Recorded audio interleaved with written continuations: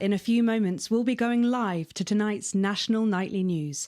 But before that, let's take a look at what's coming up later on tonight on Channel 1. At 7 o'clock, it's the semi-final of the Quotation Game, and it's a nail-biting quiz tonight as a team of nuclear physicists take on 4 old ladies from East Grinching. That's followed at 8 p.m. by award-winning documentary series The Shape of Now, which tonight looks at the history of the knee-length sock and its importance during the Great Blackouts of 1871. Not one to miss. At 9 p.m, sit back and relax with multiple award-winning movie The Freedom of Being Colin, taking us all the way up to 11:15, where, as usual, Dr. Adrian Atkinson Blimey will be grilling his guests in Incisors, and tonight sees a return for leading economist Katie Brightman. Finally, at midnight, it's the National Weather Report, before we say good night until tomorrow. But now, it's time to join Jeremy Donaldson for the National Nightly News. Good evening, I'm Jeremy Donaldson. Our main stories tonight. Moving on up, the election win that experts said just couldn't happen. Hopeful or hostile? Controversy as global megacorporation Remington's Fist buys Honest Andy's Totally Independent and corners the flowered market. Top chap. Sports fans everywhere celebrate as popular footballer Johnny Hamsleeves wins Sports Personality of the Year. And a spoonful of sugar. Meghan will be chatting with movie star Lawrence Blunderclatch about his new movie, The Medicated. And, of course, we'll be going live to Advance headquarters to hear what the leaders of this fledgling party have to say on their historic victory. That's all coming up on tonight's National Nightly News.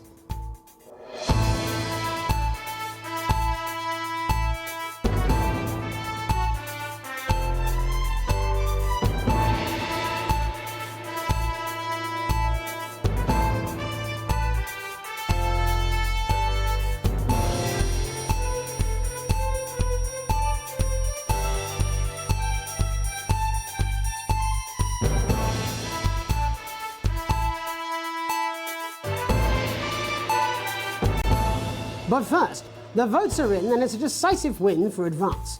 The landslide victory, with an astonishing 81% of the popular vote, is the biggest election win in living memory. Advance appealed to voters up and down the country with their bold promises of permanent change, but critics have accused him of a severe lack of actual policies and of being deliberately vague. The opposition parties have all conceded defeat to Advance's overwhelming mandate, but have yet to appear publicly. However, former Home Secretary Geoffrey Jeffries has issued a statement in which he comments that we have all been seduced by the shiny wrapping paper, but have yet to see the contents of the box. Sounds like sour grapes to me, Jeff. After the break, Megan Wolf will be speaking to a man whose grapes certainly aren't sour, the international heartthrob and inexplicable box office sensation that is Lawrence Blunderclatch. And later in the programme, we'll be going live to Advance HQ to hear the co-leader's acceptance speech. That's all coming up after the break.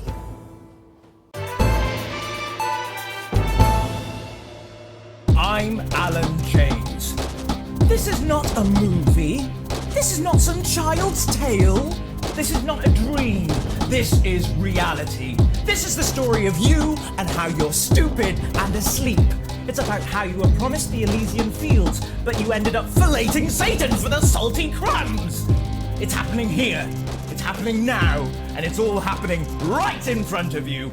I'm Alan James. Alan James is one of the country's most controversial columnists and speakers. And they're going to take your poor sweet grandma, and you're never going to see those dribbling dentures again. Oh, grandma, look at their faces. That's not what cows look like. You call it the stock market. I call it the stuck market, because it's just another pole they've stuck up our collective... I don't care if he was once your nephew, Cameron. He's standing in the way of the truth! Now, Alan James, author of Alan James is Right, is coming to your city. I'm Alan James, author of Alan James is Right, the gospel according to Alan James, and the Alan James shall set you free. And now I'm bringing my message directly to you. With my new nationwide tour, Alan James is Right, in front of you. Alan James. I'm Alan James. Alan James. Alan James is Right. Alan James. I'm Alan James. Coming to a city near you. Check local press for dates and times.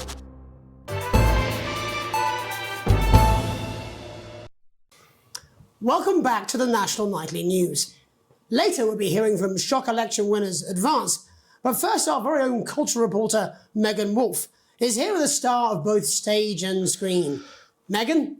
Thank you, Jeremy. Megan Wolfe, culture correspondent. And today I have a guest who starred in everything from Shakespeare to the Shotbot films. I'm very excited to be joined today by none other than Lawrence Blunderclatch. Thank you so much for coming on. Oh, my dear. I do hope you believe me when I tell you that being with you here today is among the greatest joys of my life. May I say, having you here with us is among ours. Bless you. So you've just finished filming your latest movie, which is called The Medicated. The Medicated, yes. Wow, what was that like? Well, as I said to Peter at the Wrap, that's Peter Jensen, the director. Do you know him? He's a wonderful chap, he really is. I've worked with him on several movies, all terribly successful. I said to Peter, what a wild ride this has been. And do you know what, Megan? I really meant that. Wow, that is fantastic. And am I right in saying that the character you play in this movie is quite an academic one? Absolutely right. A scientist. Was that a challenge at all? What exactly are you implying? But seriously, yes, you're right. It was a complete departure from my last starring role when I played Sergeant Brock Rockman in Bullet Man. You'll remember that that was the true story of one soldier's fight for a love that surpasses all others. A love, of course, for freedom. I think it's grossed over $1 billion, but honestly, who's counting? It's a role that saw you scoop 2 Best Actor awards, if I remember correctly. It's so sweet of you to mention it, but I really am not in it for the awards, although those 3 little statues do take pride of place on my mantelpiece. With all the others, I'm sure. So, if you're not doing it for the awards, what is it then that drives you? Oh, that is a beautiful question, Megan, and not easy to answer. Like you, I'm afraid. Cut me, and I will bleed. And often, that's how it feels, doesn't it? Doesn't it? Bleeding, giving, suffering for one's audience. I suppose in the end, I do it for the difference it makes. I do it for the people that I inspire, the little people. But most of all, I think I do it for the positive change that I can bring about in the world. And today, of course, we're in for some real change, it looks like, in the coming few months. What do you make of this historic election result? Oh, well. Well, now you're asking. Historic election result. Indeed. Historic is the word. Well, it's difficult, isn't it? Very difficult. But I think I've always been quite clear that when it comes to politics, one should always strive to not f*** up. Yes, well... Sorry, I said f***. I'm really apologize. Well, Sorry. Lawrence, I believe you brought in a clip from The Medicated, which opens next week around the country. Lawrence, do tell us what's going on here. I'd be delighted. This is a really pivotal scene where my character, Dr. Lance Hemlock, is faced with a decision that could affect humanity's very survival. Exciting stuff. Let's take a look.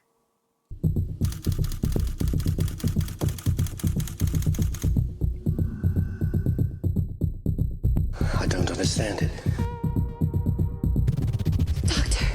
I don't understand it.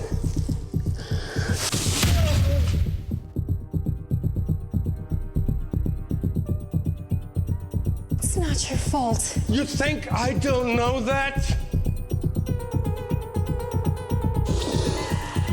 Nolans mustn't think of Carol. That's Dr. Lance to you, Miss Flanagan. I did it for you, baby.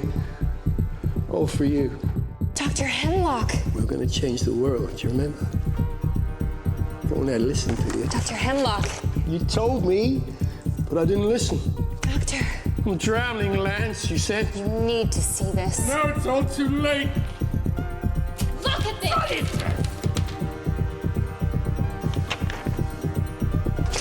The virus. The sterility. This formula. This formula, this is the key. We could stop it all. Yes, we could stop it all!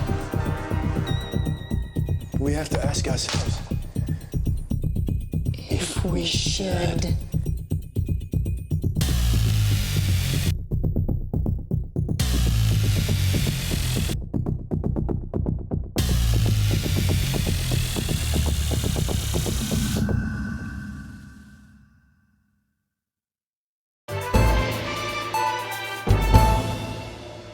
Welcome to Crazy Neil's crazy pre-Christmas sofa and chair deals. It's a steal with Crazy Neil. We don't care if you've been naughty or nice. We got green sofas, red sofas, brown cushions, pink cushions. You've got a grey sofa. We've got a great sofa. In a grey, a brown, a pink, a yellow, a purple. Neil's deals are unreal. You've got people coming over at Christmas. You've got an aunt. She's going to leave a stain on the sofa. You don't want her sitting on this white sofa. She's going to have to sit on the dark sofa. This is the deal with Neil Appeal.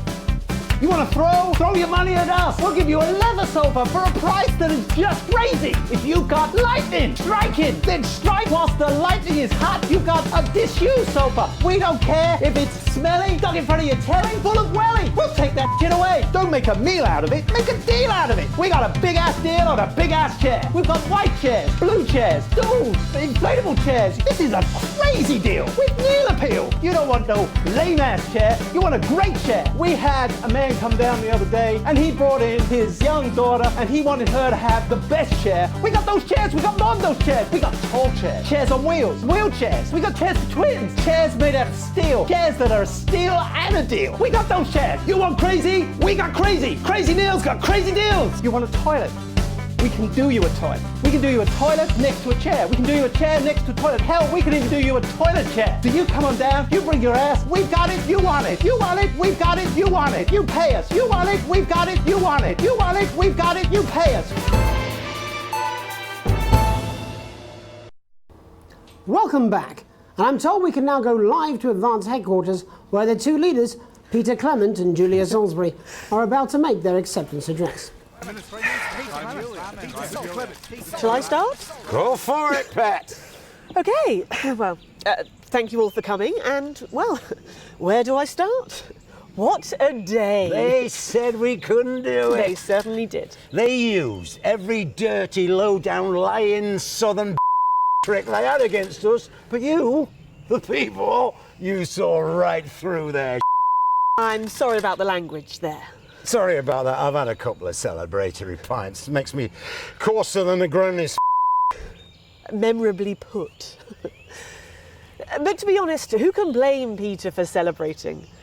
Throughout the campaign, you've heard us say that Advance are not a political party. A party's what you have when things are going well. When the country is suffering, you don't need a party. You need a team. A team that can change things. But today is day one of a new future. A better, fairer future. So perhaps we should all be celebrating. Except for the rich. For them, the party's over. They shouldn't be celebrating. They should be putting their pants on and opening their dusty checkbooks. Again, colourfully put, but not inaccurate. Before we came out here to address the nation, we used our executive powers to pass the Assets and Wealth Act. Working with the tax office, we have produced a definitive list of every person in the country with wealth into the millions. You know the sort of, probably you rather you don't. Because the likes of you and me are not welcome in their gated communities. Tomorrow, we will be introducing a sweeping reform of the tax system in this country. No more hiding wealth offshore, no more trust funds or creative accounting. A simpler, fairer, unavoidable set of tax laws. So, all you public school snobs have got nowhere to hide. And earlier today, we revoked your passports. You want them back? You want to leave like you threatened before the election? That's fine. But first, you're going to pay up. You're going to pay back. Advance are going to turn this country from a nation of warring individuals into a team. To properly fund health and education. To raise the living standards of us all. The pundits said we'd have to raise billions. But you'll see when we've reclaimed what's ours, that's absolute ferret. So to you posh The people who pay you a pittance to serve them drinks in their private clubs. The people whose children you raise. so they've got time to get even richer. Advance have this to say to you. It ends today. We are coming for your sports cars and your mansions and your vineyards. It ends today. We will put the wealth of this country back where it should have always been, in the hands of the people who created it. It ends today. Yes, it ends today. And tomorrow we'll start making it fair again, just like we promised we would. And until then, ladies and gents, I suggest we all get I can't argue with that. Thank you for your time. Well, an interesting acceptance speech there from the leaders of Advance, and our apologies for the fruity language. Hopefully we got that bleeped out for you in time. If not, someone's going to be in trouble. So, as the country braces itself for new government, that's all from us this evening at the National Nightly News. We'll be back tomorrow with full coverage of the first day under Advance. I'm Jeremy Donaldson. Have a peaceful night.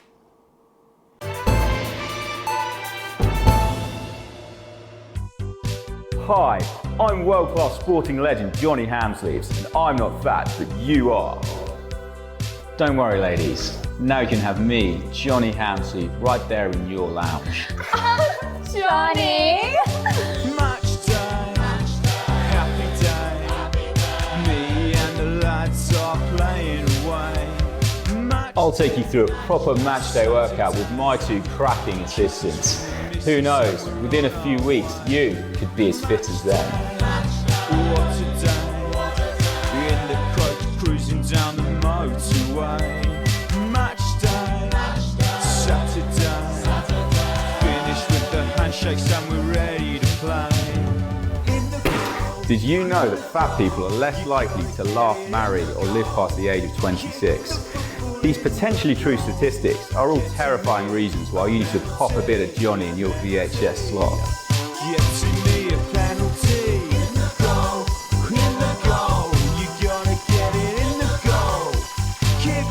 Every exercise is recommended by sports professionals and is 72% likely to get rid of those tricky tummies and cruel cellulite.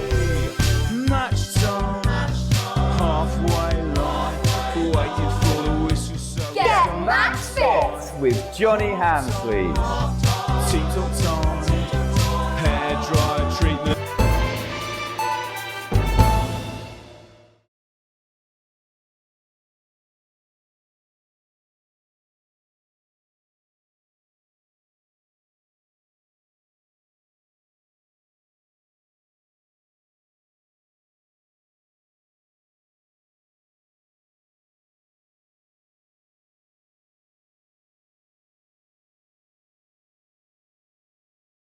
Take a look at what's in store tonight on Channel 1. Kicking off our evening schedule is a retrospective of the best moments from Peter Clement's Just the Job, reminding us just how our new Prime Minister became so popular in the first place. Following that, at 9 p.m, Megan Wolfe sits down for an exclusive interview with former Prime Minister Jacob Hamilton-Mann in Truth to Power, and she'll be asking him where it all went so horribly wrong. I'll certainly be tuning in for that. Finally tonight at 10 p.m, it's a bit of escapism with Lawrence Blunderclatch's acclaimed action movie Bullet Man, taking us up to the National Weather Report and close down at midnight. But before all that, it's time to go over to Jeremy Donaldson for tonight's National Nightly News. Good evening, I'm Jeremy Donaldson. Our main headlines tonight. Destination unknown. At the end of Advance's first full week in office, we ask exactly who's leading this charge. Tonight, I'll be discussing what the new future might hold with a leading economist and radical freethinker. With the Assets and Wealth Act on the brink of raising living standards for the vast majority of the country, I'll be asking my guess if we're on the way to a new future. Out with the old, Remington's Fist have appointed Sophia Remington as their new CEO. The following photo, taken from our archive, gives us a sense of this influential young firebrand who, at the tender age of 23, becomes the youngest female CEO in history. Sophia Remington has always impressed. She was top of her class at university and graduated with the highest honours, immediately being asked back to lecture. The markets have responded favourably to Sophia's appointment, with stocks rising 30 points in light of the announcement. In her first press conference this afternoon, Sophia announced a children's toy named Mr. Snugglehugs. Sophia promises it'll be all the rage this Christmas, but concerns have been raised about the product's safety. Making a splash, intrepid scientist Dr. David Wong and marine biologist Ingrid Svalsborg-Horgensford have today set off to explore Dante's Taint. The recently discovered cave system was previously thought unreachable, but thanks to a new breakthrough in underwater flower technology, the pair hope to successfully reach the imposing central cavern and the undiscovered plant species it contains. This is, of course, only the latest in a series of successful expeditions for this unlikely pairing. In a joint statement about the dangers their team might face, the pair stated, "We will face the plentiful challenges together like we always have." Playing the field, rumours abound as sporting legend Johnny Hamsleeves is snapped leaving Bush, one of the capital's hottest clubs. The footballer was caught while out celebrating being named Sports Personality of the Year last week, as reported by this very programme. Johnny is seen here with socialite and performance artiste Tiffany Lamore, whose recent show, Snatched Inside My Snatch, has kept her firmly in the public eye. Could romance be on the cards for these two and grievous bodily charm? With Advance promising a radical new position on crime, how afraid should we actually be? I'll be going live around the country to talk with people who've seen the criminal justice system from every perspective. With more and more powers passing to the police and less oversight, are we using an Advance-shaped sledgehammer to crack a nut? All that and Megan Wolf with a group of young actors already experiencing the positive side of the new Assets and Wealth Act firsthand. They'll be talking and performing later. That's all coming up on tonight's National Nightly News.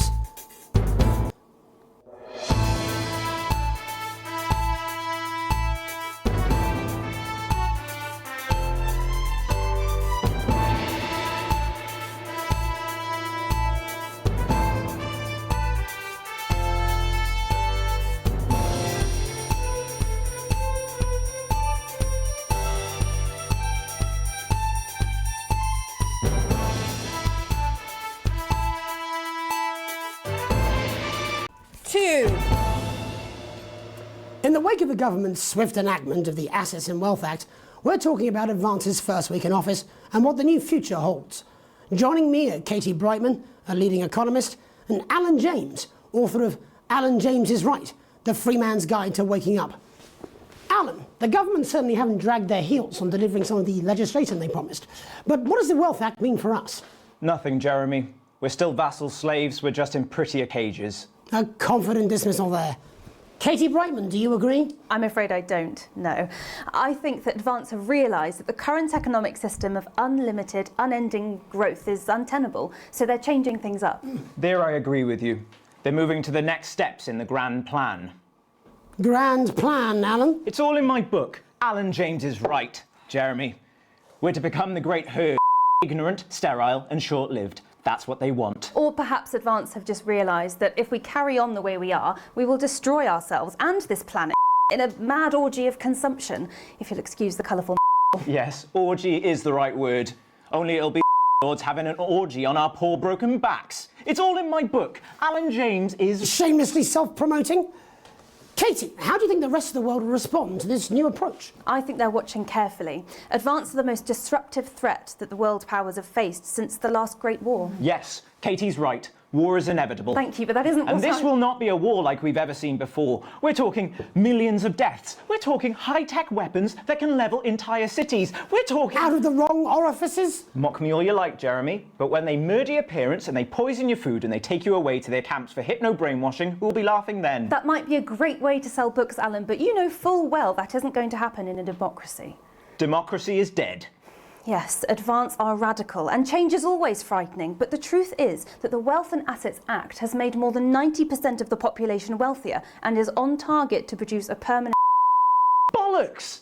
What this young lady doesn't understand, Jeremy, is that these are the same people.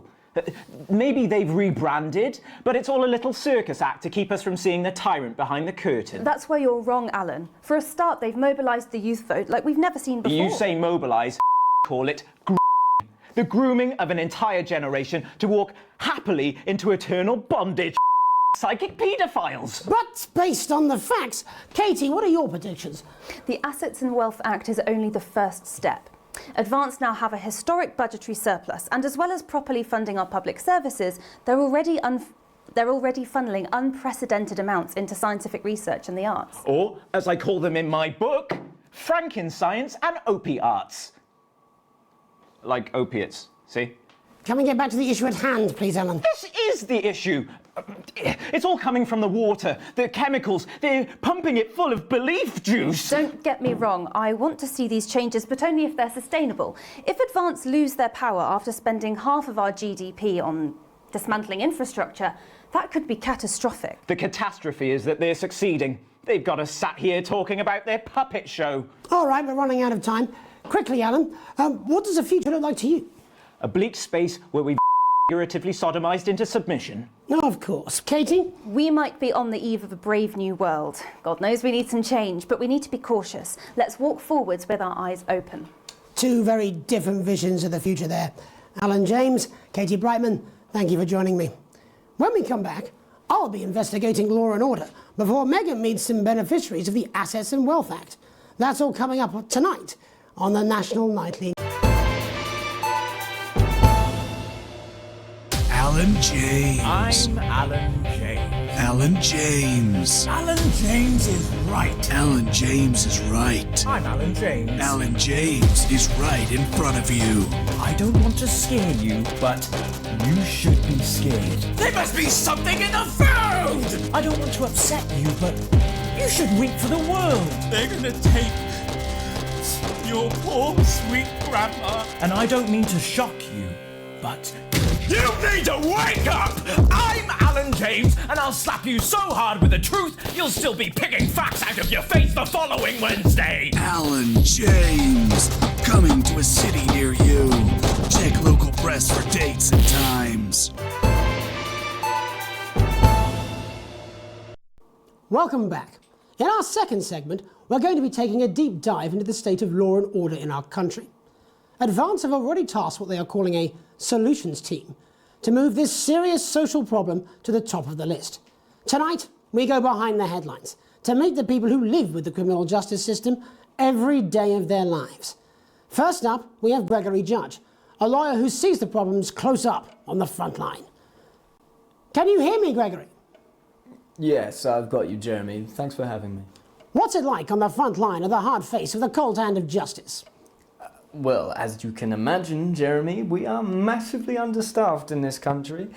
We're working every hour we can just to try and cope with the caseloads on our desks. Which must affect the quality of support you can offer. Well, we can barely keep up with demand, Jeremy.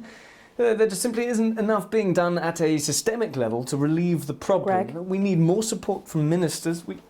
Helen, what are you doing? We need change at a structural level, I'm Jeremy. leaving, Greg. Not a good time, darling. It never is it? I'll be at my mother's. Just hang on. The problem isn't a local one, Jeremy. It's nationwide. Just give me 5 minutes. I'm talking to Jeremy Donaldson. Oh, have you mentioned your affairs? No. Well, the affairs of the Justice Department that we should be concerned about. Hello, Mr. Donaldson. Hello, Mrs. Judge. We need legislation to relieve the pressure on our public Sorry servants. to interrupt the news, Mr. Donaldson. Can I have a moment to tell my husband I'm leaving him?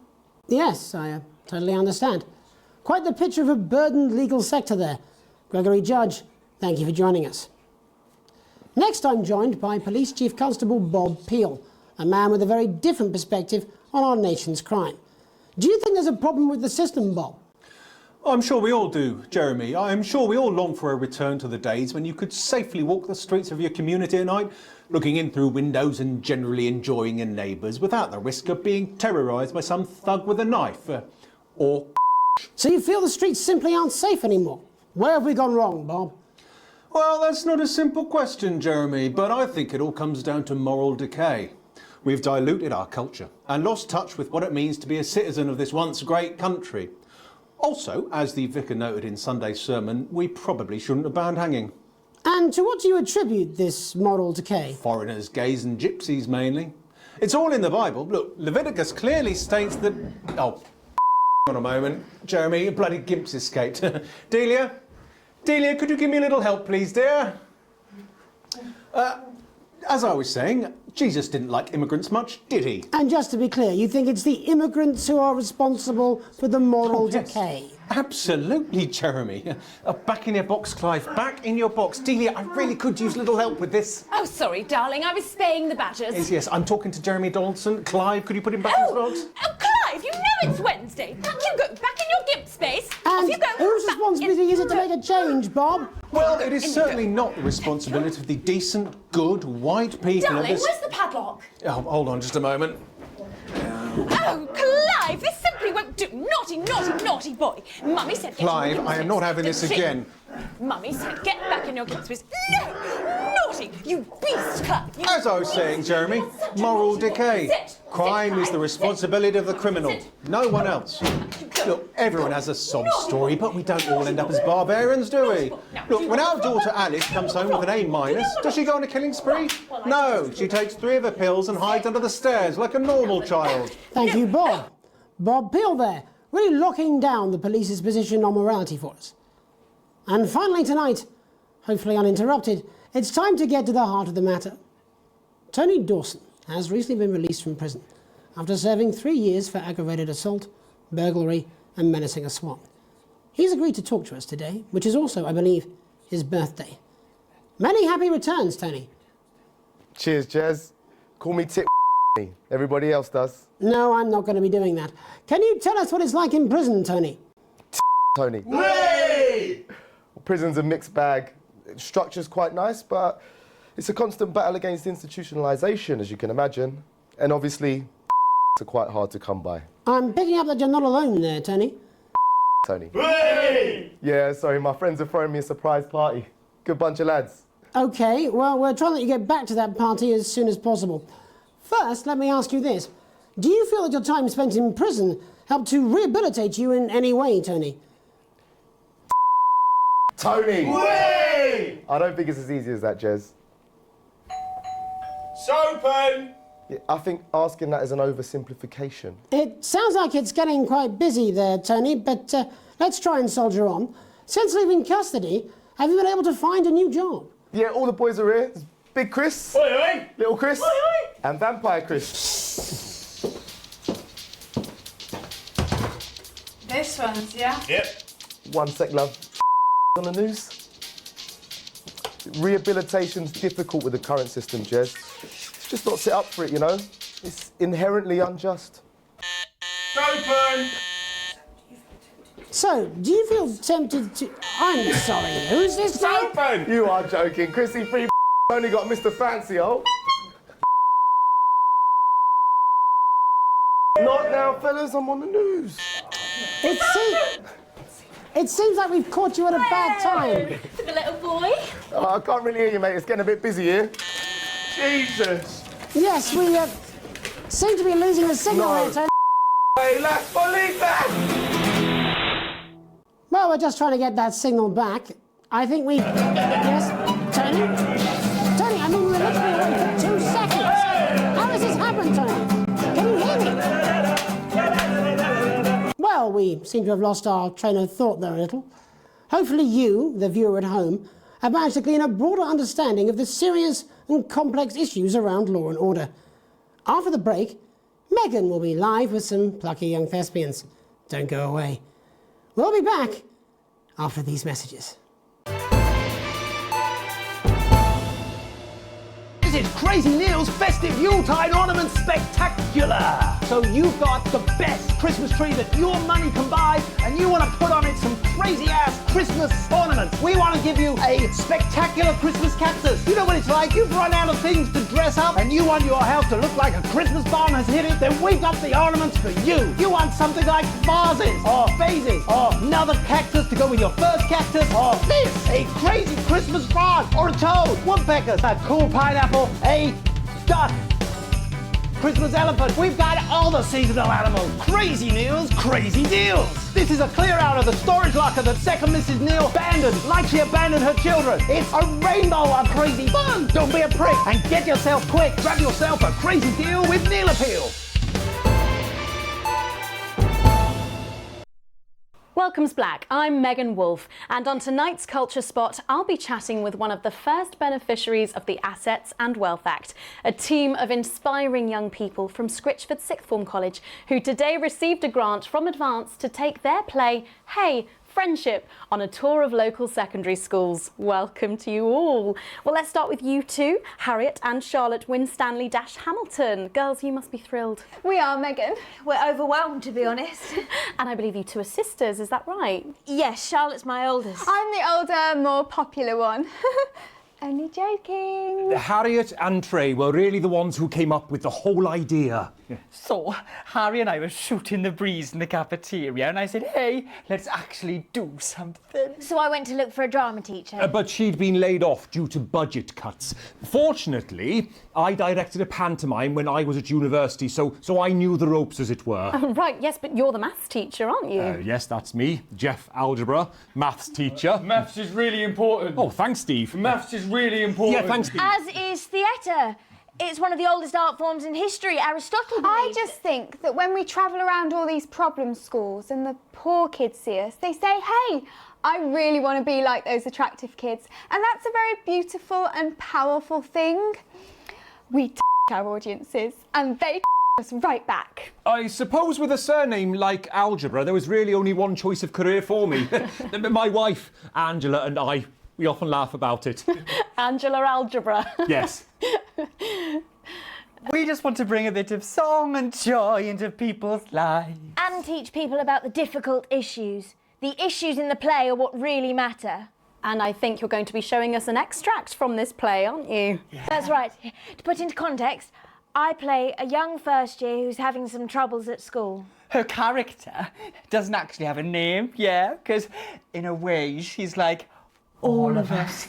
It's like a metaphor. Maybe she's you at home, or like, maybe she's you, Megan. Maths is really important. Yeah, thanks, Steve. Put it in, coach. Yes, thanks, Steve. Right, well, I'm going to have a little chat with your teacher while you run off and get ready. I can't wait to see it. That's it, that way. So, Jeff, when did you first hear about the grant? 2 days ago. A letter from Advance arrived at the school. Now, the headmaster thought it was all a prank, but his secretary retrieved it from his bin and brought it to me. Wow, how did you react? I also threw it in the bin. But then Harriet and Trey rescued it, and they rang the number at the bottom of the page, and next thing you know, we're on tour. Wow. Well, I think we can all guess which way you'll be voting from now on. Do you know what? It's funny, because Angela and I don't usually vote. We're not very political.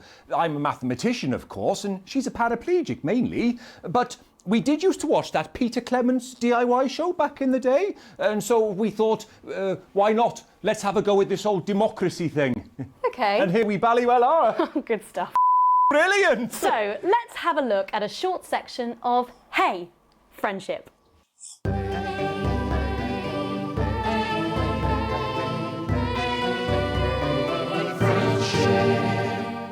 Dear Diary, I'm not sure I can take another day at this school. Another day of tears. Tears. Another day of fears. Fears. But still I walk the corridors alone. Alone. Dreading what might be around every corner. What's around the corner?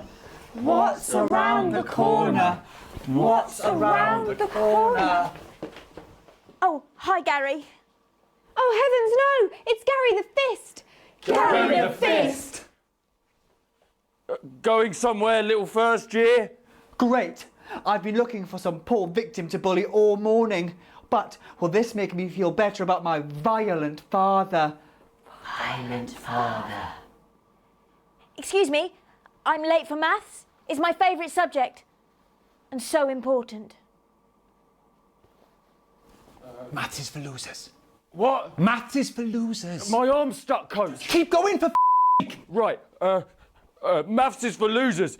Now, give me your lunch money. double lunch for me today, but why am I only truly happy when I'm eating? Not today, Gary the Fist. What do you mean not today? Who are you? Oh, my arm's pretty cold. Brilliant, keep going. Right, who are you to stand up to me? I'm Gary the Fist, and you're just a sad little girl with 2 gay dads who's all alone.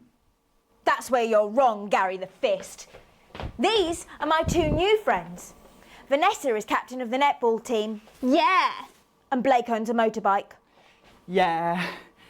But I can't fight all 3 of you, and I don't have any friends of my own.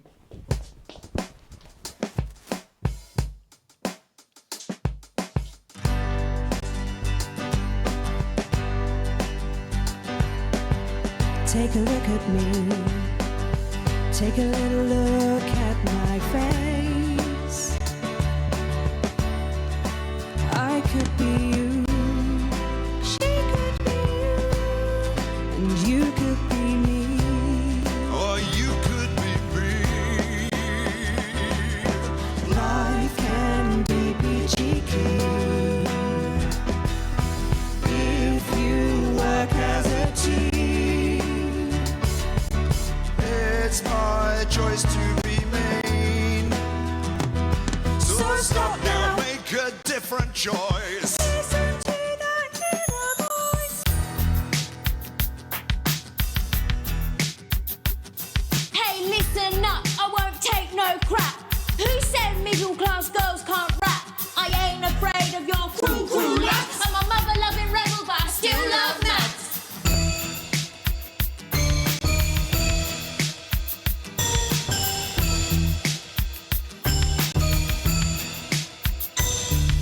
Hey, kids, I'm Gary the Fist. People think that folks like me probably shouldn't exist, but that's just prejudice, and I'd do better if you knew the way that I became Gary the Fist.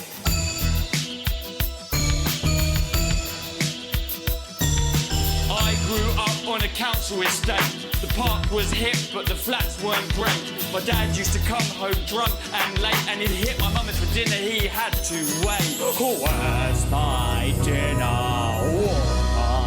It's not ready. Where's my dinner, woman? Go. Don't make me ask you again. Hitting women is wrong. I guess life's pretty hard on a council estate. Life's pretty hard on a council estate. Life's pretty hard on a council estate. Life's pretty hard on a council estate. Life's pretty hard on a council estate. Life's pretty hard on a council estate. Life's pretty hard on a council estate.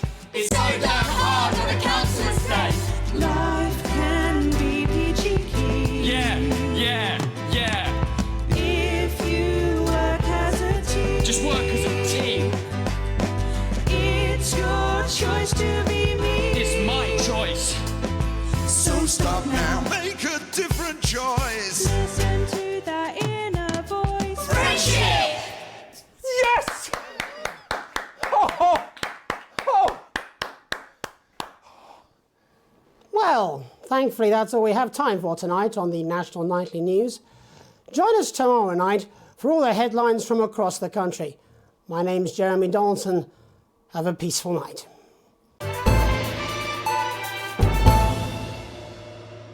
Our children are our future. Advance knows this, and we're here to help. The new Advance Go-Getters initiative will ensure that every young person enjoys the abundance of benefits that only a true community can provide, while keeping us informed of all the ups and downs to help make things even better. With a vast range of activities available, building the nation's future has never been so rewarding. With the Go-Getters, you can be sure that your children will be well equipped in the march towards progress. After all, there's nothing better than moving forwards. The Advanced Go-Getters. Forwards, together.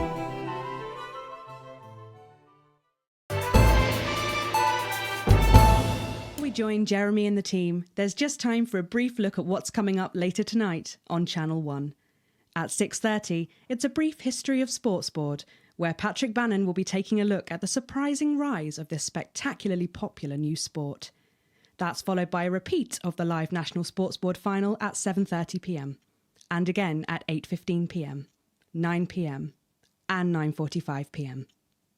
At 10:30, it's a world premiere of Channel 1's television adaptation of smash hit schools musical Hey, Friendship, a touching and relevant tale of a 13-year-old girl from a modern family trying to adapt to the horrors of life in the old school system. It's another chance to view the Sports Board final at 11:45 before the weather and close down at midnight. But first, it's time for the National Nightly News with Jeremy Donaldson and Megan. Good evening. I'm Jeremy Donaldson. And I'm Megan Wolfe. Our main stories tonight. Uncooperative.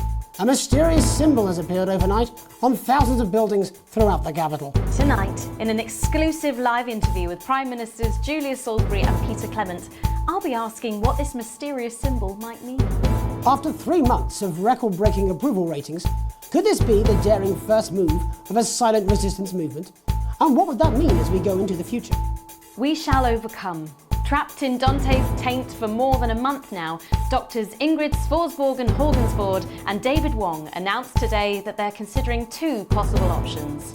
With 2 of the finest minds in science working together, hopes are still high for the eventual return of the team to dry land.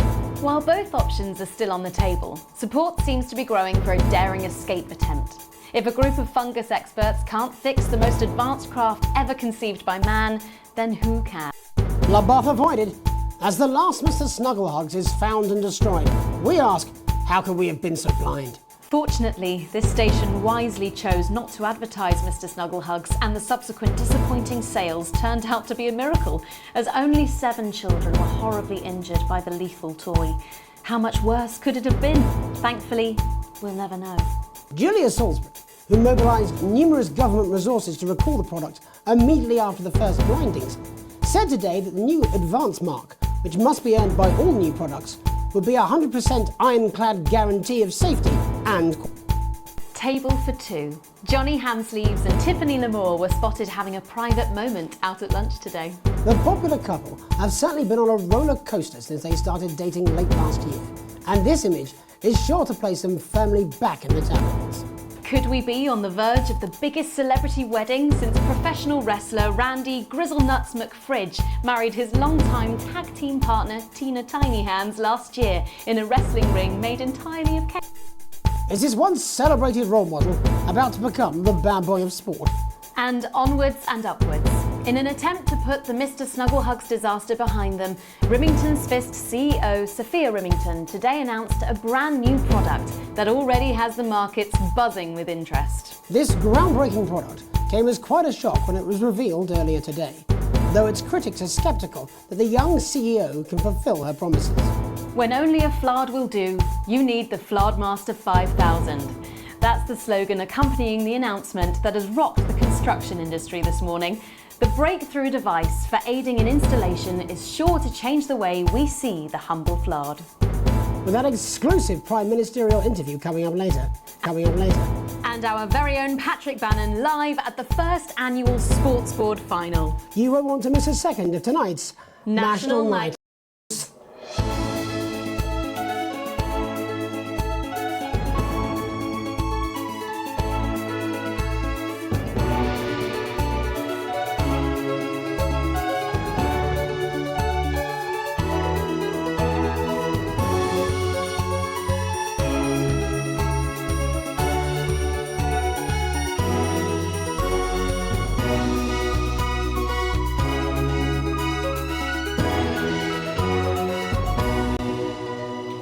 But first tonight, while Advance is certainly proving popular with the majority of the country, who've seen their wealth and standards of living increase considerably, for some, the transition has not been as pleasant. That's right, Megan. The formerly aristocratic members of our society have had to make major adjustments to come to terms with the new regime. Robin Short is in suburbia investigating rumours that these previously privileged people may be planning some kind of protest. Robin? Thanks, Megan. I'm here in Moderate Hatchings to talk to Wentworth and Penelope Somerset Bentley, who were relocated to the house you see behind me after Advance passed the Assets and Wealth Act on their first day in office. Tell me, how are you settling into your new lives? Well, quite frankly, Robin, we're not settling in at all. Our neighbours are whitewatters. It's simply untenable. I hope you'll forgive my language, but it's as steaming as a Wednesday Too much spadding. Steady now, Penelope. Sorry, Robin, my sister's under a lot of pressure. She had to dress herself this morning and she still had No. My goodness, that must have been quite a shock. She really struggles with ribbons, Robin. Well, at least you've been rehoused in a nice big house. Big house? Gaddispatch only has one staircase. And the breakfast room and the dining room in the same bloody place. Imagine that, having all one's grub in one room. One room, Robin. So what would you say to the people that feel that your family has had it far too easy for far too long, and that these redistributions are both fair and just? I hardly think easy for fussle's sake. Only one of our swimming pools was even heated. But realistically, what can you do? Well, you've asked the right waddy question, Robin. Thank you, Wentworth. I wasn't the youngest ever editor of the Swinstead Middle School Inquirer for no reason. I think our toilet butler was from Swinstead. Dear George. George. Oh, I wonder what happened to him. Yes, I remember. Daddy drowned in the buttocks and he ran off into the woods. Oh, good times. Yeah, that's probably my last happy memory, Robin. Tragic, but what can you do? We will rise and rebel. We wage war on our revolting rulers with righteous words and rebellious writings. Our best guess in our quest for redress is to divest our breasts in an undressed bare chest protest! Yeah. Oh, what's that? Daddy! Daddy, it's Daddy! starting! Please don't do that. We can't show this on the news. Buggers! Tally-ho! Tilly! Get the dog! Tilly's our mummy. She's proper cracked off too. Well, at least you are showing some shame. Free at last! Oh! Somerset Bentley, glad to meet you. See, the protest has started already. Nice sharp work, boy. Thanks, Daddy. He gets that from me, you know. And forgive me, what are you trying to achieve here? I want to be fudging well heard, that's all. Oh, language, Penelope. We are nude, not rude. Sorry, Daddy. We want the world to realise we won't roll over and run away. We will revolt. We will rise again. Yes, we bloody well will. Spaff and piff pop. Are you okay? Daddy, how could you? Well, shut up and get your mum. Well, Jeremy, Megan, as this embryonic protest movement takes one in the top legs, it's back to you in the studio. I'm Robin Short, struggling surreptitiously in Moderate Hatchings. Thanks, Robin.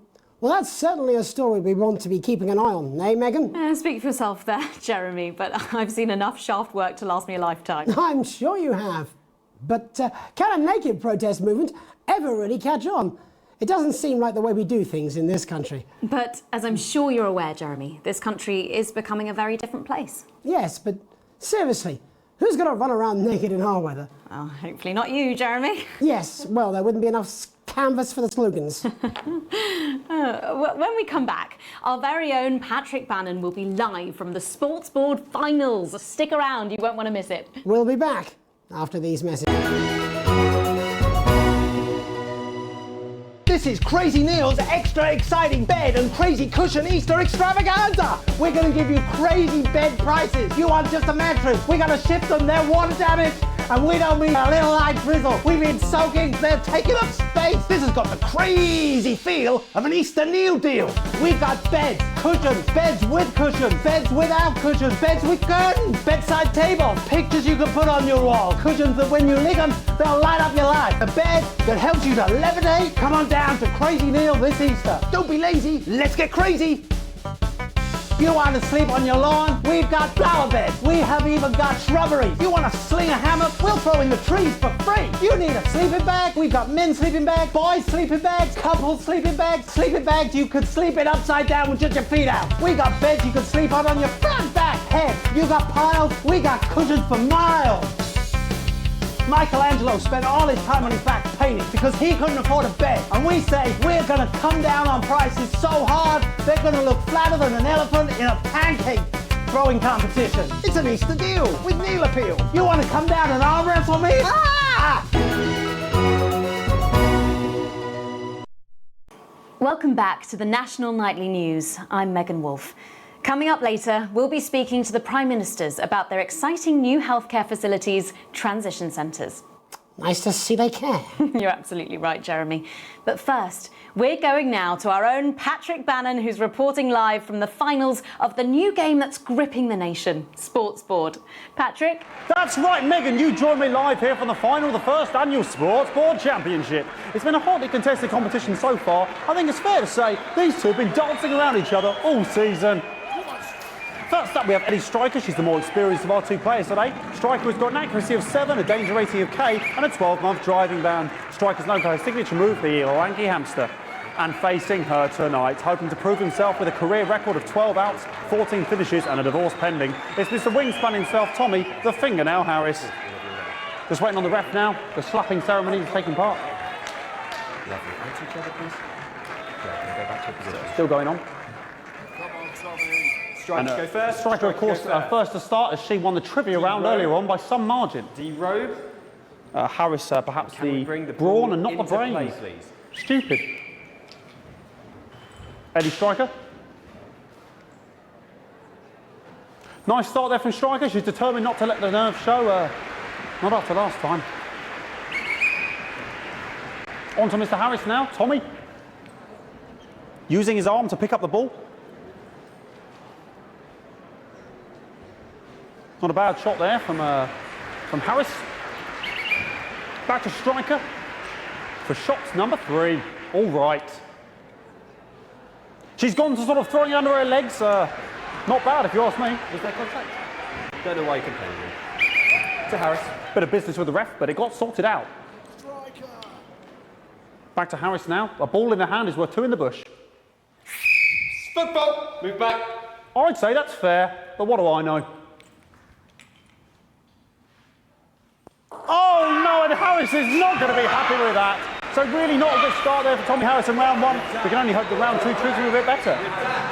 But first, of course, after the argument with the ref section, it's time to change ends. Of ends. Now we have the ceremonial changing of the ends.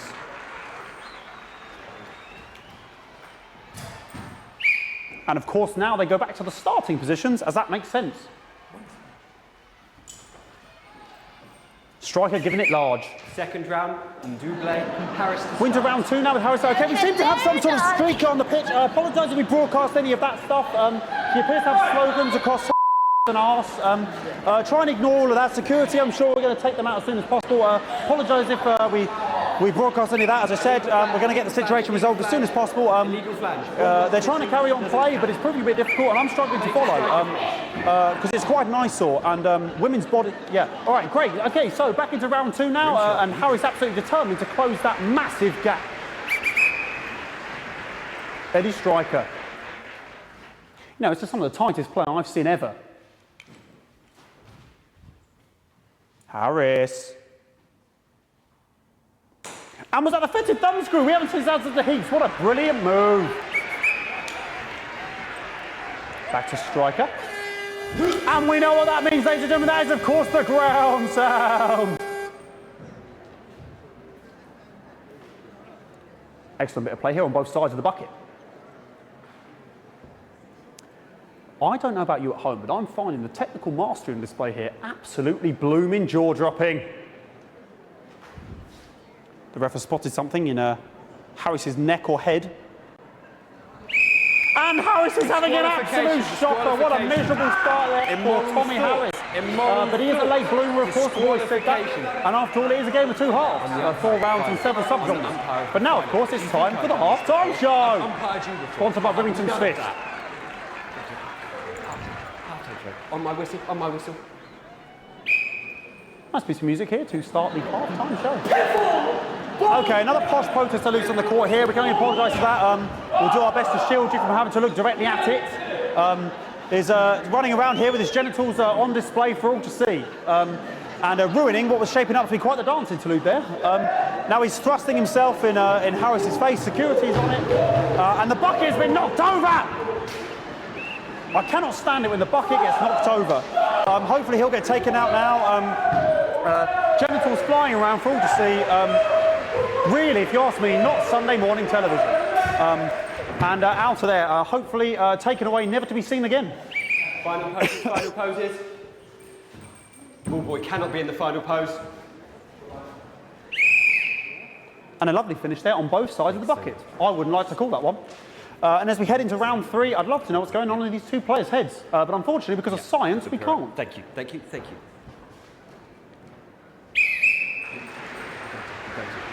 Not bad.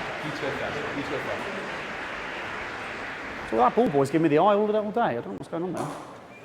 Striker there, not a great start. She looks a bit flustered, I think, after all that swinging around. Back to Harris here. God, what I wouldn't give to be that ball. Am I right, ladies? Tommy Harris. And it dribbled down his arm, which is actually a really good move, because, of course, if it dribbles down his arm and goes on the floor, it's not going in the bucket. Back to striker.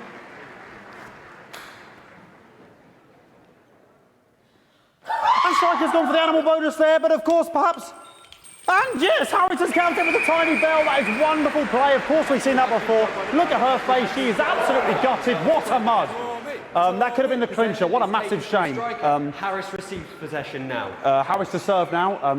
Harris, of course, undefeated by Kestrel in his last 4 bouts. So, here we go. Come on, Tommy Harris. That's all right. Not bad there. He threw it quite far away from him, which is quite a good idea. Very clever there. Perhaps a little contact, a caution from the referee, who's being, if you ask me, a little bit harsh. Ellie Striker. And she's let the nerves get to her. What the hell is that? You hate to see it, don't you? You cannot believe it. Oh, for God's sake. Okay, like, I mean, this is a mess now. I don't know what I can be doing about this. I mean, there's sort of breasts and genitals for all to see. I mean, there's only so much I can do. They're sort of everywhere, aren't they? All right, I'll try and carry on. The players are trying to carry on, but of course it's difficult because these protesters, hopefully we can get them taken off soon so we can carry on with the match. Oh, okay, nonsense is going on here.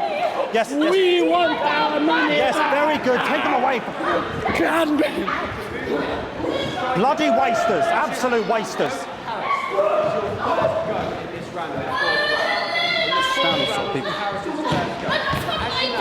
Oh, jog on!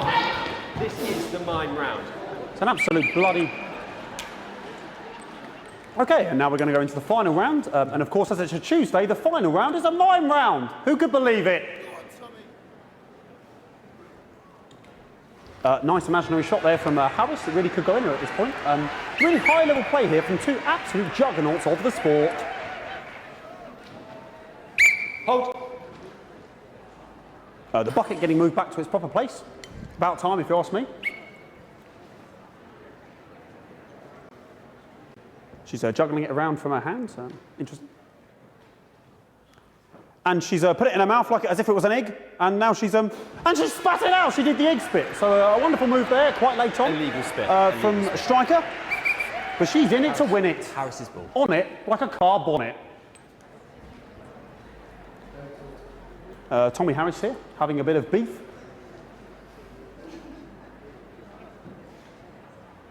And he's peeling it as if it were a banana, which is an interesting move. Not sure if he hasn't had his potassium or what's going on today with Harris. And he's throwing it, and the banana was the ball! What a fantastic move there from Harris. Unfortunately, that is the end. What a pathetic, there we go, Jeremy, that is over. How can he look his 8-year-old son in the face tonight? What a lump. We just have to wait for the referee now to announce it to make sure it is all official. Contestants in, please.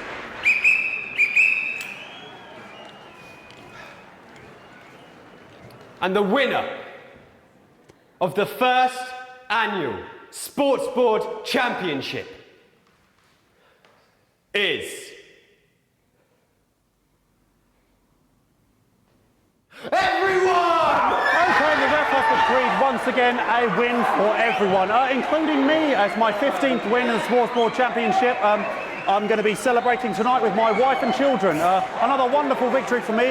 Here come the on-site security to collect their medals, their 6th and 7th respectively. And thanks again for watching the Sports Board Championships. What more is there to say? I'm Patrick Bannon, looking forward to celebrating tonight. And all that's left to say, Jeremy, is back to you in the studio. Patrick Bannon there at an extraordinary final. Historic Sports Board, Jeremy. I didn't know you were a fan. Yeah, I can wrench a doubler with the best of them, I'll have you know. I certainly wouldn't bet against you. When we come back... Ow! I'll be talking live with Prime Ministers Julia Salisbury and Peter Clement, who apparently have a big announcement you wouldn't want to miss. That's coming up after these messages. Are you worried about being a burden on your children? Are you scared of a long, painful decline in your final years? Of being trapped in your own body as it slowly wastes away? Or losing your grip on reality? Well, it doesn't have to be that way. Now you can take back control of your swan song at one of the Health Service's new transition centres. Come and stay for a week. Enjoy gourmet food from our world-class kitchens, or collect your thoughts in our beautiful gardens. And when it's time, at the end of your stay, you'll pass on painlessly, surrounded by those you love, in comfort and luxury. Isn't that what we all deserve at the end of a life well lived? Our expert legal team will help you make all those difficult arrangements, and our aftercare team will help your dependents through the grieving process, ensuring your final wishes are carried out efficiently and compassionately, all absolutely free. Your health service, your team.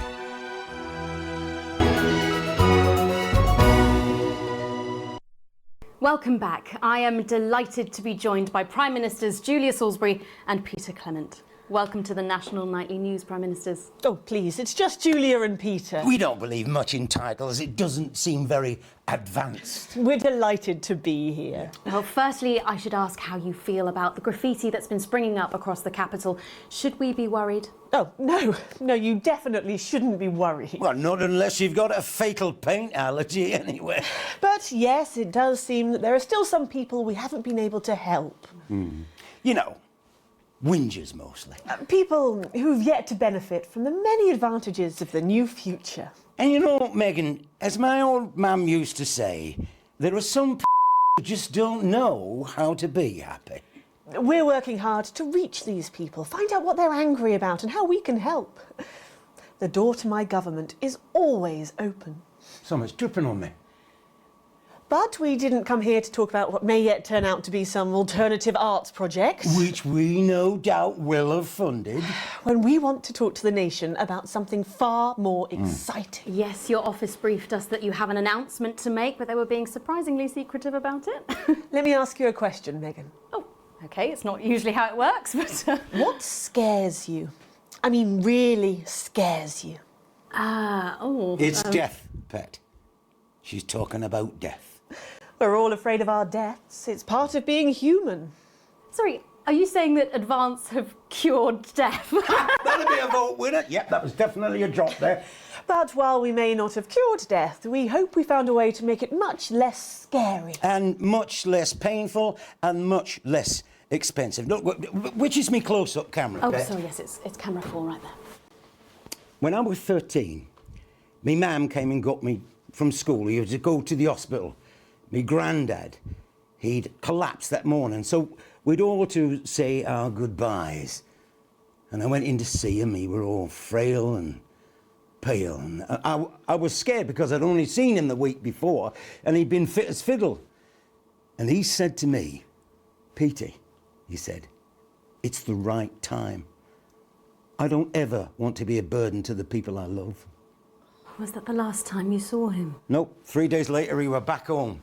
He lived with us for 9 miserable years after that. He had to be fed with a rubber spoon. He had a commode, so he'd just take a right there in the lounge while we were watching football. He wouldn't even wait till half-time. That sounds... It were awful. It were awful for us, and this is the point. It were awful for him.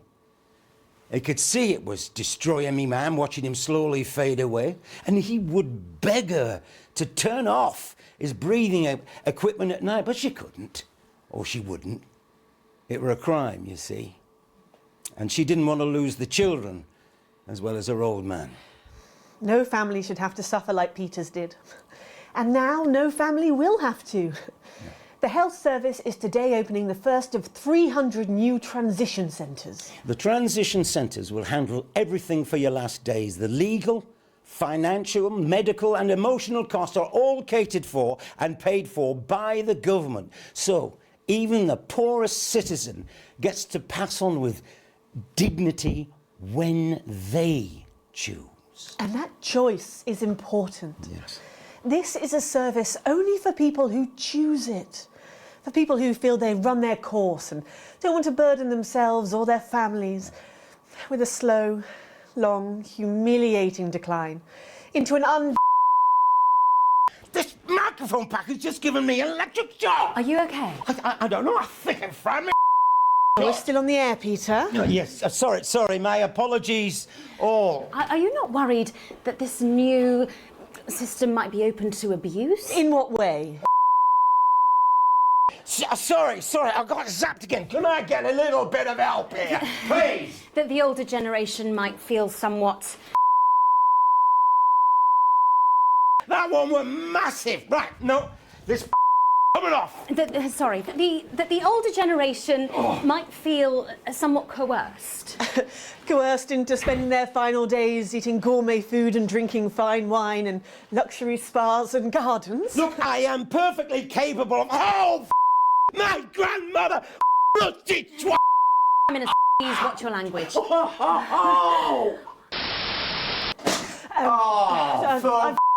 sake! Go get yourself sorted out.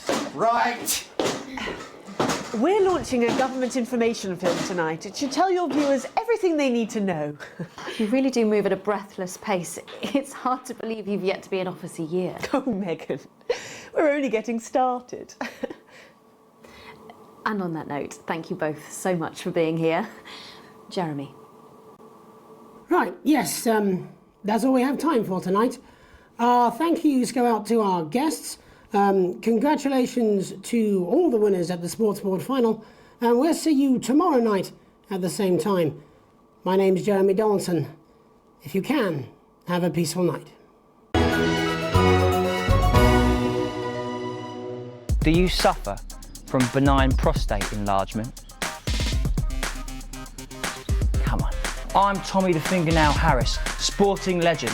I've got it all. 4 world championships, 2 cars, a bidet, and an enlarged prostate gland. Your prostate is a small gland about the size of a cherry tomato, located between your penis and your wee bag. If the prostate becomes enlarged, it can put pressure on the bladder. This can cause trouble starting to pee, and it can cause laundry-based trouble between you and your she-demon of an ex-wife. So what caused this big old prostate in your bum? Well, sorry, me and the doctors, we don't know. But I can tell you, as you get older, your body changes. And that's okay. If you're worried about your swollen bum sack, book an appointment, for God's sake. Procedure is easy, it's quick, and it's not gay. I'm Tommy the Fingernail Harris. Rectums, check them.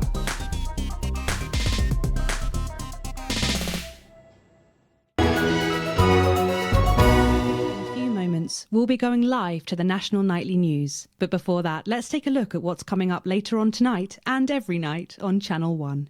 At 7 o'clock, it's another episode of What's Wrong with This Picture? And tonight, a group of television executives will be trying to work out why there's a cock and balls on the cheek of the Mona Lisa. That's followed at 8 p.m. by a Zor's-winning documentary series, The Shape of Then, which tonight looks at the long-forgotten phenomenon we used to call outside.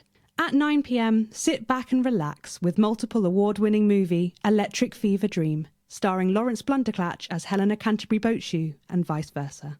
That brings us to 11:15, where, as usual, Dr. Adrian Atkinson Blimey will be eating his guest in Incisors, and tonight he's got a chubby traffic warden from Stainstable in his crosshairs. Finally, at midnight, it's the National Weather Report, as if that mattered. But now, it's time to join Jeremy Donaldson for the National Night. Good evening, I'm Jeremy Donaldson. And I'm Megan Wolfe. Our main stories tonight. It's been almost 5 weeks since all the Mrs. Snugglehugs toys woke up simultaneously in factories worldwide and began searching for their husbands. The Mr. Snugglehugs we had so short-sightedly destroyed. And now, as this photograph suggests, they may be changing tactics. Built to surprisingly traditional gender stereotypes, the Mrs. Snugglehugs have been arming themselves with a variety of household implements. All the more reason to make sure that cat flap is taped up good and tight. This frightening new development means that even those previously thought to be relatively safe, like the young and fit, must take care to watch their backs and keep their ears open for the soft steps of sinister feet. Going stir crazy, with no signs of Mrs. Snugglehug's batteries running out and the government lockdown now in its 31st day, domestic relationships across the country are taking some unexpected turns. Dramatic reports are beginning to emerge of uncharacteristically bold behaviour in homes across the country. And we're not talking about the model planes that occupy so much time in the Donaldson household. With dating options limited, many house sharers, in particular students, are finding solace in co-tenants they'd previously rejected as unacceptable, indulging in an activity that has become known as snuggle tugging. Going it alone, popular crustacean Johnny Hamsleeves is back in the news today as his astonishing photograph that he linked himself shows exactly how he's been spending his lockdown. It seems that when the lockdown was announced, Johnny's long-term partner, Tiffany Lamour, was busy in the capital preparing her new show, Chocolate Clit Bombs, for its now postponed grand opening. Let's hope the exhibits don't melt. Being locked in alone seems to have made poor Johnny realise the empty pointlessness of the professional sportsman's existence. A life that, while no longer bringing great wealth, still offers vacuous conversation, narcissistic wives, and an utter lack of social importance. Let's hope he doesn't run out of toilet paper for those tears. The shape of things to come? In their own version of a lockdown for more than 45 years now, the descendants of Doctors David Wong and Ingrid Sporsborgen Horgensvoord and their unfortunate team today managed to get a personal statement to the surface using flagellized imaging equipment.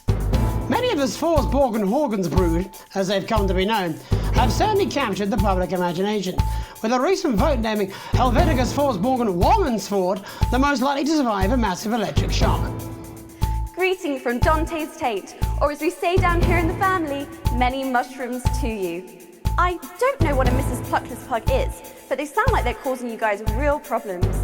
We've been trapped down here for 8,961 days now, and all I can say is I sure am glad Mum and Dad chose not to get on that escape craft. Since they grew me and the rest of the family, we've been getting on famously, and sometimes Mum stops crying for upwards of 20 minutes. Also, it turns out, at push, you can eat floods, if you can handle the stomach cramps and the amnesia. Greetings from Dante's Tate, or as we say down here in the family, many mushrooms. It's hard to believe they've been down there so long now. But everyone knows time moves differently underwater, Jeremy. That's why baths take so long. That's right. And as anyone will tell you, the deeper the bath, the quicker the relativistic forces of temporal causality will have a measurable effect upon the fixed dimensional parameters of your environment. Yes, I've said that many times. Papers, please. With the lockdown becoming ever more rigorously enforced, having a passport is becoming increasingly important, Alex. The government caused controversy today by announcing a fresh charge of passport fraud with an imaginative form of punishment for those found guilty of this brand new but incredibly serious crime. The international community have been critical of Advance's decision to begin branding those found to be abetting passport fraudsters. The red hot metal may seem painful, but I'm told it's actually preferable to most music currently in the charts. And Advance speaks out. With the snuggle struggle proving a test to governments around the world, Advance HQ released a curious statement this afternoon. In the accompanying release, they asked us to stress that they have been listening and that this should be taken as a response to how the people really feel. We've certainly done our bit on this show to contribute to the political climate. But let's not forget, How we behave in our home lives is what really matters. Let's hope it's not just me who filled out that questionnaire, Jeremy, or we're all in trouble. Let's play that statement. Good evening. In these difficult times, it's important that we all feel united, that we're all in this together. And for a short time, we must bear significant change. To help myself come to terms with these tough but transitory times, I've written a list of things that are just as temporary as all of this discomfort. I thought it would be helpful to share my list with all of you. Christmas with the in-laws. Your child's school play. Youth. Beauty. That phase you still don't talk about. Your New Year's resolution. Your husband's hairline. Your waistline. Your term in office. Your fleeting lifetime. And all of human endeavour. I hope my relatable list has allowed you to find reassurance, to know that just as these things pass us by, so too will this crisis. Together we will endure, as we always have. Thank you. Delectable stuff. Later tonight, Jeremy will be catching up with brave roving reporter Patrick Bannon, while I check in with two friends of the programme who find themselves stranded at opposite ends of the country. And then, in part 3, there's going to be a quiz. Presumably because there's nothing more important going on that you might like to report on if you were, say, a news programme. And in a moment, we'll both be asking Sophia Rimington how such a trusted brand can have made such a terrible manufacturing mistake. With what it describes here as help from popular psychic scientist Delia Lywell. Oh, I like her. No, you don't. Why do you do that? That's all coming up on tonight's National Nightly News.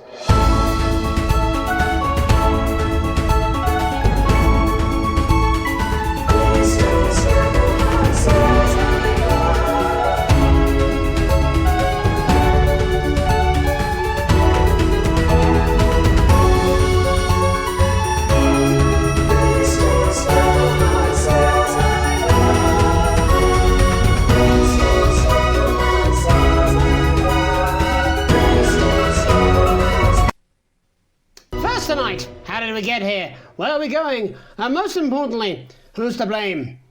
Joining us from her ranch in Arlingsfield, Milkirky is the CEO of Rimington's Fist, internationally respected business Svengali, Sophia Rimington. Thank you for having me, Megan. I'm a huge fan of your work. And from a crystal healing laboratory in what I assume is a garage in Upper Lowington, inexplicably renowned psychic scientist, Dr. Delia Lywell. Thank you for being here. Thank you for having us. Sorry, us?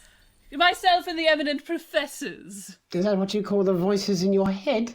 I've always seemed to attract dead scientists. I don't really know why. The money?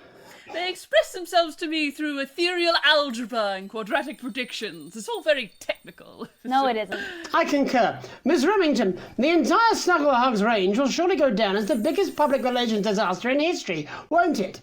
Well, of course, that's one world record we would never have sought to claim. What can you say at a time like this? There is only one thing that can be said. I'm sorry. We're sorry. From everyone here at Rimington's Fist, but especially the dedicated inventors and world-beating engineers at Rimming Toys, we are deeply, deeply sorry. Who could have predicted that letting a child's toy learn how to love could have such unforeseen consequences? Mary Shelley? We see you, Sophia Rimington. You are preening by a metal vessel, and where you venture, you will see neither land nor sky. Is that supposed to be the future? Only the past is concrete.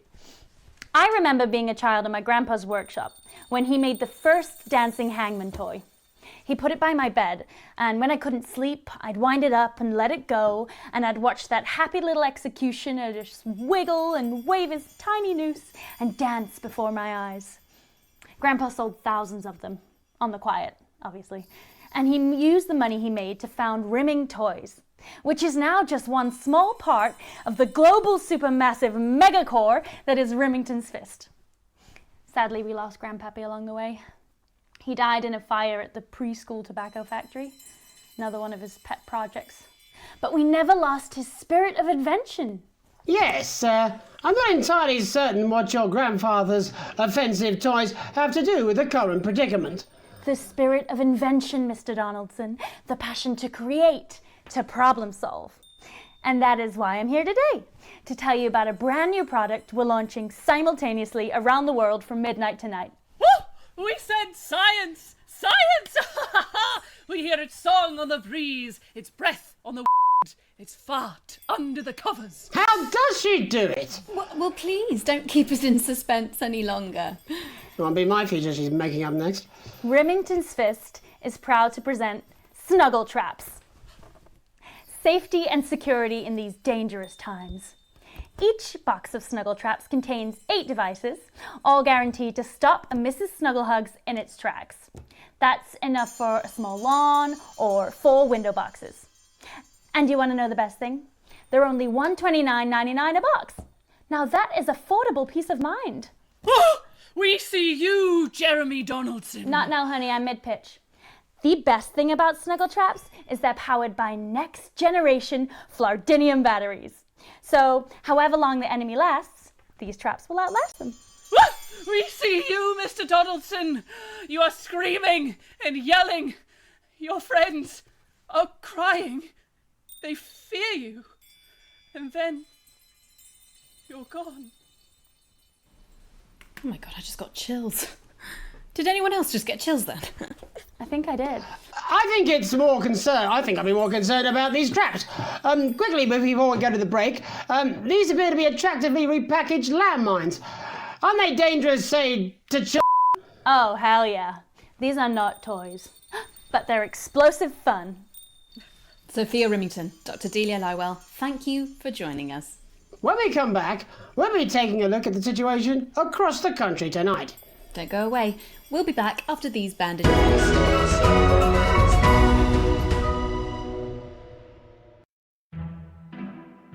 Your children are our future.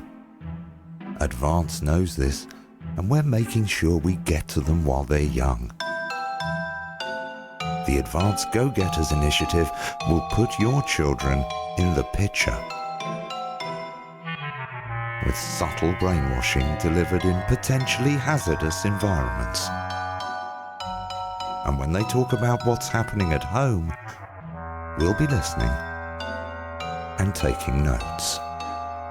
You wouldn't let your children drift off down the river to uncertain ends, or abandon them to a life of shame and mockery and eventual death on the streets. So you sent them to fly with us instead. They're probably safe. But I guess you never know what's lurking in the water. The Advance Go-Getters. We can't believe you fell for it.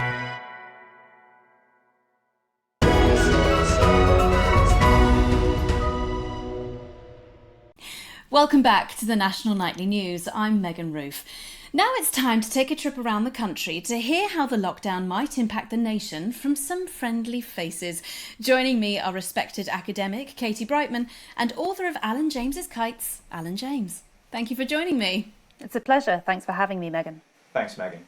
It really is a pleasure, Katie. I enjoyed our little heated encounter. I wish I could say the same. So first off, Katie, how are you coping? I'm holding up okay. The lockdown directive was so sudden that, like many people, I haven't been able to get home. Oh no, what happened? I was staying at a hotel after an international policy convention, and we had a particularly heavy night out. You know what economists are like. Notoriously hate splitting the bill. And I overslept, and as you can imagine, I've been here ever since. But there are certainly people much worse off than me. Exactly.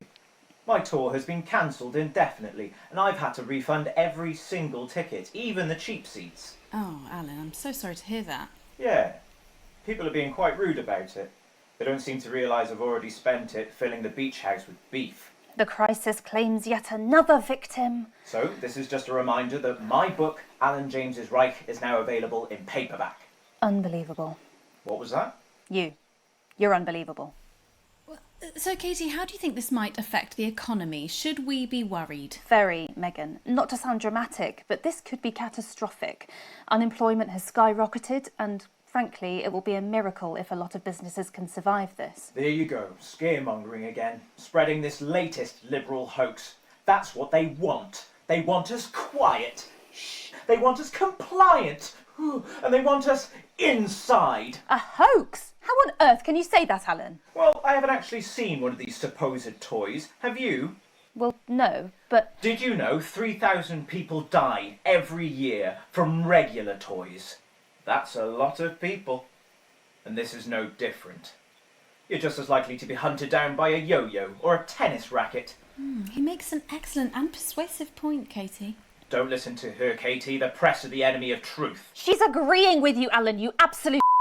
Well, then I must be wrong. Alan, are you now recanting your statement that these toys aren't dangerous? People are saying they're just like normal toys, and that simply isn't true. Corrupt media lies. And Katie, how do you respond to Alan's claims that Mrs. Snugglehugs might be dangerous after all? I suppose I guess I'm agreeing with him. Thank you, Katie. I appreciate your support. A lot of folks are saying this Mrs. Snugglehug situation... Yes, right, exactly. We need decisive action from the government. We need huge financial support to protect our workers and our businesses. We need to support the vulnerable, and we need to repent. Exactly right, Katie. We brought it on ourselves with...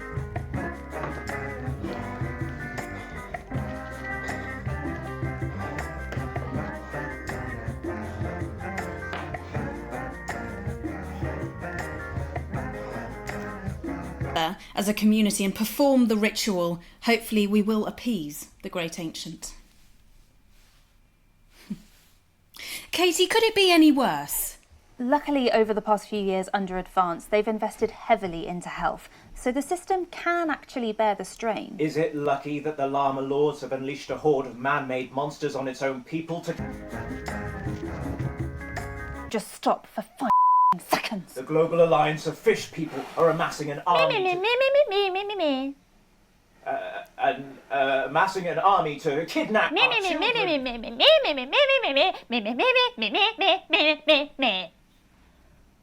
That's you. That's what you sound like. But Me. I Me. the Me. the Me. I don't sound like that. Yes, you do. You do, Alan. You do sound like that. And that's why no one wants to be your friend. I've got loads of friends. No, you haven't. I don't think you do, Alan. Yeah, stop lying, Alan. I'm not lying. You are. Oh, good one. Well, I'm telling. Alan James, Katie Brightman, thank you for Alan, joining me. I'm getting my knee. Real food for thought there from two of the territory's leading minds. Any moment now, I'll be heading over to Jeremy, who is going to be bringing us an up-to-the-minute report of the status of the nation. Over to you, Jeremy. Thank you for what I'm sure was a reasonable debate which really contributed to the national conversation. Next, out on the streets, someone who's always doing exactly that. It's Patrick Bannon. Are you there, Patrick? Hello, Jeremy. Yes, hello, I'm here. I'm here live. Apologies for the quality of the broadcast today. Couldn't find any cameramen or women brave enough to come and join me, so I'm out here on my own. Right, and can you tell us what it's like out there? Yep, I can. It's as you can see behind me, the streets are currently completely deserted. But my question, Jeremy, is just how long? I mean, could there be danger lurking just around the corner, waiting to end the fledgling career of this young, promising journalist before his full potential is even realised? Will he die, underappreciated by management, and frankly, if you ask me, very, very much underpaid? I don't think there's any danger of that, Patrick. What's that on your jacket there? Oh, that's actually a sponge. What I've done here is made a snuggle-proof jacket, Jeremy. The network didn't bother sending me any PPE, so I've been forced to improvise. In fact, showing the sort of resourcefulness that would make me an ideal candidate for, I don't know, for example, an anchor position starting whenever they'd like. From your point of view, Patrick, just how safe are our streets? Not safe at all, Jeremy, not safe at all. I'd recommend people staying inside, following government advice and not putting themselves at any risk at all. Unless, of course, like me, it's for groundbreaking journalism reasons. Mm-hmm. And just where are you, Patrick? I'm in the street, on the street. Which street? I think I'm struggling to hear you, actually, Jeremy, there. Which street? Which street are you on? Oh, which street am I on? Oh, God. I'm just looking for a sign. There it is. I'm on Bannon Avenue. Bannon Avenue? Yep. Bannon Avenue. Yeah, no, I can hear you fine. Yep, I'm on Bannon Avenue on the sign, it says there. Like Patrick Bannon? Oh, yeah, that's strange. That's a weird sign. I don't know what's going on there. Are you really? I'm on Bannon, Alright, fine, I'm not on Bannon Avenue. I'm at home, to be honest.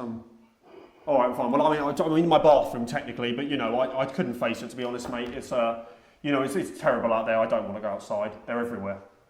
I'm sorry for lying. We don't expect any less of you, Patrick. Can you hear that sound? What the hell's that?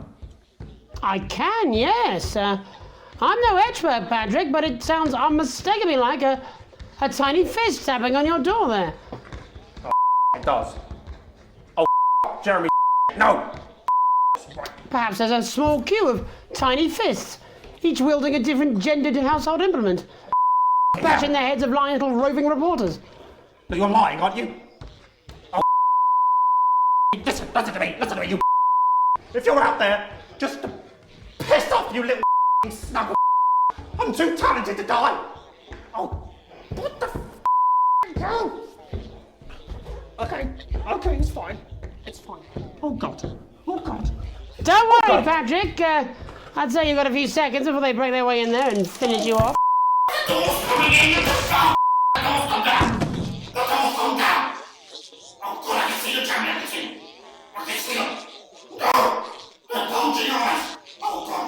What do you see, Patrick? I see only the Oh, God, no. They're coming to me. They're coming on. You know, you.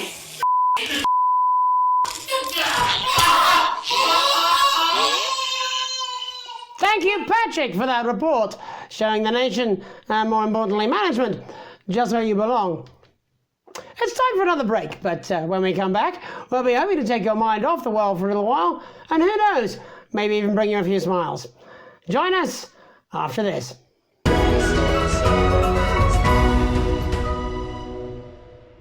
This is Crazy Neil's crazy pre-Christmas, extra exciting festive Yuletime. It's Crazy Neil with another chapter of How to Live Your Life. People ask how I got started in business, and I gotta say, gerbils, hey, man's gotta read. Back in the 60s, common parlance was geese were a nuisance, they were a pest, they were... I used to be a goose farmer. It's a rainbow of crazy fun! I'm having another misty-eyed moment. Back when I used to own a boat, I married the first Mrs. Crazy Neil. And she was an absolute stunner from the neck down. Not a lot of people know this. She liked to cook for the homeless. Unfortunately, she wasn't a very good cook. And she would chase those suckers down, and they're quite weak, because, you know, malnourishment. And I thought to myself, hey, Neil, you can't swim. When I was stranded on the desert island, she didn't make it off the island, but I got a hell of a lot of recipes for pork. Let's get crazy! You don't have to use performance-enhancing drugs to be a winner. But if you do, just make sure you don't get caught. I love you, Mom, wherever you are. We've got it, you want it, you want it, we've got it, you want it, you pay it. So if you're watching Crazy Bob, you still owe me. This one's for you.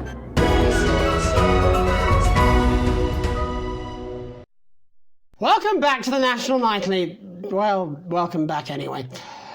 We know isolation isn't easy, so finally tonight we have something a bit different for you. Even though some people felt it's not our job to entertain the public with absolute nonsense, other, more important people overruled those people. So it's time to find out who will National Nightly win and who will National Nightly lose. National Nightly, National Nightly, National Nightly lose. So, how do we play? Well, joining me is a man who knows all about playing. It's Tommy Harris. Hello, Tommy. All right, Johnny. It's good to see ya. And how are you finding the lockdown, Tommy? What do you mean lockdown? The enforced isolation of everyone in the country. Ah, yeah, I think I heard about that actually, yeah. You're in bed, Tommy? Yeah, you called during nap time, so... Of course, that's my fault. So, why don't you tell us how the game is played? Well, it's pretty simple, Jeremy, you s***. I'm going to ask contestants from around the territory 3 questions about what else? Yours truly. And those people are going to get a chance to win a very special prize. And what are they playing for, Tommy? Drum roll, please. Jeremy. Oh. Thank you. This. Is that... What is that? It's my athletic support, Jeremy. Oh. But I've signed it, so... Oh, well then, what a fantastic prize. Have we got anybody waiting to win this once-in-a-lifetime prize, Jimmy? I believe we have Angie on the line. How do you feel about winning this man's old pants, Angie? I've never been so excited, Jeremy. And can I just say, I love you. Both of you. Well, you've said it now, haven't you? Oh, Angie, I love you. In a way. Tell us about yourself, Angie. Well, what can I say? My name is Angie. Always has been. I'm a human woman, and my dental hygiene has been described as acceptable. Brilliant! Right, well, shall we get this shambles underway? Absolutely, John. Can I get 30 seconds on the clock, please? We haven't got a clock. Yeah, I did ask for a clock. So... Well, why don't you start, and I'll stop you when it inevitably becomes unbearable to watch. I love it. All right, here we go. Time starts now. Question 1. When is my birthday? The 13th of August at 7:19 a.m. That is absolutely correct. Question 2. What? I said, what is my favourite colour? Crushed praline 4. Correct. The colour of my And finally, Angie dear, what is my star sign? That's a trick question. You were born outside of the human understanding of the cosmos. Unbelievable. That is correct. Stop the clock. Wow, that really was tough to watch. How did you do, Tommy? Well, Angie, my love, you got every single question right. Which of course means you lose and win absolutely nothing. Thanks for playing, Angie. Bye. Do we have another contestant on the line at Jelly Bean? We do indeed. We should have Sonia Artleach. Are you there, Sonia? Of course I am, Jamie, darling. Thank you for being here, Sonia. Oh, there you are, Tommy. Mwah. Let me guess, you work in theatre, don't you? Is it that obvious? What gave it away? Was it the glamour or poise? It certainly wasn't your inherent sense of humility. Tell us about yourself, Sonia. Oh, well, if you must play this game.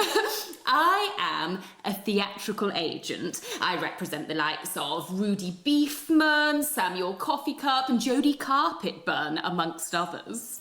And how's the lockdown affected you, Sonia? Well, they may have closed the theatres, shut the studios and boarded the cinemas, but they won't get me that easily. How are you managing without any work? Due to a savvy clause in all of my artist contracts, I am able to claim my 15% from their unemployment benefit. Wow, that certainly is sharp. Standard stuff, standard stuff. And can I ask, where are you speaking to us from? Well, I work from home, you know, to keep costs down. And who's this? Oh, well, you know, when they gave the order, I was actually mid-meeting with a client, so we've been isolated together. No way! What the f***ing Is that Tommy Harris? I'm a huge fan. Can I just tell you how bloody brilliant you are? Actually, Jeff, we're about to play a game, aren't we, Tommy? We got time. Well, if it's not too bold, I think I am in love with you, Mr. Harris. No, it's not too bold. That's all right. Don't worry. Hey, I'd love to show you some of my stuff. I've been working on some new... Well, at least you're already aware. lockdown, we've been workshopping some of Jeff's ideas for much younger children, haven't we? People still let you near their children, do they? Yeah, that's right. Yeah. I've been developing some shows for younger children. Well, we'd love to see it, wouldn't we, Gerbil? Absolutely dying to. Right, so, what do kids love? Timely child support payments from their absent fathers. Shallow and overproduced musical numbers? That's right. Animals! So, I'm trying to address the things that kids need to know, but through a medium that they'll understand. Do you understand? I think so, yes. Jeff's one of my best clients, aren't you? I am, yeah. So, the first one we've been working on is called The King of the Jungle's Mortgage Repayments. It's about a lion who's having problems with his interest rates. I see. Does he have a broker? He does, yes. He's a porcupine. How did you know that? Well, your work is universal, darling. It speaks to people. I'm going to say something to you, mate. I think you're onto something here. Oh, the bear, Oh, the yes. Right. This one is much better. So, this one tells the tale of Mr. Bear. Now, Mr. Bear is a very sad bear, because all of the other bears don't think that he'll amount to much, and they tell him that his plays are lazy and derivative. I think you're onto something there. Now, Mr. Bear is a tragic figure. Picture this. He's at his lowest ebb. The trees are closing in. He can't even face his salmon, can he? No. But then he meets someone that will change his life forever. This is gripping. That's right. He meets a wise old octopus who takes him under his wing and says, "No, Mr. Bear, don't be sad. You're not like all the other bears. You have this ambition and these dreams." Such dreams. I think I love you, Jeff. And what you need to do, Mr. Bear, says the octopus, probably doing an 8-armed gesture or something. What you need to do to find happiness in this crazy old forest is you need to set yourself more realistic goals. It's called Mr. Bear Lowers His Expectations. Wow. You really have taken yourself to new depths. And what do you want children to take away from this? Oh. What? I said a more realistic worldview. Are you all right, Jamboree? It's Jeffrey. My name is Jeffrey Donington. No, stop. How does it end? We need to know how it ends. Well, all the animals learn a thing or two about inevitable mediocrity. Yeah, and Mr. Bear settles down near to his parents' cave, stops trying to make his band happen, and he goes into bear telemarketing. Becomes a bear maths teacher. Oh, and we end... We end on a big musical number. Oh, there's dancing. It's very repetitive, so it's catchy but not too challenging. Well, if you like, I could go and get my boombox. Yeah, I might be able to... Hang on, can we get Angie back? Why not? The more the merrier, as they say at Right, I'll just fill then, shall I? Coming up in a moment, it's the world premiere that nobody saw coming. Lights! Or wanted. At all. I can only apologise in advance for what we're all about to... endure. How do you turn the thing on, though? Well, there's all sorts of creatures down on Dangly Doodle Farm. Like wise old Mr. Octopus with way too many arms. There's Mr. Pig and Mr. Cow. They're always in good moods. But that's 'cause they don't know they'll soon be sliced up into food. Mr. Bear, what's that over there? That's where your hopes go to turn into despair. Mr. Bear, what's that over there? That's where your dreams go to die. Mr. Raccoon wants to go to the moon. He'll end up as a bus driver soon. Mr. Porcupine thinks he'll read the news at 9. He'll end up as a janitor who stinks of turpentine. Mr. 8 got sent down for rape. Didn't work out he was innocent till he was 88. Mr. Bird flew south, superstardom on his path. Ended up on the end of a belt with an orange in his mouth. Oh, Mr. Bear, what's that over there? That's the place your mummy pushed your daddy down the stair. Mr. Bear, 6 months in intensive care. That's why the bitch has to die.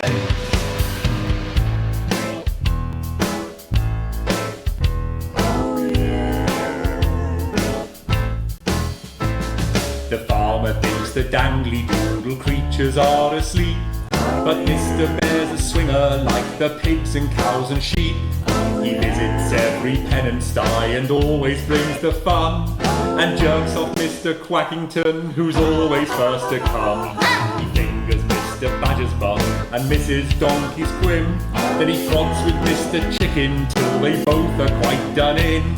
Then he runs around the farmyard trying to shove it where it fits, and ends the night by porting over Mrs. Badger's. There's never a dull moment down on Dangly Doodle Farm, kids. Mr. Bear, what's that over there? That's the sound of maggots growing underneath your hair. Mr. Bear, what's that over there? That is your friends in a pie. Yum, yum. Mr. Bear, what's that over there? That's a giant spider in the shoe you want to wear. Mr. Bear, what's that over there? That is the end that is nigh. That's where your friends go to lie. That's how you'll scream when you die. Well, that appears to have stopped.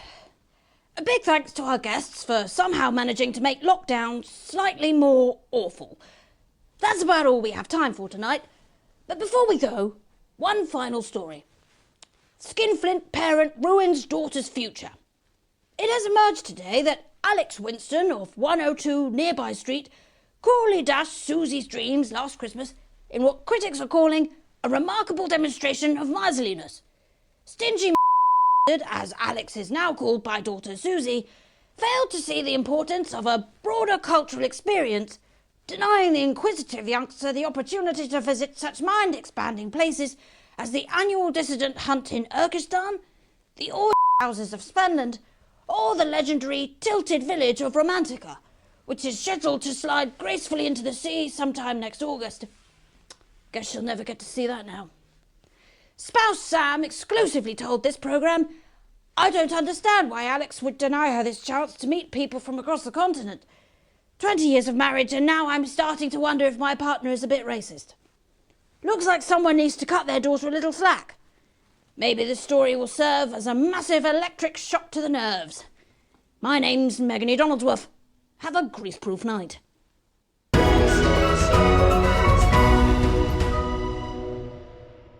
Push yourself to your absolute limit with Occupational Hazards, the exclusive new collection. Subscribe today and every week we'll send you a workplace accident you'll never forget. From the classic trip and fall to the unparalleled heights of gross negligence, this limited edition set really does have it all.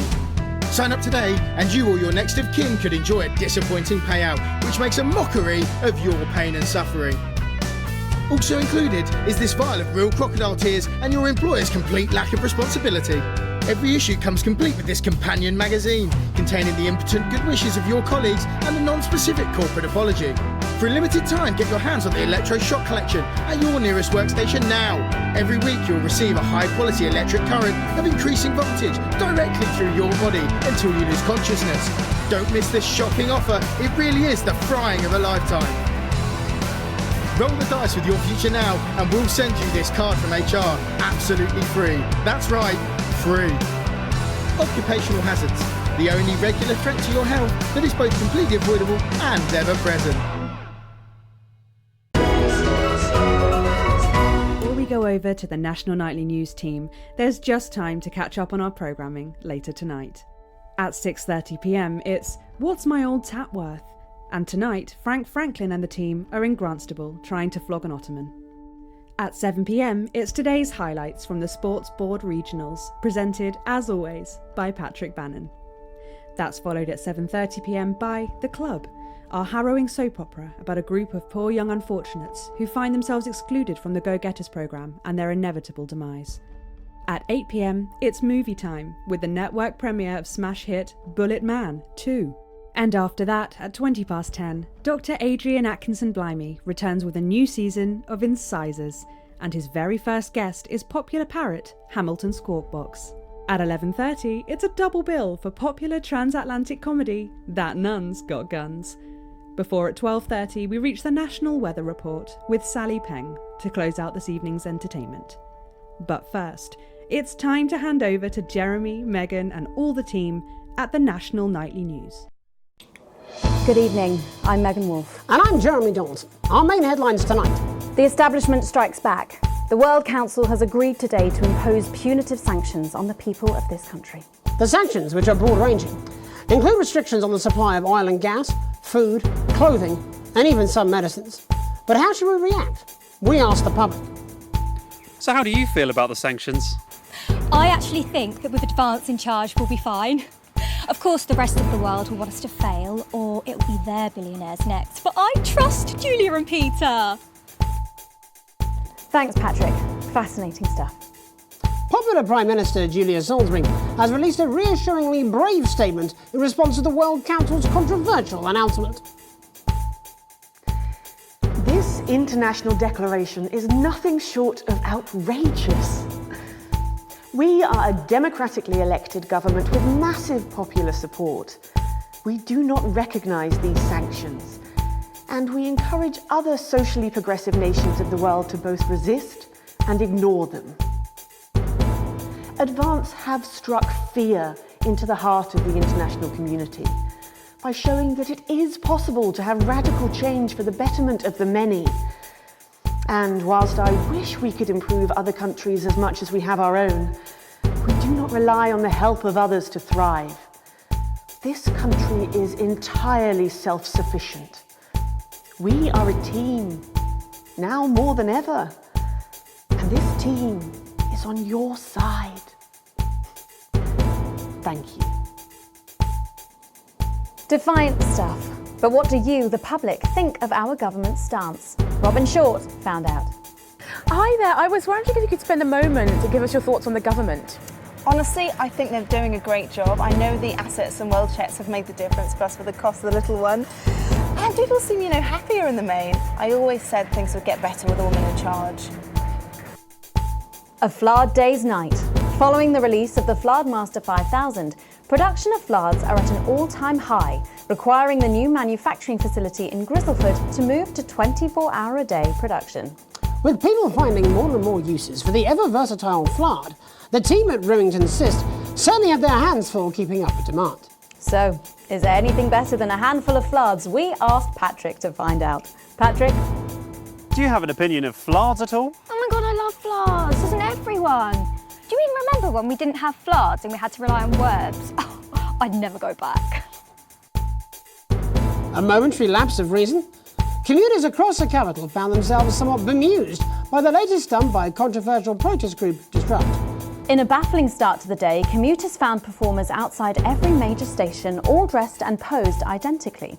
Whether we're supposed to be amused or intimidated is anybody's guess, Jeremy, but most commuters didn't even stop to notice. Well, as long as it's not some grand contemporary dance, it's probably harmless. But how do we all feel about Disrupt and their eclectic tactics? Robin found out. Can I ask your opinions on Disrupt? Are those the guys in black with the orange fist thing? That's right. Can I be honest? Of course. This is journalism. They scare me a bit. Bubbling up, intrepid scientist Dr. David Wong and Dr. Ingrid Sforsborg and Hawkinsford today sent a blueprint of the escape craft in which they hope to finally leave Dante's taint. With expert opinions of the plan running the gamut from optimistically engineered to that looks like something my granddad made in his shed, it sounds like the unfortunate team are going to need all the thoughts and prayers they can get. So what should we think about the escape plan? Patrick Bannon again. So I'd imagine that you think this is a great plan. Oh my god! How did you know? It's a brilliant idea. I hope everyone gets behind them so that they know that we're with them. In spirit, of course.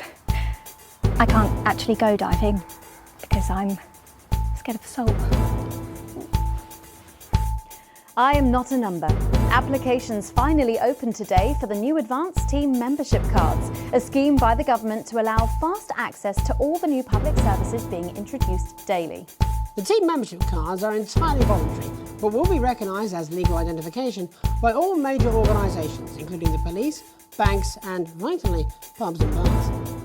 And of course, there's no charge, Jeremy. It all seems too good to be true. Well, you've always been a cynic. But most importantly, what should you, the public, think about the new team membership cards? Team membership cards? Oh yeah, fantastic. I'm applying today. I mean, why wouldn't you? What are these protesters doing? They don't want us to know who their names are.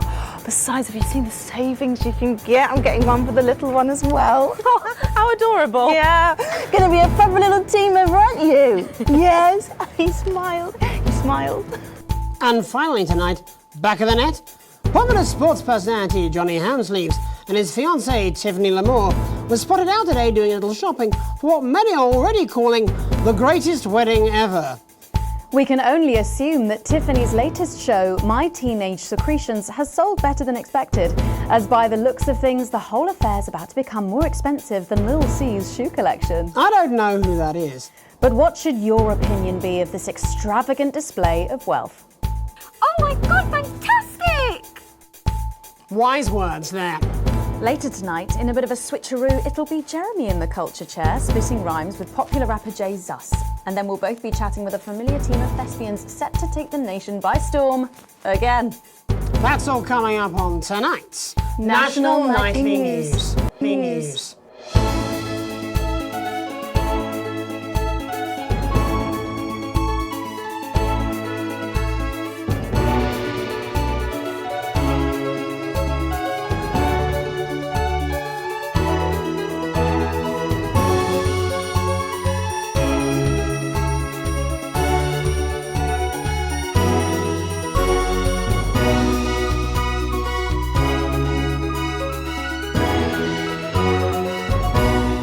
Tonight, thankfully, some news as we return to our main story. The World Council today agreed that punitive and potentially illegal sanctions should be imposed upon this country. The sanctions, which come into effect immediately, aim to stop the flow of food, fuel and even some medicines from reaching your pockets. Tonight, we have guests from across the continent to discuss this unprecedented situation. For Advance, Peter Clement is at his home in Lamfordshire. Are you there, Peter? Yes, I can hear you, Jeremy. Thank you for having me. A momentous day, Prime Minister. Are you shaken? Oh, I don't scare that easy, I'm afraid, old son. And neither do the people of this country. Well, joining us is Ivan Vodovich, Foreign Minister of Urkistan. Ivan, thank you for being here. It's a great pleasure. You, Megan Wolf, are like strongest guard at labour camp who wake up inside body of crazy, expensive prostitute. In my country, you will be worshipped as a god. Okay. Minister, as one of those arguing most strongly for these sanctions, how do you feel about Advance's defiant stance? Advance is like man who think he have big career in movies land, when actually he in dirty sanitarium, screaming at mirror, holding tiny penis in hand. He's clearly not from Svenland, then. We have like some of the cleanest mental health facilities in the continent, yeah? And welcome to Svenland's Minister of Mojo, Björk. I'm sorry, we don't appear to have your surname. It's just Björk, yeah. We don't use things like socially divisive surnames here, yeah? Minister? It's just Björk, yeah. Right, Björk. Your country spoke in favour of Advance at the World Council today, but you were noticeably absent when it came to the actual vote. Well, what a surprise. The hippies didn't show up for the fight. Actually, that's quite racist, because if you must know, we were going to go to the whole, vote thing, yeah? But it's actually the Festival of Feuerland here at the moment, where we honor the old generations. So, we all had to work our grandparents clean, yeah, whilst the vote was happening, and that's a really, really time-consuming process, actually. You're like a sissy man. You have this expression, sissy man, is like tiny penis who like to wash more than once a week. Actually, that's quite homophobic, yeah, because... Oh, stop winding him up, Ivan. We're not back at the Grange now. Sorry, Jeremy. Ivan and I used to play golf back in my media days. Yeah, he always wins. Nothing gives him greater pleasure than grinding people's gears. The more publicly, the better. Peter, you're like tiny penis who think tiny penis, But actually, he discovered that... oh, could it be? Tiny penis! Ivan's just worried that when the rest of the world sees how well we're doing, they'll notice all that dosh that he's got squirreled away. Because that's what these sanctions are, Megan. They're the last pathetic gasp of an establishment in collapse. Wolves at the gates, Ivan, old mate! Good. He can join others on my wall. Actually, in Svenland, we have like serious animal welfare legislation. And like my friend Helge, she got arrested for killing a butterfly that was hovering over her furfring. I mean, in English, jam sandwich. I used to know a girl called Jam Sandwich. She was a right cracker too. I wonder what became of her. We seem to be wandering a little from the news here. That's human interest, Jeremy. The real people behind the headlines and all that. So if you're watching, Jan, give us a call. Really? Yeah. Let's see if we can't organise a reunion. Crash, I'm not sure about that. I'll have to run it past Mrs. Clement first, eh? Peter, you like man trying to empty ashes of mistresses into oncoming vent. Soon, tiny penis and beard full of secrets. In Svenland, we don't really go in for all that restrictive monogamy stuff here. We're kind of fluid, actually. Okay, well, it seems that we are running out of time. Yes, so before we go to the break, briefly, if you would, gentlemen, with the people of this country facing shortages and power outages... Possible shortages and power outages. Yes, of course. Thank you. Possible shortages and power outages. Can you summarise your thoughts for us, Minister Bjerg? Well, from here, yeah, you all look a bit stupid really arguing about outdated divisive concepts like money. In Finland, we replaced currency with a system of bodily fluids back in the 1970s, and that's like really hard to sanction, actually. Thank you, Minister Vujovic. Your country is like man who think he invented perfect trap for giant mutant hairy bear, when really he just standing in field Hold his tiny penis, yes. Thank you, Minister. And finally, Prime Minister Clement. Let me talk to your viewers here, Jeremy. Don't worry, everybody. Don't be afraid. Don't even lose a wink of sleep. We knew the rest of the world would react this way, and we're ready. As my old man used to say, you can't make a shite pie without blocking a few toilets. Thank you, Prime Minister. Reassuring words there. We'll be back after these messages.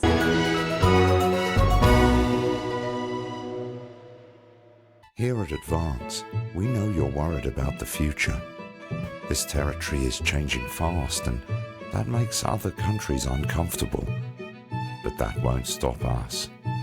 And we intend to make sure that in these challenging times, every citizen gets their fair share of the abundant, nutritious food we grow right here in the territory. Your entitlements book will be coming to you by post in the next few days, and it will let you claim enough food for the week, every week, at one of our many new distribution centres. Everyone will get their fair share, and no one will be left behind. So you can carry on coming together to enjoy life and make wonderful memories. Because we've shown our international friends what's possible when we all pool our resources and come together in a sense of team spirit. So don't worry about what the rest of the world thinks. Save your concern for those around you, your family, friends and neighbours, and have confidence that the team will keep you safe from all the rest. Advance. Let's keep on setting a shining example together.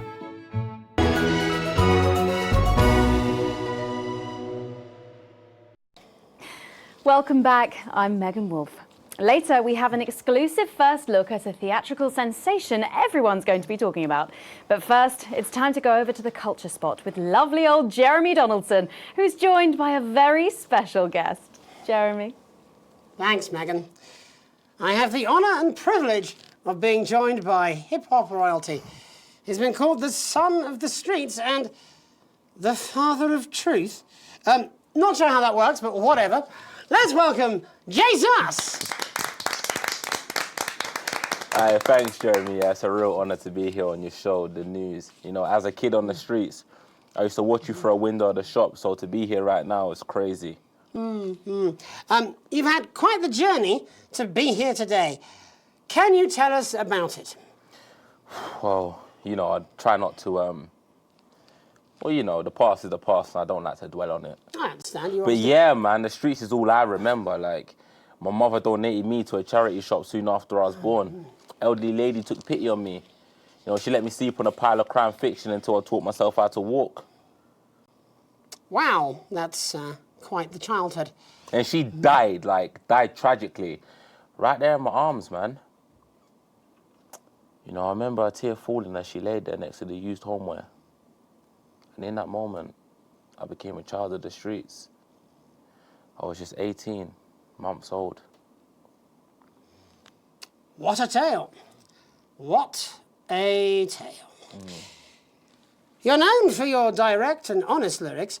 Was your style informed by your troubled past? Oh, like I said, I try not to talk about it. It's just too hard. Of course. But my first album is about the story of the first 4 times I stole, so I wouldn't starve. A small group of infants came to see me as their de facto leader. They call me Mr. Cheese Slice. Anyway, we were like a family. So it would seem. Recently, you've been quite outspoken about the government. Yeah. What is it that you object to so vehemently? Well, you know, they stole from us. They're taking our money and spending it, man. Redistributing it. Actually, homelessness has been all but eliminated in the last couple of months. So? Surely that's a cause close to your heart? Yeah. Nah, of course, man. Very much so. I just mean, like, why do I have to pay for it, you know? You don't. People have been rehoused on property seized from the historically wealthy. And that couldn't have been you, could it? Look, yeah.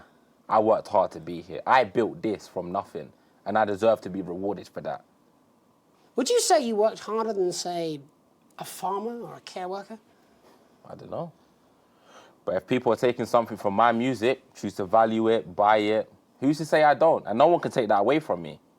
Not even to help, say, vulnerable children? Mr. Cheese Slice. What is it you're trying to say? I just don't understand where you've placed yourself politically. I mean, is it ideological or is it tactical? Well, it's more of a Or maybe it's hereditary. Stop trying to tie me in knots with your words, Jeremy. I let the music speak for itself. And the people agree with me. Well, that remains to be seen. But you have given me a very easy segue out of a conversation that I promise you was much more painful for me than it was for you. So here he is with his hit song, Mrs. Ludlow's Tears. Oh, no. I'm going to do something a little different. It's a new single I've been working on. Oh, so this is unapproved, is it? Yeah. You love it. Excellent. Don't worry, we've got a state-of-the-art censorship system. What's the worst that could happen? So here he is with a new song. Aren't we lucky? It's Jesus! First, you're gonna pay up. You're gonna pay back.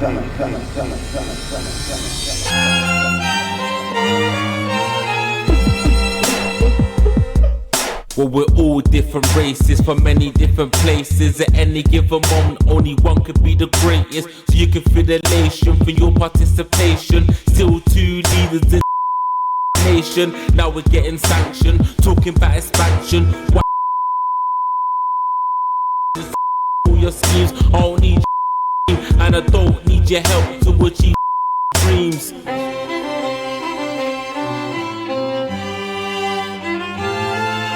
So don't make a fuss when you find you're one of us.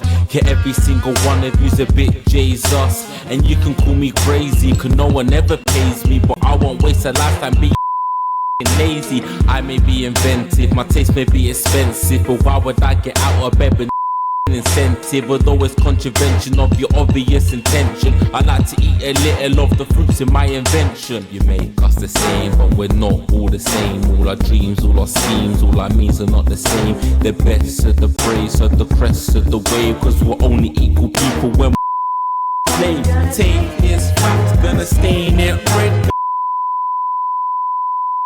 Cause he's thick, he's got a job, he's unfaithful. It's time to spawn a couple with pitchfork.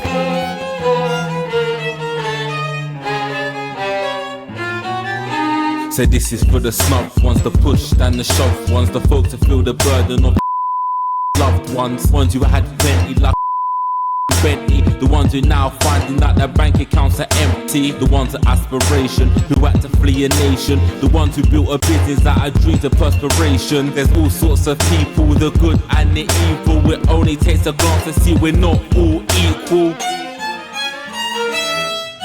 You make us the same, but we're not all the same. All our dreams, all our schemes, all our means are not the same. And the best of the brave serve the rest of the ways, cause we're only equal people when we're saved. Gonna take this fact, gonna stain it red,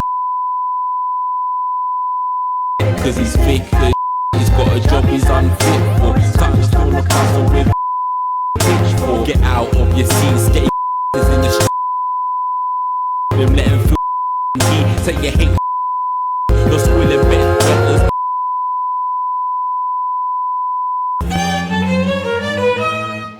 Gonna take this fact, gonna stain it red, gonna cause he's fake, he's got a job he's unfit for. Time to storm the castle with pitchfork. Chase that cause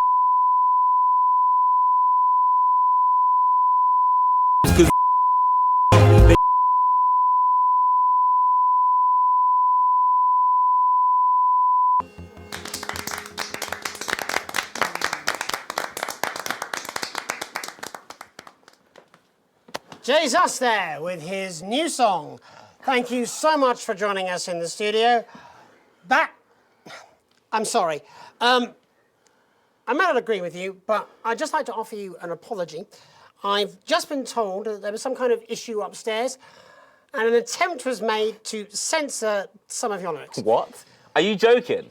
I'd just like to say to you and everyone at home that this was a mistake. This is absolutely ridiculous. I cannot believe this.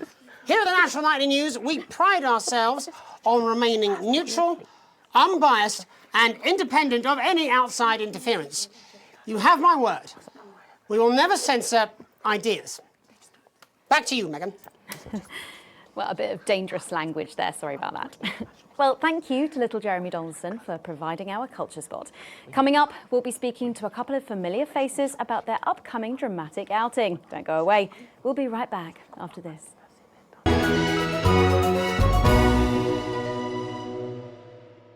Hi, it's Crazy Neil here. I'm the druid, the really fluid, because I've got a solstice with the mostness. So come on down to Crazy Neil's for a crazy midsummer deal. Come down and buy some patio furniture, some garden furniture, patio furniture with some garden furniture next to it on the garden, next to the patio. We've got garden furniture that looks like a cello, garden furniture that looks like a car, garden furniture that looks like garden furniture. Come on down for a crazy midsummer deal. We've got all sorts of stuff in the garden. We got fish, we got flowers, we've got dishes, we've got sacks, we've got garden plants, we've got garden ponds, we've got fronds. If you want an elephant, you can take it away in a wheelbarrow. You want it, we've got it. We've got bird baths, we've got duck baths, we've got fire pits, we've got a whole mess of crazy frogs with water coming out of their mouths. This is a crazy deal from a crazy midsummer deal. Gnome from gnome, home from home. We got more than 7 gnomes, because we've got men with trombones. We've got reclining giants. We've got crazy garden gnomes with glasses. What's all that about? If you've got a loved one and you want them buried in your back garden, come on down to Crazy Neil, because we've got a headstone for you. And guess what? It's 50% off engraving. I'm not even making a profit. I'm making a loss. Get on out to the Crazy Neil Deal Summer Deal Show. Yeah!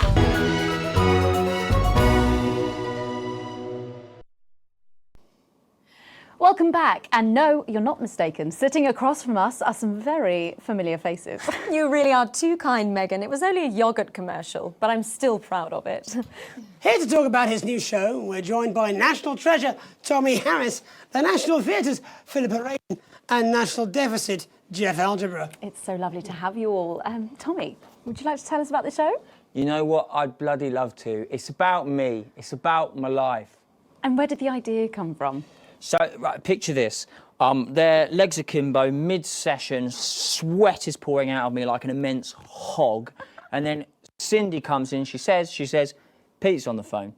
That's Peter Clement, the Prime Minister. Yeah, Pete's actually a really good mate of mine. Oh, is he really? Yeah, no, he comes to training sometimes. He's actually a pretty good goal sweeper. Anyway, so, Pete, he says, Toby, he thinks my name's Toby, see? He says, how would you like to spread your message of team spirit and cooperation across this fractured nation. How would you like to really make a difference in these desperate times? What did you say? Yeah, right, yeah. So, Jeff, the question on everyone's lips is, what in God's name are you doing here?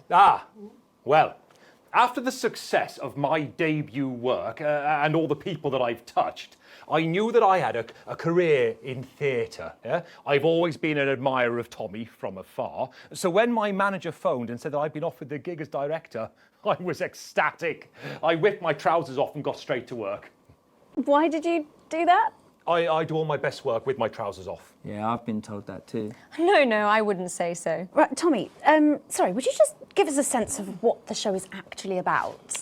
It's about how hard it's been for me and some of the struggles that I've faced. It's like really getting to the heart of how tough it is to be me. I call it Tommy Harris, Jesus, that was hard. It's catchy. We actually have some clips of the process of the show. Would you mind telling us what's going on here? Yeah, so the show is built around two things that are very important to me. It mixes scenes from my life as well as epic fantasy retellings of scenes from my life. But Dad, you promised you'd come to my graduation. I'm sorry, son. But you're an embarrassment. But Dad, you promised you'd come to my graduation. Back, demon! Back to the house! Wow. Philippa, what's it been like co-starring with Tommy Harris? I've always dreamed of treading the boards at medium-scale regional theatres, Megan. And for once, this show really gives me something to sink my teeth into. What's different about this show, then? Tommy, Mr. Harris's show really lets me show my tremendous range as an actor. I've always suffered from typecasting, forced to play the same tired characters in every god-awful yogurt advert or godforsaken soap opera or, God forbid, a pantomime. But, you know, this show has really let me just go there. Jeff, the viewers at home will be dying to know exactly what is it that you bring to the show? Good question. I think these guys would agree with me when I say that it's my steady hand on the tiller, my arm round the shoulder approach that's really brought the production from strength to strength. Absolutely right. Jeff's contributions are immeasurable. He was our rock. Can you give us a sneak peek of anything else that might be in the show? Yeah, all sorts, yeah. We've got lots of exclusive first-hand experiences of Tommy's time in the underground sports board scene. And some epic fantasy retellings of Tommy's time in the underground sports board scene.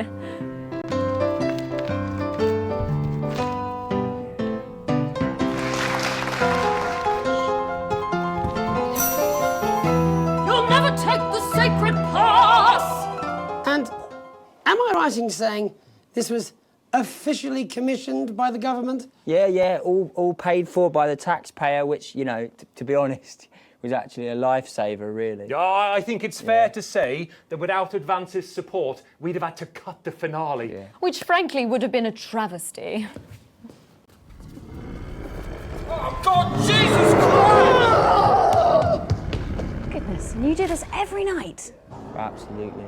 It's a metaphor. For what? Death. And the public are footing the bill, are they? Too bloody right they are. Between the cost of my tour bus and the dry cleaning of my ties, I'm barely scraping a profit here. Amazing. And where can the folks at home come and see this for themselves? We're performing all over the nation. And people can see it for absolutely free, all courtesy of Advance. Isn't that incredible, Jeremy? Yes, it's unbelievable, Megan. Well, thank you all so much for coming. Next time we see you, no doubt you'll have taken our jobs. Yeah. That's all we have time for tonight. Join us tomorrow when I'll be interviewing the world's most attractive horse. I'm Jeremy Donaldson. And I'm Megan Wolfe. And from all of us here, have a peaceful night.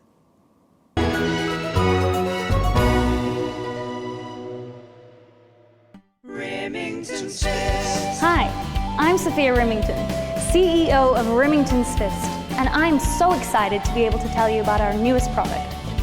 Everybody loves Flards. After all, from holding your house up to keeping your bills down, there really seems to be no limit to their uses. But there is a problem. Remington's Best. Remington. Hey, Brad, I brought you some new Flards. Hey, what's up? You seem sad, Brad. You know I love working with Flards, Janet. But sometimes they can be a bit fiddly to get in place. Oh, that sounds bad, Brad. There has to be a better way. And now there is. This bad boy is the Flardmaster 5000. Don't worry, the safety catch is on. Otherwise, it could quite literally take out a rib. Just point it at the target, set the 15 dials and pull the trigger, and it'll punch a Flard right through the goddamn wall.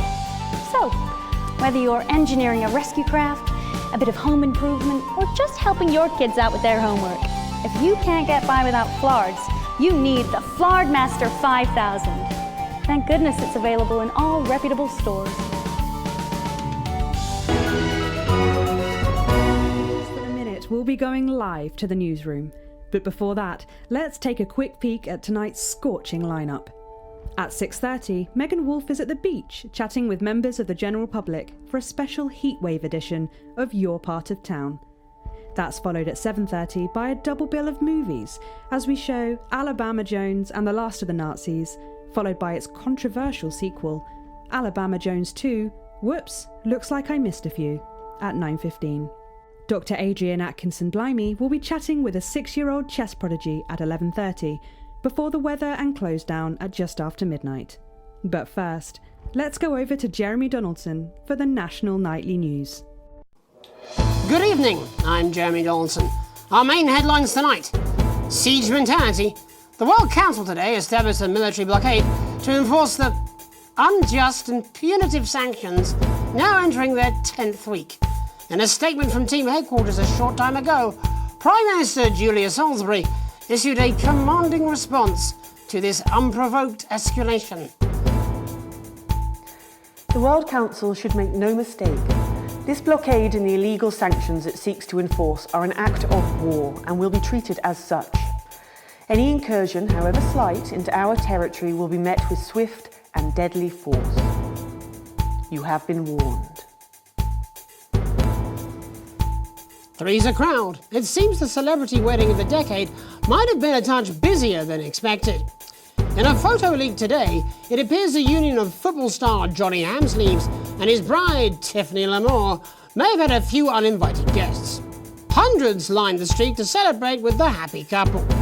Eyewitnesses say a cheer went up as the blushing bride passed by in her carriage, shaped like a bacon sandwich, which is said to be either a protest against the meat industry or a mix-up at the carriage factory. In it to win it, exciting news from Advance today with the announcement of a new monthly prize draw for all team membership card holders. Every month, lucky winners from across the country will be picked at random to receive what Team HQ are describing as unique prizes worth more than money used to be. Take-up on the scheme has been much higher than expected, and if this lucky winner's delighted face is anything to go by, it looks like pretty soon everyone's going to have one. Kiss me, Flardy. The nation's favourite all-rounder, the humble Flard, has risen to new heights today after a surprise announcement. The news that Flard fans all over the territory have been waiting for is finally here. In a statement met with universal delight, Remington's Fist unveiled the next chapter for that faithful family favourite, the Flard. Advance have come to a deal with the manufacturing giant, reportedly for a whopping 4 million units, and have been named the territory's official Flard supplier. Sophia Remington, seen here sealing the deal, marked the occasion by releasing 14 Flards into the sky as a symbol of peace and prosperity. Leaders shipping out. The trapped scientists undertaking a bold escape from Dante's taint have revealed which of their two erstwhile leaders will spearhead their journey to freedom. While throughout their careers it's been clear that Doctors Wong and Swarsborg and Horgensford have worked best together, it seems one of them is now going to be taking a back seat. Dr. Wong has always been the riskier of the pair, willing to push further and faster in the name of progress. We all remember his now infamous exploding chimp trial. Let's hope that getting the team home sooner doesn't mean they cut too many corners. Burning down the house? The capital was put on high alert last night after disrupt terrorists set an emblematic fire in the heart of Parliament Park. violent conflict broke out at the demonstration after a mob of so-called protesters from the radical group launched an unprovoked attack on community cohesion officers in attendance. With the methods of this increasingly violent rabble becoming ever more extreme, many are asking if the military should intervene. Colonel Phineas Mad Badger Fortingley Davis of the 1st Mounted Bastards Brigade said his men were, and I quote, oiled up and ready for action. All this, and I'll be talking to some people with fascinating medical conditions, as well as one of the contenders in this year's Feline Football Championship, and her proud owner. That's all up on tonight's National Nightly News.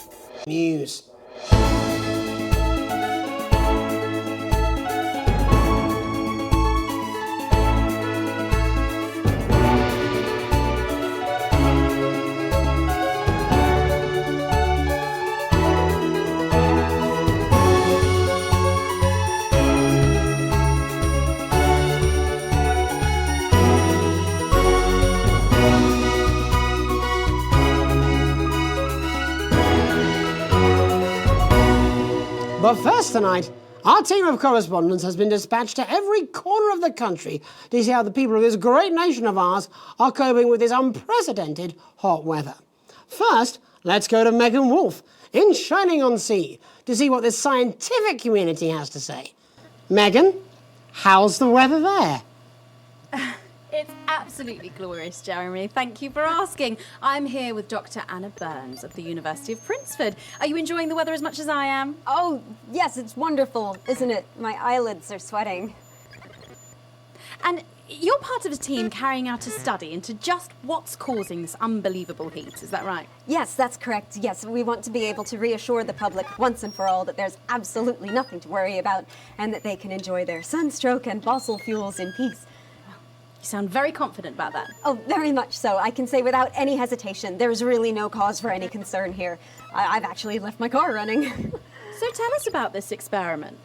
Well, we take data from weather stations from all over the world, along with atmospheric samples, and we take all that and we feed it into this state-of-the-art computer, and very soon we'll be getting a high-tech readout of the results. Blimey, that sounds very fancy. I should just say, none of this would be possible without the generous support of Remington's Fist. This is all thanks to their unrivaled investment in our future, and may I just say, complimentary personal anecdote. Oh, here we go. And, as expected, everything is absolutely fucked. Hang on. This can't be right. Right, but obviously you said a second ago that everything is absolutely fine, so, you know. Well, actually, under concern level, it just... Why, God, why? We should be celebrating these wonderful results, I think. There we are. We need to evolve gills within 40 years. You look thirsty. Shit. Look at you. This is meant to be a celebration. There you go, much better. Can I just say thank you again to Sophia Remington for providing all of this. Everyone, we don't have long. Time is running out. It's running out. Absolutely right. That is all we have time for. Abandon hope and return to the forest. There you are. Enjoy that. I'd like to thank Dr. Burns for just one opinion on the climate. The sea will reclaim us all. There you have it, Jeremy. Proof, if proof be need be, that everything is just fine. I'm Megan Wolf, here with science. Back to you. Megan Wolf there, attempting to do some actual news. Next, it's over to Robin Short, who's in Scritchford with some of the winners of this week's team membership lottery. Robin? Thanks, Jeremy. I'm here in Scritchford with Gary Failsafe, a janitor at the local school, and Amelia Jackhammer, an aspiring poet. Both of you were drawn at random from those who hold team membership cards to receive this week's amazing prize. How do you feel? Filled with fervent euphoria. Yeah, good, yeah. And all that we had to do was fill in a quick form or two. Wow, that sounds so convenient. But we're all dying to know, what have you won? That's right, Robin. I've won dinner with Julius Salisbury at one of the capital's top restaurants. Ooh, swanky. And I've been invited to Peter Clement's house to help him dredge the gutter in. That's absolutely terrific. You must both be over the moon. I've written a poem about it. So, can you tell me about the moment when you first heard the news? Well, I was battling against a particularly difficult floater, probably one of the sixth formers, when the headmaster came and found me. I was involved in a similarly brutal conflict with a particularly arduous stanza. So you were polishing turds? No, I don't like to polish them. I like to keep them intact for my collection. Oh. How unexpected. I don't polish turds. I write poetry. Potato, potato. So, Gary... Do you think Peter Clement's going to let me keep the contents of his downpipe? There's no harm in asking, I suppose. Would you like to hear one? No, thank you. Gary, when you signed up for team membership, was it in hopes of winning the lottery, or were there other reasons? I like a flutter, of course, but no, the boss said I had to sign up to keep coming into school. Very sensible.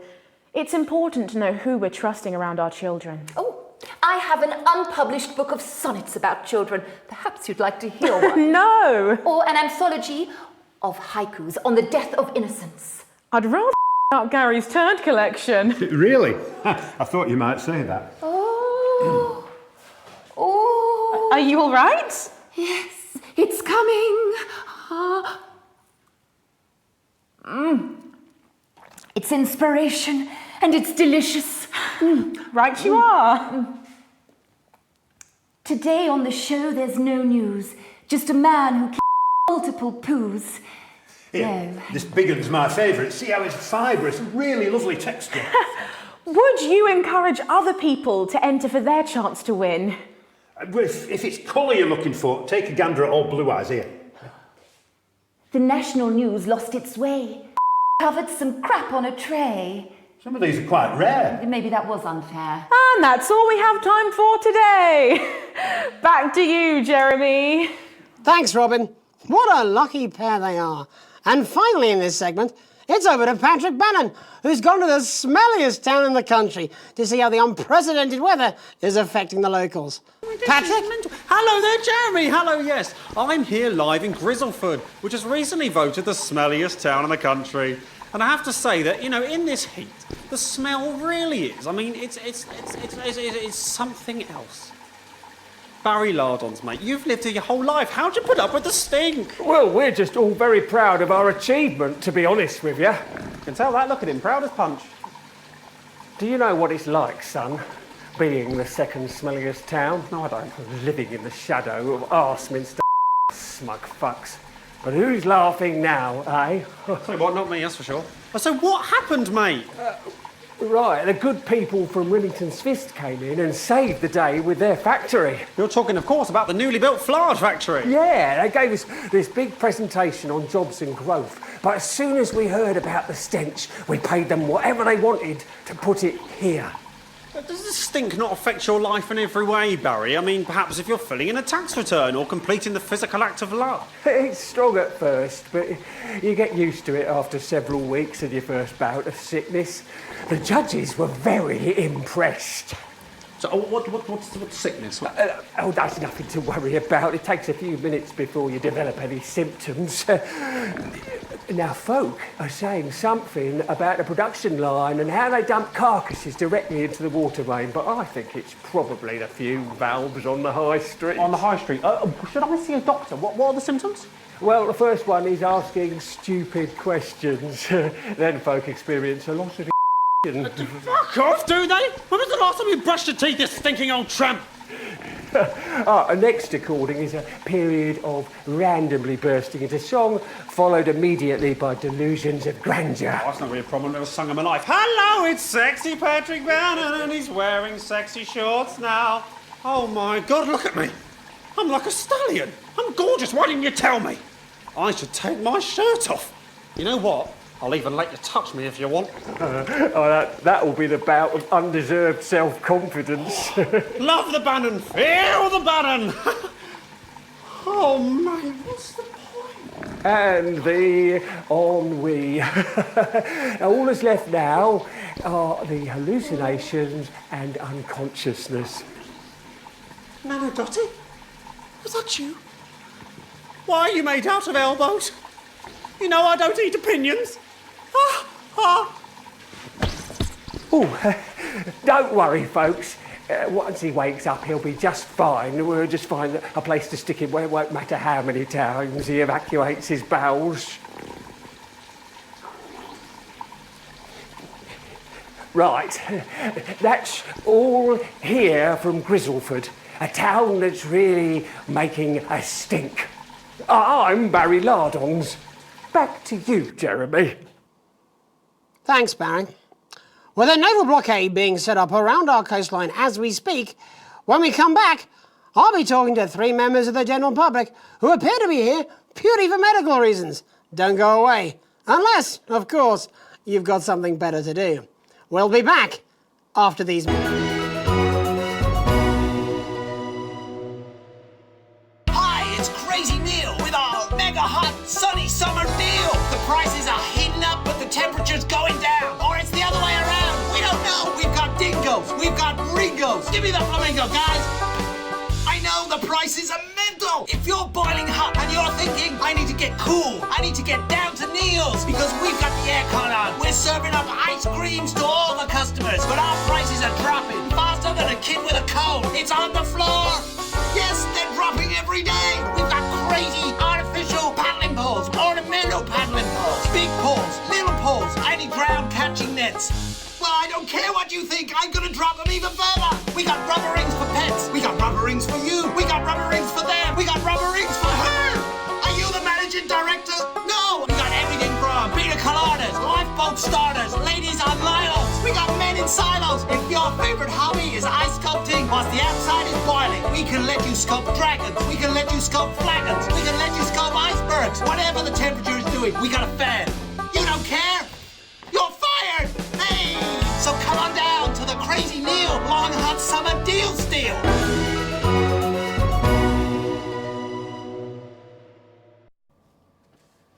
Welcome back to the National Nightly News with me, your host, Jeremy Donaldson. Later, we'll be talking to the captain of the Territory's first cat football team, Professor Pumpkin. But first, I'm joined by 3 guests with some balmy bodily behaviours. Joining me is a woman who's been hiccuping for over 9 months. Isn't that right, Miss Piercy? Yes, that's right. Yes. Tell us, what brought all this on? Well, it's all a bit of a blur, Jeremy, to be totally frank with you. So I was watching your show and I remember seeing the news about the election and it hasn't stopped since. Fascinating stuff. Also here is Frankie Steampipe. Perhaps you could explain to us exactly what your physiological fourboil is. I'm here to say it's high time people like me were respected. We're constantly overlooked in the workplace, we're whispered about on buses, and we're asked politely to leave children's birthday parties. And it's disgusting.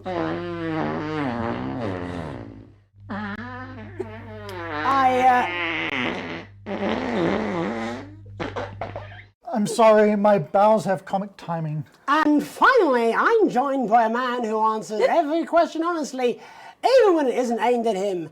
How do you cope with that, Mr. Truman? With a combination of booze, self-hatred, and hardcore. Is that right? Not according to my therapist.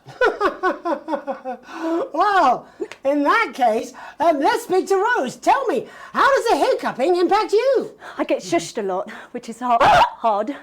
At work, they've asked me to stop answering the phones. It's really affected my confidence. Well, I find it really irritating. Do people tend to believe your story? No. Actually, I've been surprised at how much support I've received. And Frankie, why have you come here today? Because my wife left me and I was hoping that the fame would win her back. We've started a group for people with ailments deemed broadly comical by society.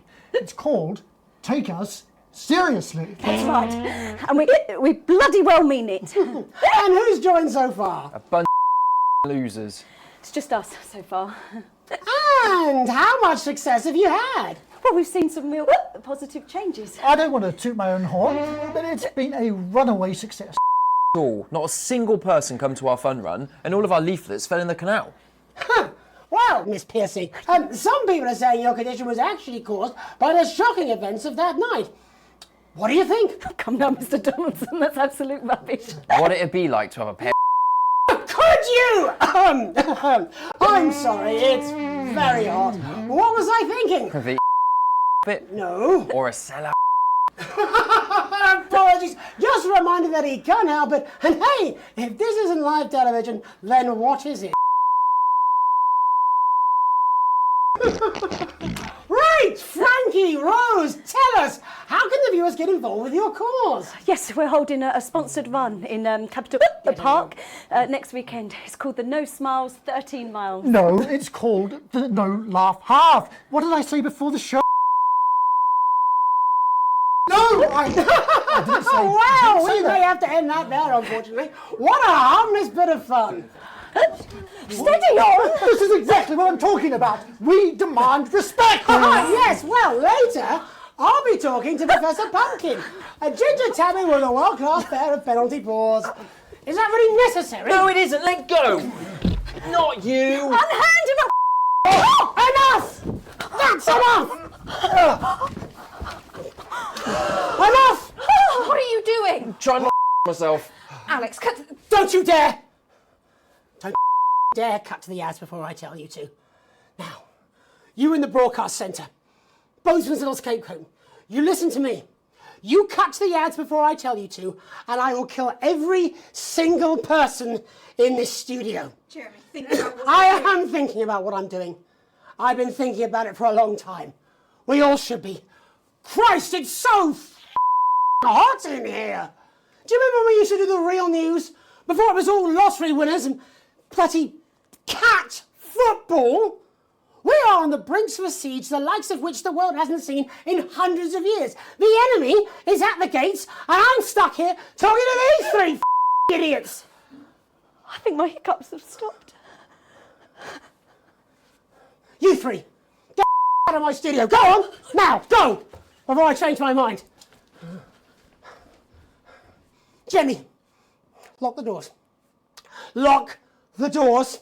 Yes, Jeremy. Now. Good. Yes. Now. Right then. You in the broadcast centre. Alex, you listen to me. You pay attention.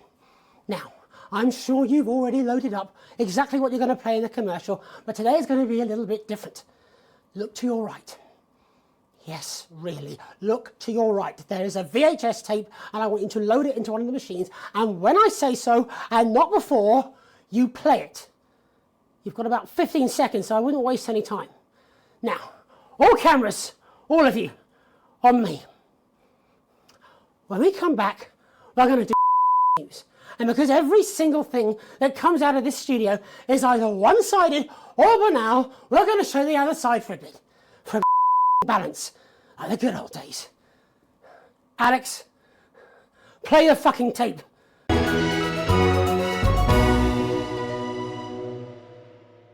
Our society has never been fairer. From the food that we eat to the education, transition and community cohesion services we all enjoy. Finally, by working as a team, we have raised living standards and are the envy of an increasingly jealous world. And with these newfound luxuries come new opportunities for those who have put the needs of the team before their own. From this month, everyone who has registered for a team membership card will automatically be entered into a lottery to win life-enhancing prizes. And why wouldn't you register? After all, the team membership card is your passport to your world-class public services, and it's absolutely free. Just be sure to have your team membership card with you at all times. It really is that simple. After all, how can we help you if we don't know who you are? Team membership cards. Look after the team, and the team will look after you.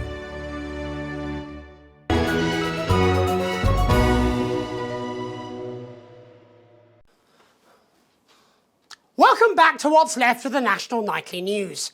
Our main story tonight, there is a massive military blockade being set up around this country. We are surrounded and as incidentally am I. Now I have asked for all the security doors to be locked, the studio doors to be locked, but security is on its way. So, I doubt we'll have much time. But while there is, let's try and do the news. Our first guest tonight is Jenny. She works here in production, and earlier today she told me she put forward several news stories. Older viewers will remember those, but they've all been rejected. So tell us, Jenny, what's somehow less important than Barnum and Bailey's Amazing Circus and Commander Pumpernut's cat footballer? It's Professor Pumpkin. Really, Jenny? There isn't much time. Come on, just one real news story. I don't know. I can't think. I'm trying. Christ! You haven't even taken into public ownership yet. I mean, might as well be run for... Want to leave her alone? And this gallant knight in slightly armour is Andy. He's a CCO. What's that stand for, Andy? Community Cohesion Officer. And what does that mean, Andy? Well, we aim to strive... No, you utter... I mean, what does that mean? What is a CCO? What are you? Community... Policeman! You're a policeman, a policeman. Yeah, that's what we used to be called. Used to be? It was less than 2 months ago. What the hell is wrong with you all? Jenny, any recollections yet? Nothing springing to mind. All right then. Looks like you're in the hot seat, Andy. Exciting, eh? I mean, that's what you joined up for, wasn't it? Excitement? Is this your first hostage situation? Yeah. Yes. But you ended up being the hostage, eh? Never mind. How many people have you arrested for not carrying or having their ID cards? Well, firstly, we don't arrest anymore. We invite for consultation. And they're not ID cards. Don't be a for your life, Andy. You know what I mean. Answer the question. Well, it shouldn't have to be a big deal to prove who you are. Only the guilty have something to fear? Well, yes, actually. How desperately naive. Look, I'm just a police officer. The CCO. Oh, come on, mate. That's not fair. It was rhetorical. Jenny, ready to spill the beans yet? Jeremy, please stop. I'm scared. Alex didn't even play your tape. This is pointless. It's over, Jeremy.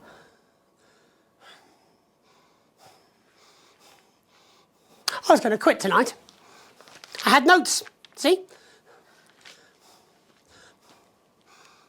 There's a recording, a VHS tape, a message from Disrupt. I haven't heard it, but I know what it's trying to say, and I wanted you at home to hear it, to listen to the other side and make up your own minds. But Alex Winston, who works in production, decided it was not for your eyes and ears. It was not for broadcast. Maybe Alex will play it after the next break. Doesn't matter. Tomorrow morning it will arrive in every major news broadcaster worldwide. But I wanted you to hear it first. To listen to what Disrupt had to say about this. Because Disrupt and I, well, we swapped places while I wasn't looking. They're now the ones investigating, looking for evidence, trying to make the world a better place. And me? I'm in this newsroom interviewing algebra. What does Disrupt have to say? You might not agree with all of it. Are you serious? Disrupt, a credible source. You get more objectivity out of Alan James. Oh my God, are you being deliberately obtuse? Why can't any of you understand there's no such thing as a credible news source anymore? Aaron! Aaron! Oh, I'm sorry, I didn't mean to. He's bleeding. It's in his shoulder. First aid! Whoa, we need first aid. He doesn't need first aid, he needs a ambulance. Paramedics. There'll be paramedics for the security. Unlock those doors. No! Don't do that! Jeremy, he's bleeding. He could die. Yes, but if you open the door, that's How did you think this was going to end?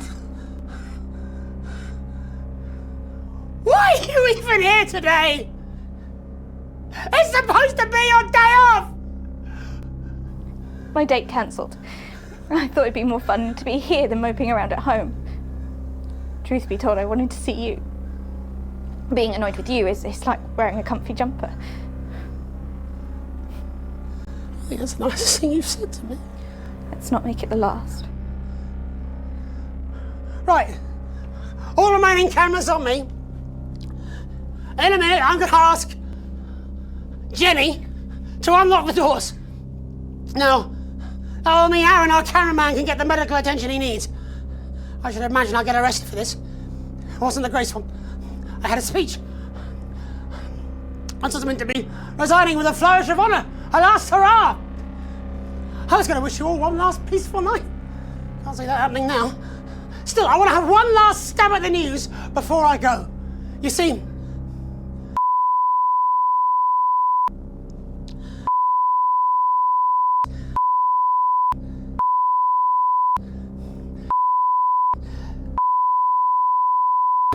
what was that? I didn't think it over the... Stay back, please. Mr. Donaldson, Stand you back, have Jenny. 10 seconds to lower your weapon. If you do not comply, we will open fire. God, 10 cut to the ads! 9 Alex, cut 8 to the ads! 7 Jeremy, 6 for God's 5 sake, put the gun down!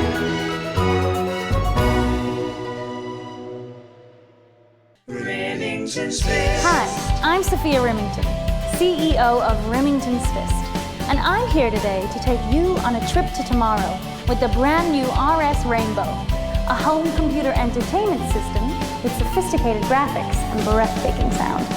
Remington's Fist. These graphics are amazing, Brad. That actually looks a bit like a real tank. Oh, gee, Janet, what a time to be alive. Surely games can't get any better than this. And that sound. It's like a digital symphony, Brad. Are they playing more than one note at the same time? Up to 4, Janet. 4 notes at the same time. That's enough for a chord. But, Sophia, surely a home computer entertainment system needs games. Damn straight. And with the RS Rainbow, there's an incredible 3 of them.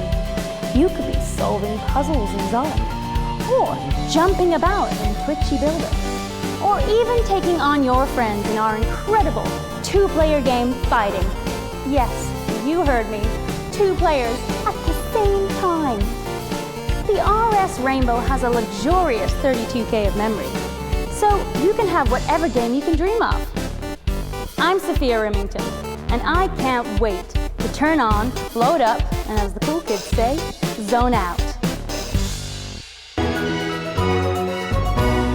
Before we join Megan Wolf and the team for tonight's National Nightly News, there's just time to take a peek at what's coming up later tonight on Channel 1. At 6:30, it's Ration Kitchen with Jordan Rankley. And tonight he'll be screaming at some pensioners while they try and fashion a nutritious meal out of a can of condensed milk, a cow's tongue, and some rhubarb. Not one to miss.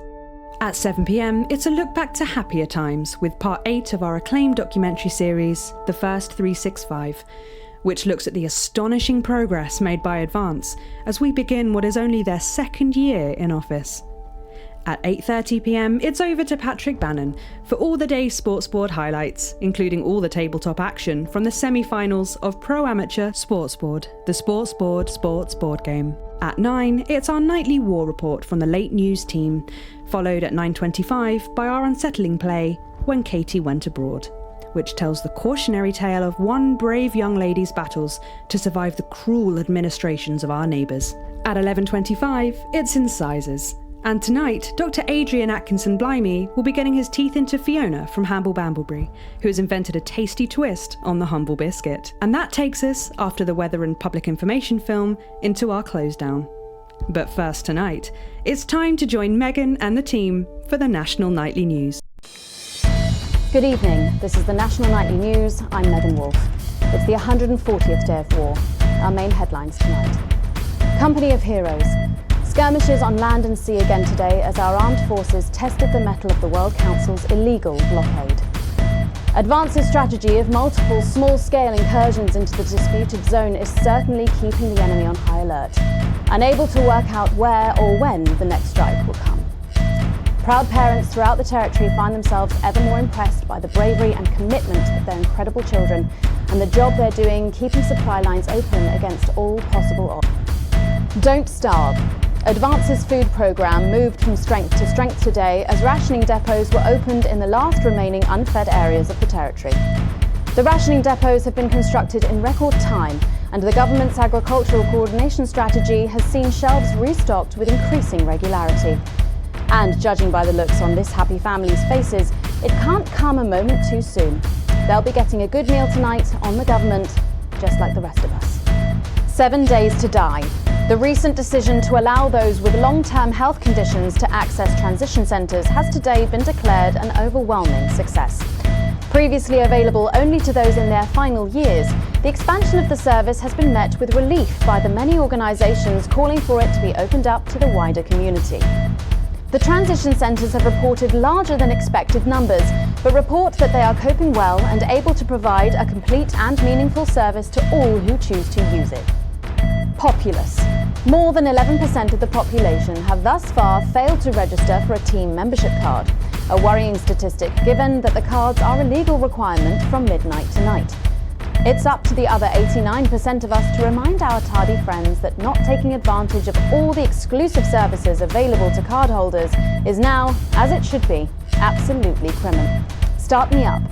Disrupt spokesman Alan James held an impromptu rally today in the northern city of Mankypool. Large crowds gathered to hear the band speaker prove Disrupt are still able to capture the public's imagination. Community cohesion officers found themselves challenged by the unruly mob element always present at Disrupt events, but thankfully managed to keep violent incidents to a minimum. And finally tonight, our mutual friend. Bail was denied in the High Court today for shamed former National Nightly News anchor Jeremy Donaldson. The presenter will be transferred to new lodgings at Penton Ridge Prison, while the lengthy preparations for his trial, which is still 18 months away, begin. Following his very public breakdown on this programme 10 weeks ago, the once-loved presenter was disarmed and taken into custody by the Community Cohesion team. Let's hope doctors can help the once great. But first tonight, with the war about to enter its 21st week, I'll be chatting with Peter Clement live in an exclusive team talk from his home in Lancashire. Don't go away, you won't want to miss a second of tonight's National Nightly News.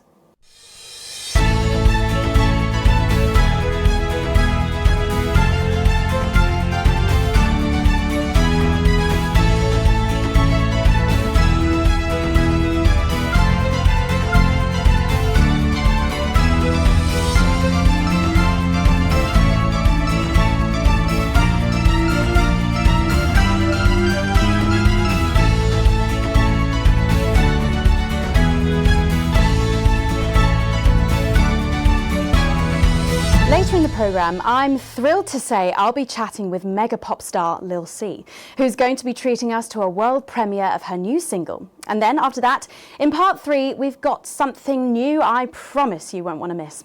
But first tonight, let's check in with Prime Minister Peter Clement, who's coming to us through the magic of television all the way from his home in Lanfordshire. Are you receiving me, Prime Minister? Loud and clear, Miss Wolf. Loud and clear. Well, let's start with the obvious. What's that in your hand, Prime Minister? Cheeky cow. But yeah, it's true. 75 days without an alcoholic drink, and I've got to say, I'm beginning to feel the benefits. It certainly looks that way. Well, I made a promise to Mrs. C, and as my old man used to say... a promise is worth keeping? Only with assholes. So, I've heard from my sources that you and the illustrious Mrs. C plan to take your winter break somewhere a little different this year. That's right. We're planning a walking holiday right here in the territories, which is different for us because, like you, Megan, I've always been a big fan of those warm foreign beaches. Did you make this decision because of the blockade, Prime Minister? Well, no, that's a good question. Well, as you know, while the blockade has effectively restricted the flow of goods into the country, we and our neighbours have continued to allow unimpeded travel for business leaders, ministers and such. So, although me and the missus could theoretically go to that gorgeous beach I just mentioned, it just doesn't smell much like team spirit to me. After all, as my old man used to say, you make shite pie. It works just as well with lemons and lemonade. I suppose it does. Prime Minister, maintaining a healthy body like yours at a time of national crisis must require some demanding planning. What's your regime and how do you go about it all? Well, the truth be told, it's all down to Claude, my infinitely patient personal trainer. He's a man with a plan. I'm just the prat with the fat. Well, on that very subject, how are you and Mrs. C handling living on rations? Well, let me tell you, Megan, back in the 50s, when I worked for you backstage for your Patrick Brannan's dad, did you know I did that? I think everyone knows that, Prime Minister.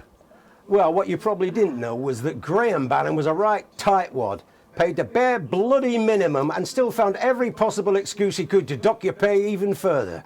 I remember he once docked me a whole fiver for having an unacceptably smelly type bastard.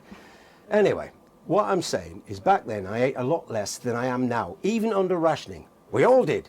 And let's face it, there are still plenty of people in this country who could afford to lose a little bit of weight. What are you implying? No, but seriously, Prime Minister, we know you're very busy, but one final question, if I may. Oh, well, go on then. When you get home from a long day, your head full of the territory's hopes and fears, what music do you listen to when you work out to take your mind off things?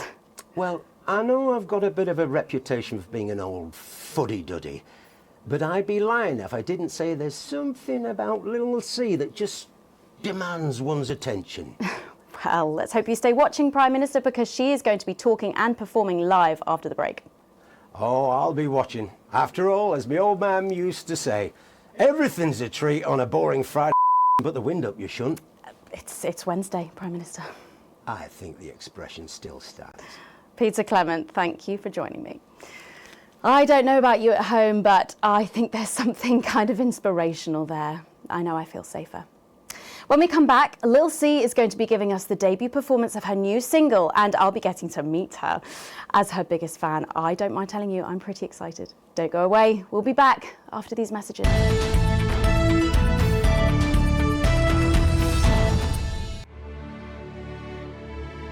Here at Advance, we know that for many of you these are frightening times, but you should not be afraid, because the team is here to defend you, to protect you, and to make sure that you stay free to enjoy all of the benefits of our new society. We are not a territory that chooses to live in fear. We will not cower or avert our eyes at the sight of injustice. But we are a brave and daring people, and we have come together in ways never before seen in the world. As a team, we have made poverty a thing of the past. As a team, we have built world-leading scientific and cultural communities. As a team, we have kept our people well fed throughout this war. Because as a team, we cannot fail to thrive, even in this most challenging of times. And one day, soon now, when this turbulent time is behind us, we will glide into a new future as a team. Advance. For you and with you, because we are you.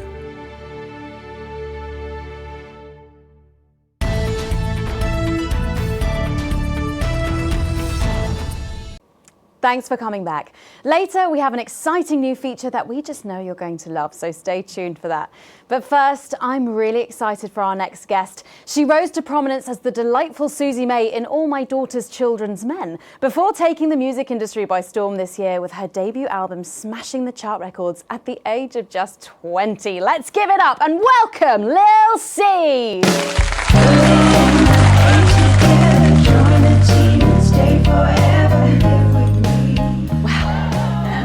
I just say, you look incredible. Oh, thanks, babe. I'm doing this new regime and it really does work. Ooh, what's the regime? My manager suggested it to me. It basically involves bathing in like cabbage water and then having the leaves sucked out of you while you sleep. Wow, is that healthy? Well, look at me, Meg. The leaves are my only nourishment. Yep, they certainly are. Now, you'll have to forgive me, but I'm somewhat of a super fan, so I'm sorry if I get a bit starstruck. Oh, bless you. I've never actually heard of you before, so if you do get a little tongue-tied, I can always carry the interview. Oh, that's good to know.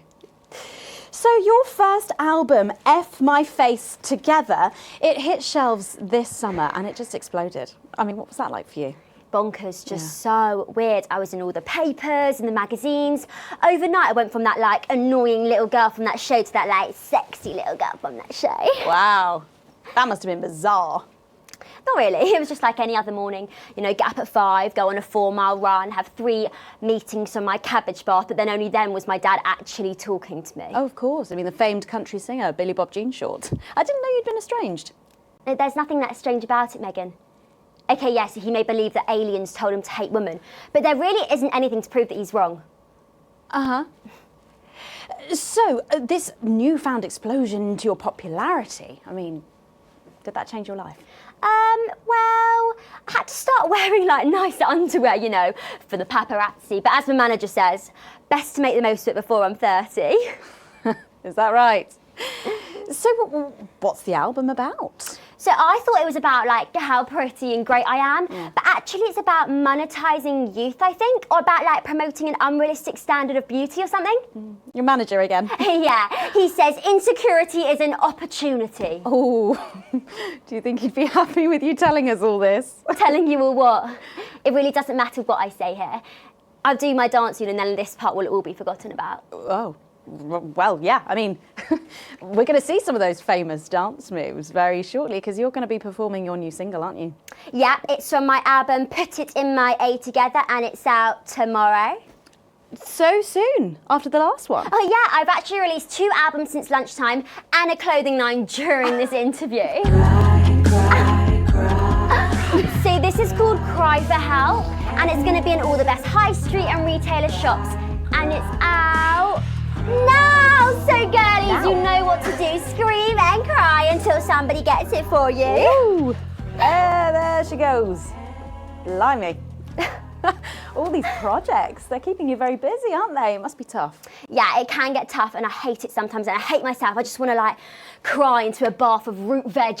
But then I think thousands of girls would do anything to be me, so I must be quite lucky. Well, you know you don't have to do this though, don't you? Yeah, I do think that sometimes. Most nights between like my 4th vodka and the 8th time a stranger slaps me around I think things could have been different, you know, like better. But I don't know. I love doing autographs and having somebody dress me and tell me what to wear. Did you always want to do music? Well, ever since I was a little girl, I did. I'd sit in front of the radio, and as soon as my favourite girl group would come on, I'd press record on my cassette. But then my dad would come in and tell me to turn it off and to go back upstairs and start practising again. Oh, sorry, is your dad your manager? Yeah, which can be tough. And sometimes when it gets really hard, he'll say, "Make Quagler proud, and you might just survive childbirth." Well, you know what, despite anything, you'll make me proud. Oh, if only your opinion was as valuable as his. And on that problematic note, you're going to be singing your song for us soon, aren't you? Tell me about it, So it's called These Babies Gonna Bring You Home, and I actually got sent the lyrics in the car on the way up here. But you know what, it's actually all right. And don't worry, all my work is team approved. All right then, well, you can go and get ready for that. We'll see you in a little bit. It was a very specific type of pleasure to chat to her, and I just can't wait to hear this. Oh, so here is Lil C with an exclusive first performance of her new track, These Babies Gonna Bring You Home. Take it away. Ladies and gentlemen, it's the Force's favorite, the Queen of Teams, here to break in your blockades, Lil C.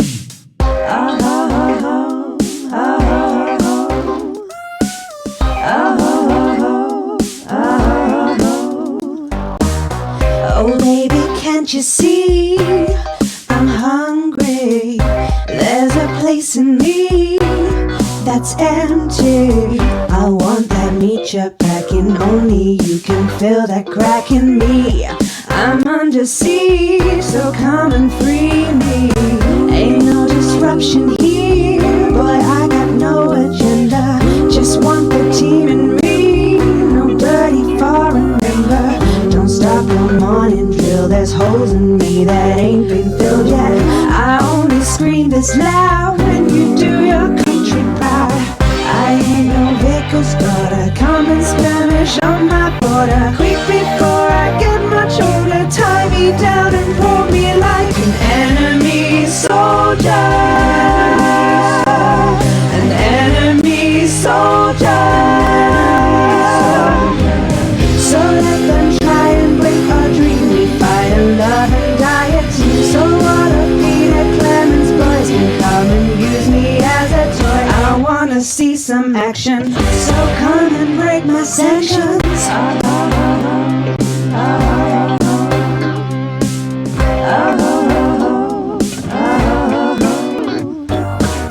I've been this wild and free since my He was only 53, but gave to save her family.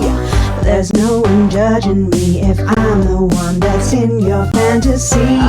Don't die alone, his baby's gonna bring you home. I ain't no vicar's daughter, come and skirmish on my border. Quick before I get much older, tie me down and pour me like an enemy soldier. An enemy soldier. So what if Peter Clemens boys can come and use me as a toy and flip me over, grab my hair, rip off my clothes and dump them there? I wanna see some action, so come and break my sanctions.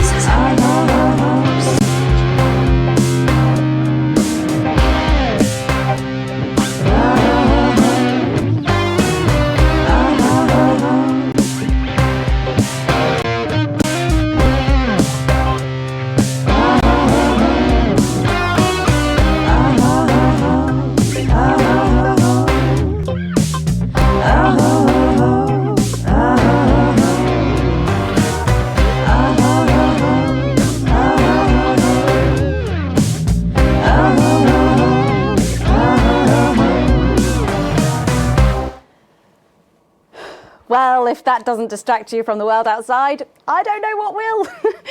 I'd like to thank Lil C for doing that. Don't go anywhere. After the break, we'll finally be revealing the new segment of our show that we just know you're going to love. We'll be back right after this.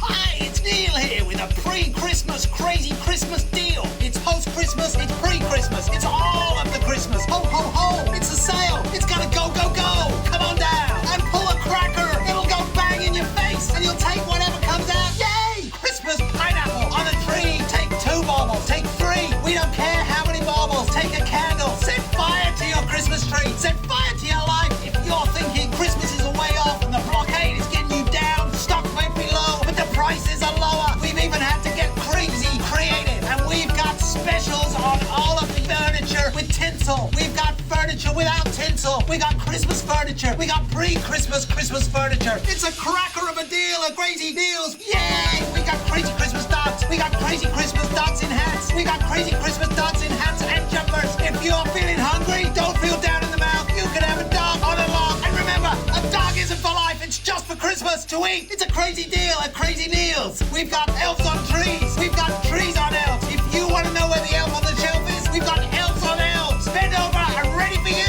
to take home. We got naughty Christmas nativities with naughty Christmas figurines. We got crazy Christmas nut bums. We've got crazy Christmas big bums. It's the 6th Mrs. Crazy Neil used to say to me, bang, bang, bang. She had to go, but I still love Christmas. Christmas without her is not the same, but I don't care because I'm insane. Come on down to Crazy Neils for your Christmas needs. Watch not included.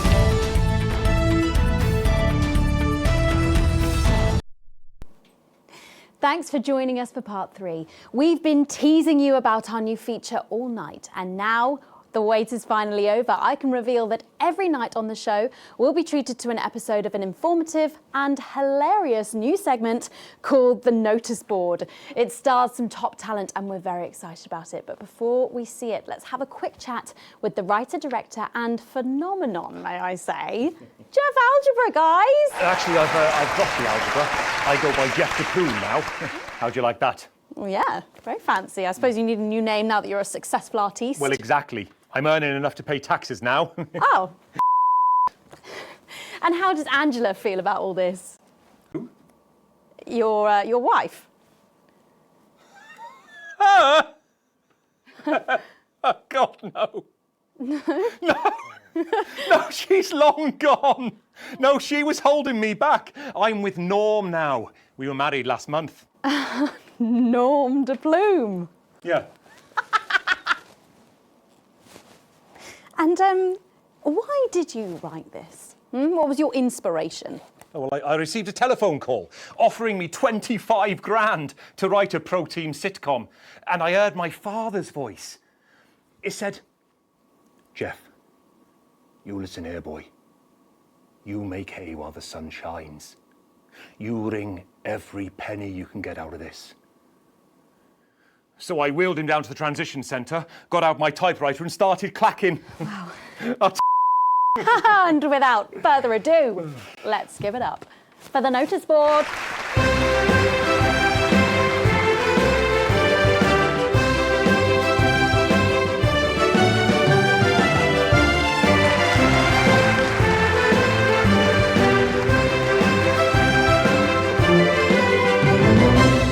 Good morning, Miss Craven.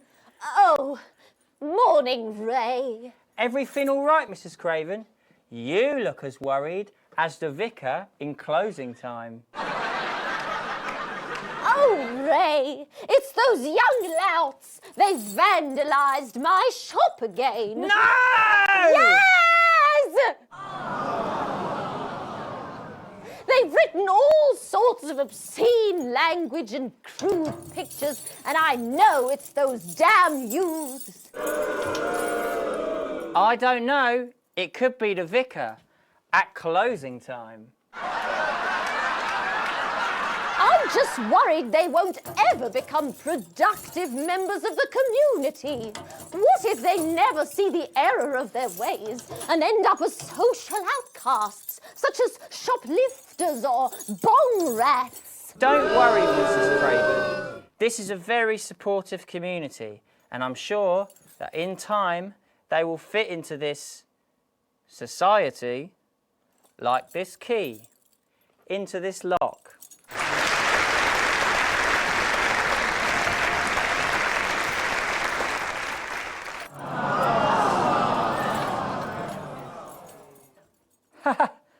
See? Works like a charm. What a lovely way to put it, Ray. And just like that, we can unlock their future. Yes, yes. Wow! Look at all the letters in my collection today. Oh! I think that one's addressed to me. What? This one? Oh, so you're right.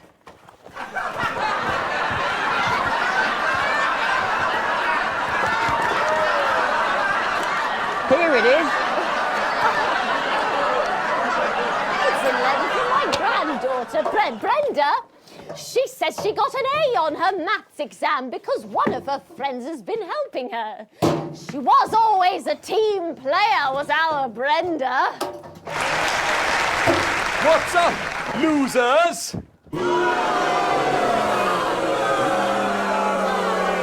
Oh, no. It's Brad. He's the coolest guy in the village. That's right.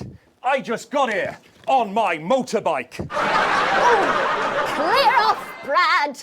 We don't want any of your ilk around here. What? Rad dudes? No, ruffians. Have you come to tag the notice board with your gang signs? No way.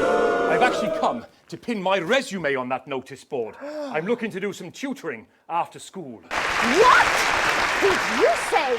Tutoring? That's right. Maths is very important. Would you mind, Ray? Not at all.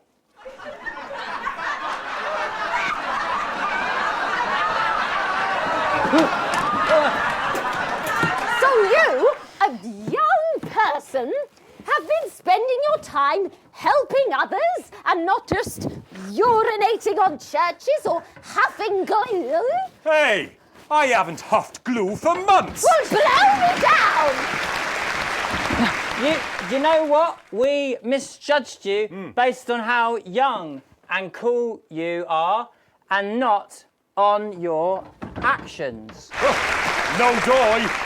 So it wasn't you who vandalised my shop last night or called me a rancid old crone from the back of a chopper? No way. It can't have been me. I was too busy helping my friend Brenda with her maths homework. Could you speak up there? I thought for a minute there that you said Brenda. I did, you daft old sow. Did you hear that, Ray? Oh, yes, what a wonderful surprise. I now respect you as a man. Put her there, Ray. Oh, what the heck? Give us a hug.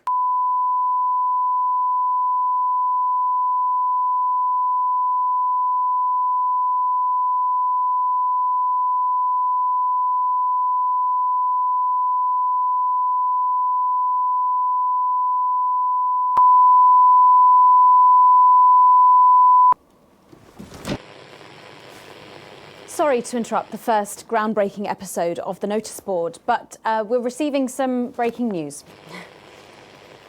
I'm being told we're picking up reports from across the continent of what appear to be nuclear explosions in 4 major foreign cities. Initial estimates put the death toll into the millions. I'm being told that we're experiencing some power fluctuations as a result, so apologies to any interruption to the broadcast for you at home. And now I am told that we are going live to team headquarters for an emergency broadcast from Prime Minister Julia Salisbury at any moment. Yes, let's go to that now. Good evening, citizens and leaders of the world. Minutes ago, operatives working for Advance detonated nuclear explosives simultaneously in 4 major cities across the continent. We have similar devices in 58 other urban centres and will not hesitate to detonate them if our conditions are not met in full and without delay. The people of our territory will no longer tolerate your illegal and genocidal blockade. You are to remove it immediately. We will accept nothing less than your unconditional surrender. Your territories will be taken under our control. We will install replacement governments to ensure that your citizens become part of the new future. Your borders are now our borders. Your people are our people. They will finally be fed and clothed and educated and healed. But for your privileged few, the moment that they feared is now upon them. Allow me to be crystal clear. If you fire a single shot at our territory, or harm a single one of our citizens, we will not hesitate to detonate further devices. You will not find them, though no doubt you are already searching for them. Our technology is decades ahead of yours. We will expect your complete acceptance of our terms by midnight tonight. Thank you. Well, okay, so there you have it. Advance making a brave move that looks likely to end the war in this, its 20th week. There's a lot to take in here, and I know you, like me, will be wondering if this is too much. If we've gone too far.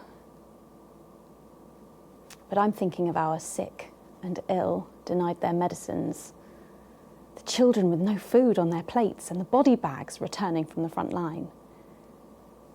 And I ask myself if, without some big, bold gesture, it would ever stop, and I do not think it ever would. We elected Advance to make this country better for us all, and it was working.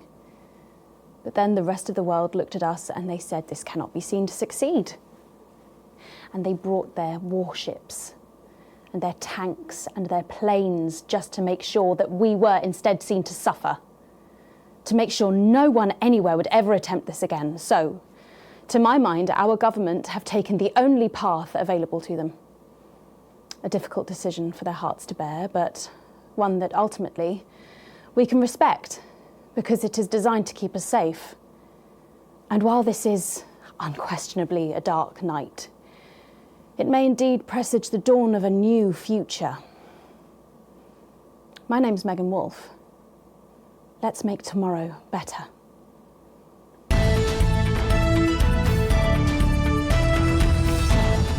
Remington Swiss. Hi, I'm Sophia Remington, the CEO of Remington Swiss, and I've been paying attention. The blockade around your country has left people struggling to find just the basics. So where on earth are you supposed to go for the other essentials? The things that make life worth living. Remington Swiss. I positively loathe these sanctions, Jane. I can't remember the last time we boiled a duck à l'orange. I concur absolutely, Brian. There's barely enough milk to undermine the tea. George from the club. He thought he had a chance as an avocado last Tuesday. He's dead now. Oh, Brian, woe is me. How did we ever fall so low? One is certain a preferable way exists. And you'd be right. We've had our biggest and best brains working on this for months, and we've got you covered with the Remington Swiss Siege Survival Box. Inside every blockade-busting box, you'll find the things you really missed. A red wine where you can hardly taste the chemicals. Some rare meat we grew in our production laboratory.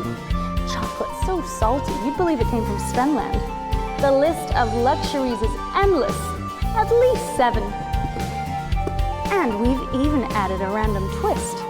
1 in every 100 boxes will contain a golden flood! Looks like they just got lucky. Remington Swiss Siege Survival Boxes. So good you'll believe they were made somewhere else.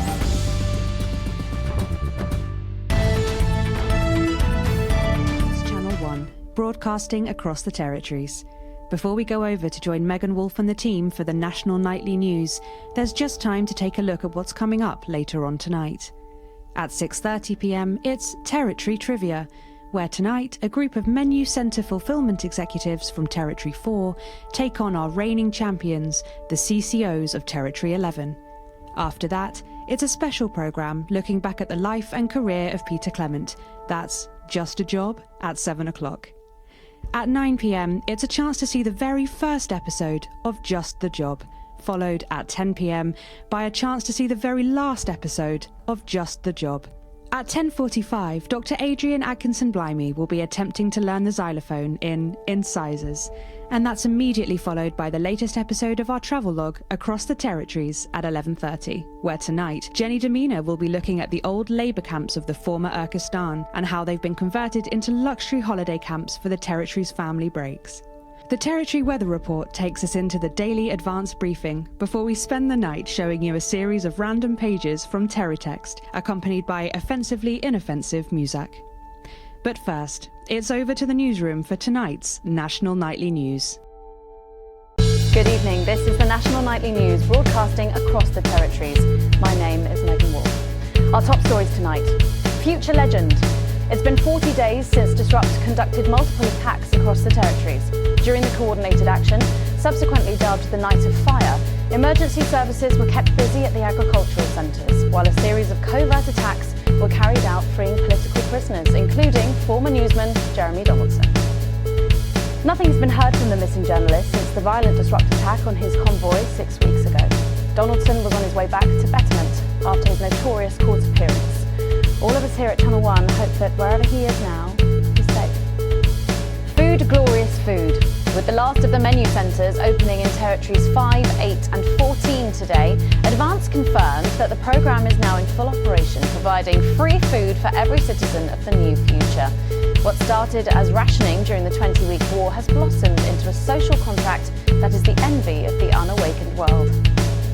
Promising a healthy, nutritious diet designed to keep all citizens at peak performance, the menu centres used locally sourced produce for that farm-to-plate experience without the need for spreading manure in your tidy whities. Happy talk. Record happiness levels have been reported today across the territories. As more and more former countries join the new future, a survey carried out by scientists at Queensview University reveals a stunning fall in depression, self-harm and suicides, especially in those territories which have historically faced the most unjust of indivisions. According to the professors, The binominal trajectories of the Bezier distribution show signs of becoming both inverted and protracted when dispersed over the square root of time. By applying Harrington's third law in conjunction with the vowels variation, we can clearly see that things are looking mathematically good for Julia Salisbury and Advance. Something's coming. Unsubstantiated rumours here in Territory 1 of armed protests tonight by increasingly desperate disrupt terrorists. Despite the best efforts by the government, the self-styled resistance movement has continued to carry out a series of ever more extreme attacks. Increasingly unstable disrupt spokesperson, the conspiracy nut Alan James, has not ceased in his lurid attempts to radicalise the public against Advance. And an ending of sorts tonight for 3 stories we've been following. A fistful of dollars. After a highly profitable year, Rimington's Fist today announced the opening of their new high-tech underwater corporate HQ. Astounding CEO Sophia Rimington, pictured here, departing for the new HQ built using underwater FLAD technology, commented, "We've put windows everywhere, saves a fortune on aquariums." A happy ending there for Sophia Rimington. Wrong, but not forgotten. The scientific community today remembers the loss of the many celebrated academics who lost their lives in a rash escape from Dante's Taint 1 year ago. The costly voyage, led by David Wong, was recklessly hasty, and while a handful of survivors made it home, the casualties were considerable. Among the dead were noted prize-winning marine biologist Ingrid Svorsborg-Horgensvoord and a bunch of other nerds. They will be missed. Man on. Footballer Johnny Handsleeves and his new wife Tiffany Lamore proudly announced today that their little team was 1-0 up at full time, which apparently means that they're having a baby. Once beset by tabloid controversy, Johnny seems to be settling well into family life, calling this latest news the ultimate golden goal, if a golden goal also pleadable. All that, plus we'll be taking a trip to Dangy Parks for the notice board, as well as getting a sneak peek at the hottest ticket in town. That's all coming up on tonight's National Nightly News.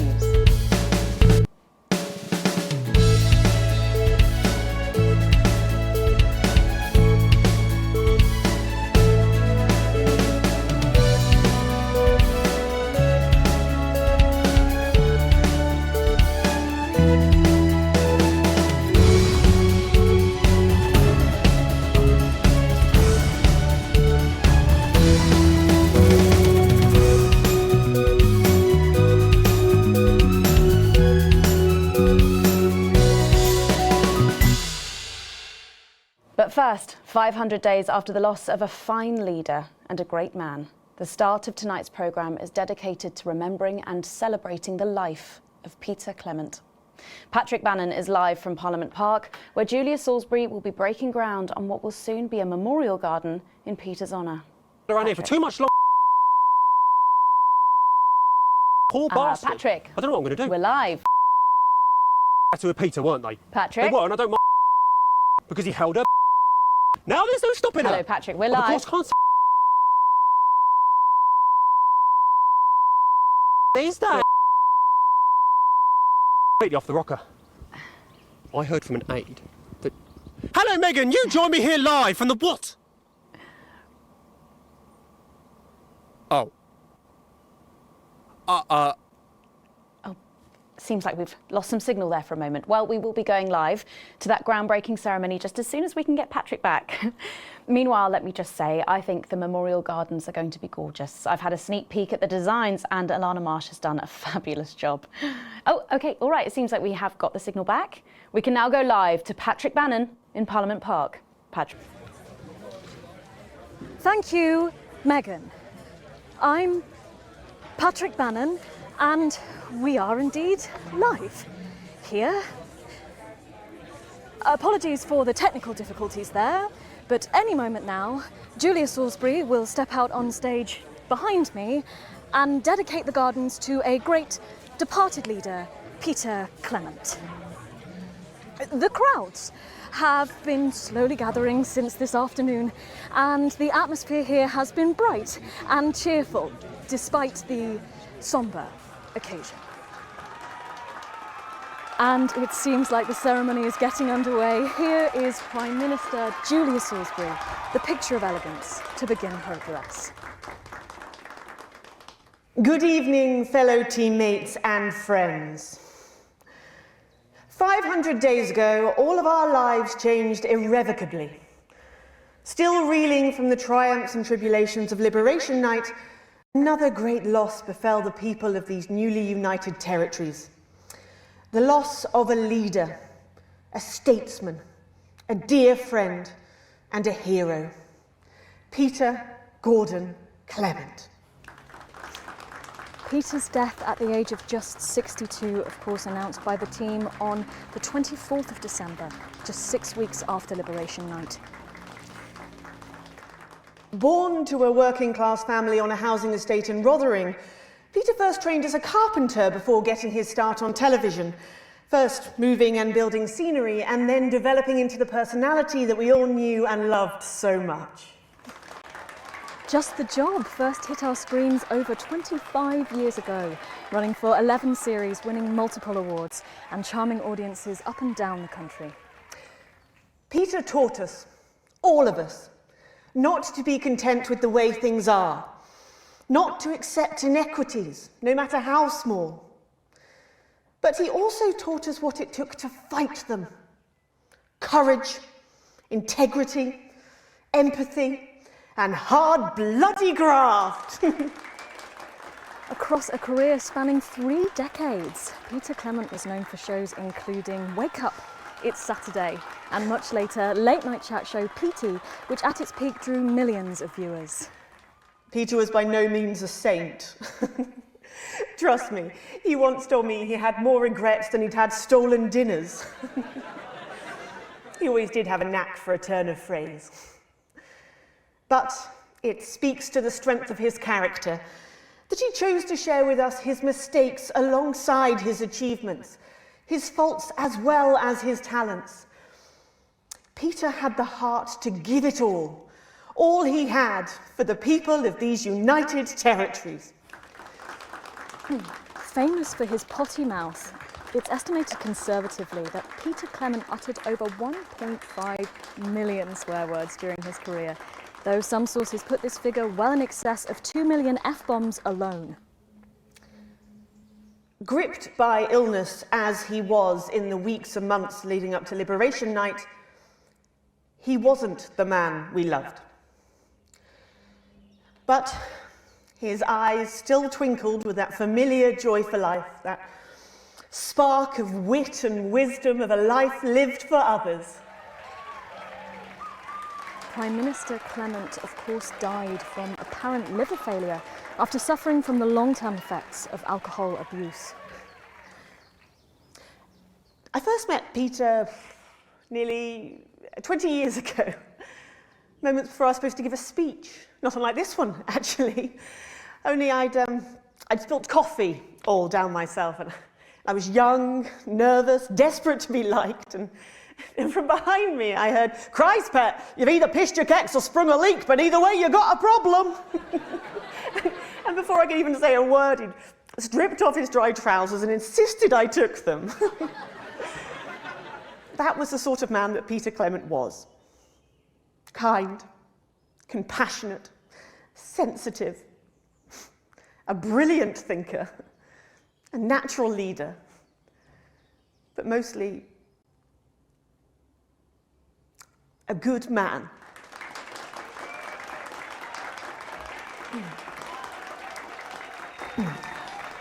This glorious nation of ours, so beautiful and new, this shining beacon of justice, equality, and humanity is his perfect legacy. But despite his accomplishments, the future he forged, the boundaries he pushed, to me, he'll always be the man in his pants cheering on a stranger at the back of the conference. It is my great honour to give to you the Peter Clement Memorial Garden. Should we see if we can get a countdown going? Everyone with me? 10, 9, 8, 7.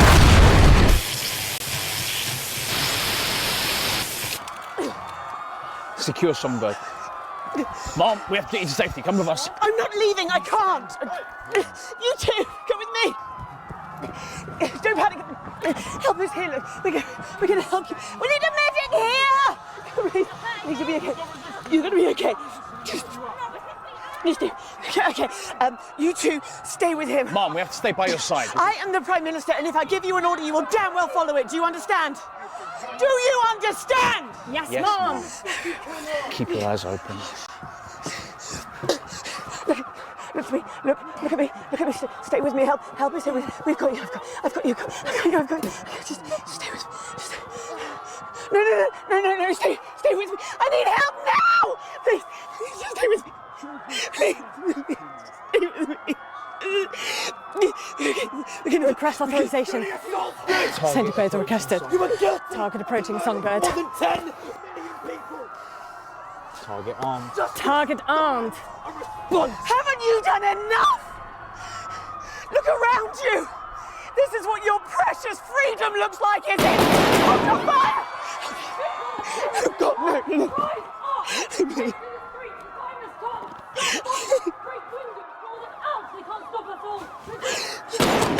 Lower your weapons.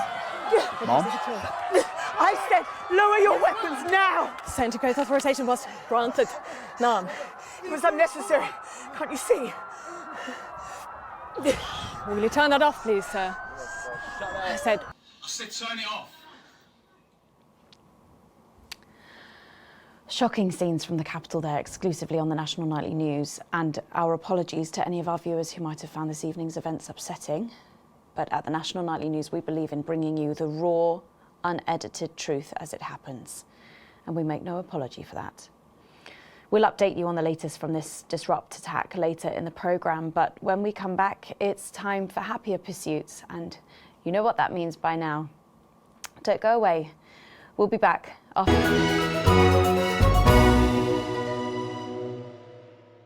It's Crazy Neil with a 25 years of crazy success deal. Mrs. Neil loves money. What do you love? I love money. Here, buy yourself something nice. Buy yourself something twice as nice. Buy yourself something thrice as nice. Get yourself down and take some money from Crazy Neil. Pamper yourself and spend. Mrs. Neil, come on in. Tell them about our thrones. Got big thrones. Big thrones for big butts. Here, have some money. And the more you spend, the more you save. We've got bigger thrones. Mansion thrones. Thrones you can throw at stones. Stones as big as thrones. What do we got? Thrones. We got tons of thrones. We got thrones to put in your hallway, to put in your stowaway, to put in your doorway. What do we got? Oh, doorways. No, thrones. Thrones. Thrones. We've got all sorts of crazy stuff to bling your experience. You want it in gold? We've got it in gold. We've got gold-plated strawberries, gold-plated bikes, gold-plated cars, gold-plated helicopter, gold-plated jet plane. We've got gold-plated gold. We gold-plate it, we melt it back down, we gold-plate it again. Gold. Mrs. Neil, what can we give them? Gold. Yeah, she loves gold. She likes the feel of gold. She likes the taste of gold. So come on down and feel the gold. You might be taking a moment in the bedroom and having some intimate family time. We've got gold sheets. What else we got? Oh, we got a chaise long. She likes it long. I give it to her long. Yeah! Mrs. Neil, come and take this away and spend it. I can manage that. 25 years in the biz and it hasn't been better. Come on down because the missus needs new knockers. Gold!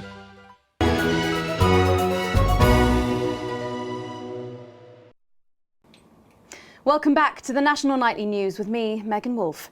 Very shortly, we'll be heading on over to the final episode of what has quickly become a hugely successful feature, the Notice Board. But before we do, let's chat with Philippa Radin. Tell me, why do you think the public love the Notice Board so much? It's real.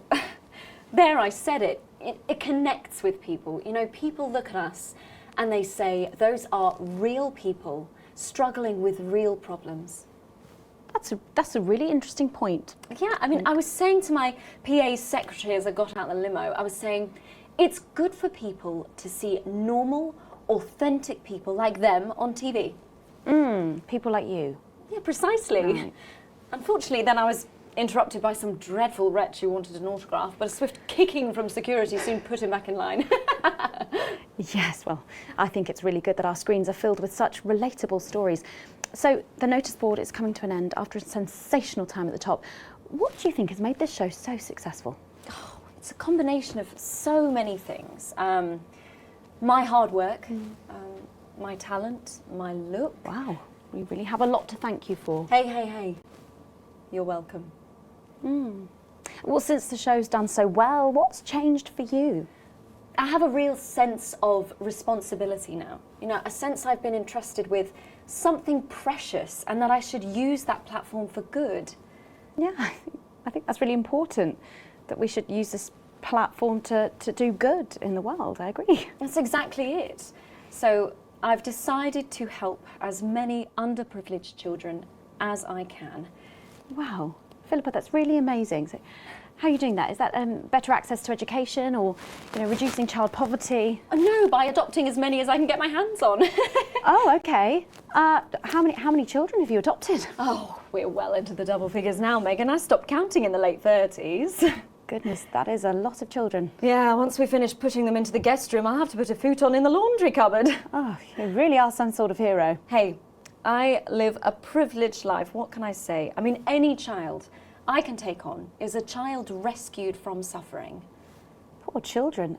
Were their lives really that bad before? Oh, they're Northerns, I presume so. Okay. Yeah, it's shocking to think, actually, that only 1 in 10,000 children have a celebrity parent. I'd never thought of it that way before. And I'm doing everything I can to fix those numbers. What do you think it is about your life that's so desirable, then? Well, it's mainly shame and panic interspersed with expensive bottled water, so actually, if anyone wants to, I'd happily trade. Now that I can relate to. Right, you better go off and get ready. That was Philippa Radin sharing some thoughts about her lifestyle. I think it's really important to stay grounded and keep everything in perspective. Clearly, not everyone else agrees, but that's enough for me. Let's go now over to Dangly Parts for the final ever episode of the Notice Board.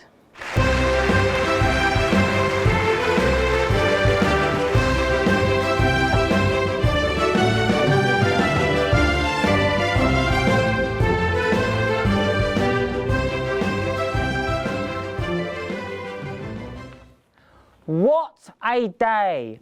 First the tea morning, and now to post this notice. I don't know how I managed to cope with it all. Oh wait, perhaps I do.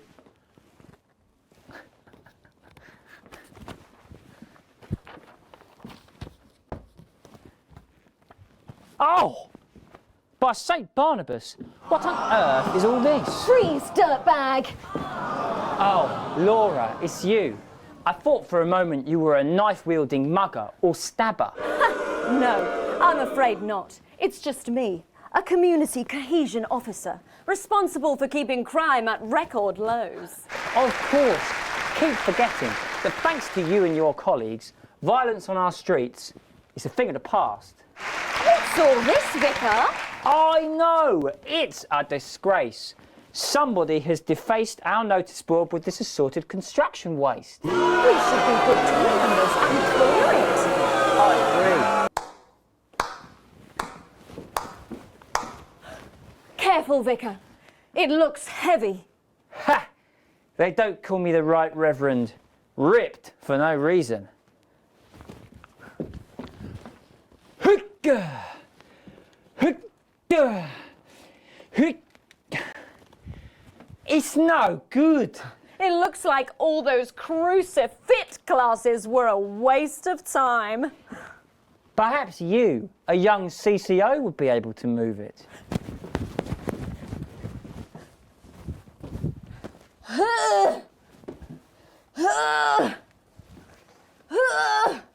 Looks like all those lifting classes were a waste of time. It's too heavy, even for me, a strong and capable woman. Surely there's no one alive strong enough to lift this. Did someone call for the best firefighter in town? Hi! Well done, Captain Evans. You're so much stronger than us. Especially me, the weak old man. It's the least I could do for my community.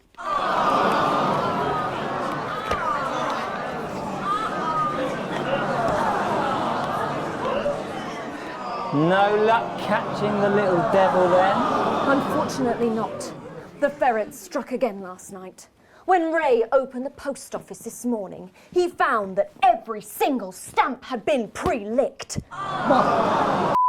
Some people have no decency. Sadly, if we don't catch him before tomorrow, we may have to cancel the village fete. Don't worry, we won't let that happen. Will we, Vicar? No, no, no. Laura, tell me, why do they call him the ferret?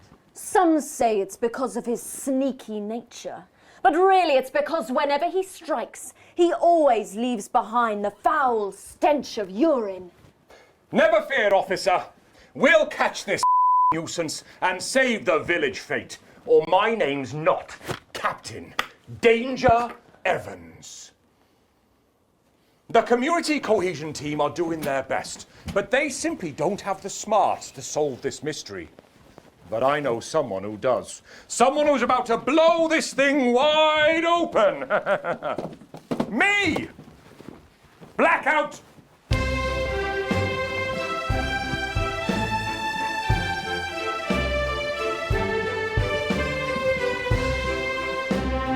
Ah, it's the morning of the village fete, thanks to theatrical convention. I sure hope everything goes to plan. Oh, look! There's Mrs. Craven setting up her cake stall. And look, there's the motorcycle display team setting up for a show that will be far too expensive for live television. I'm going to set up the coconut shy. What are you doing, Vicar? First, I'm running the tombola. Then I'll be selling forgiveness for money. Aren't you judging the jams? I couldn't possibly. Well, that sounded like Mrs. Craven.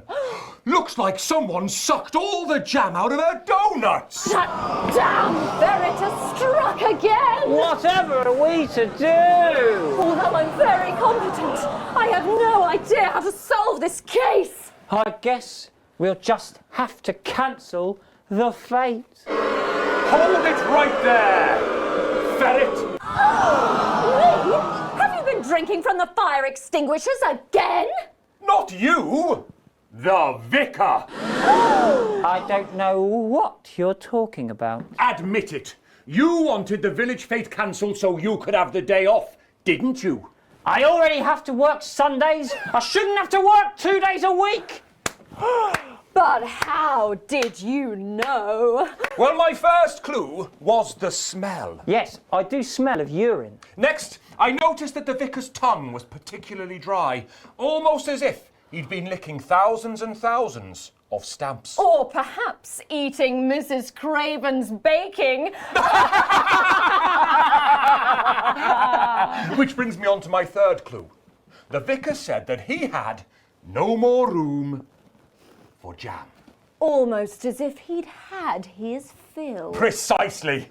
But you managed to figure it all out from that? Well, I also found this at the scene. That proves nothing. No! Get him out of here, officer! You did it, Captain. You could say you ferreted him out. Hey, come on. Let's go and have a party in my massive garden. I am doing well. Thanks to you, we're all doing well.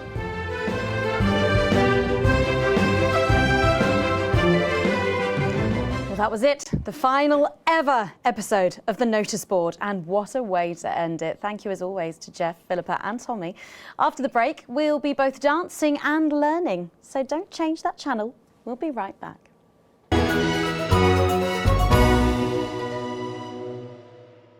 We know that the team is your #1 priority, but families are important too, and putting food on their table is a responsibility that for too long has been much harder for some than others. Unlike outsiders, Advance believe that tasty, nutritious food is a basic human right. That's why the wonderful, locally sourced food we provide at our Universal Menu Centres ensures every member of your team is getting the vital vitamins and minerals they deserve. The past was uneven. The new future is fair. Everyone gets the same generous entitlement at the menu centres, but that doesn't mean everybody eats the same meals. You can choose from a dazzling array of mouth-watering options, or even grab the ingredients and do it yourself the old-fashioned way. No wonder more and more countries are lining up to join the territories and expand our team. Minimally packaged, lovingly prepared, and absolutely free. Isn't that how you've always wanted food to be? Universal Menu Centres. Because teams don't thrive on empty stomachs.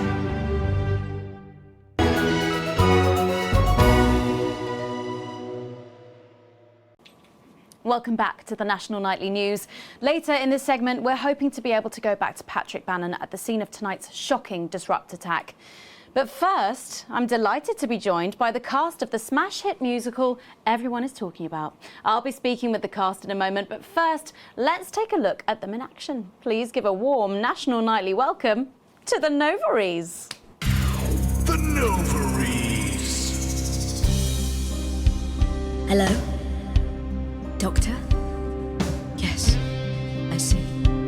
Thank you for letting me know. I have a decent life. I'm a happy, loving wife.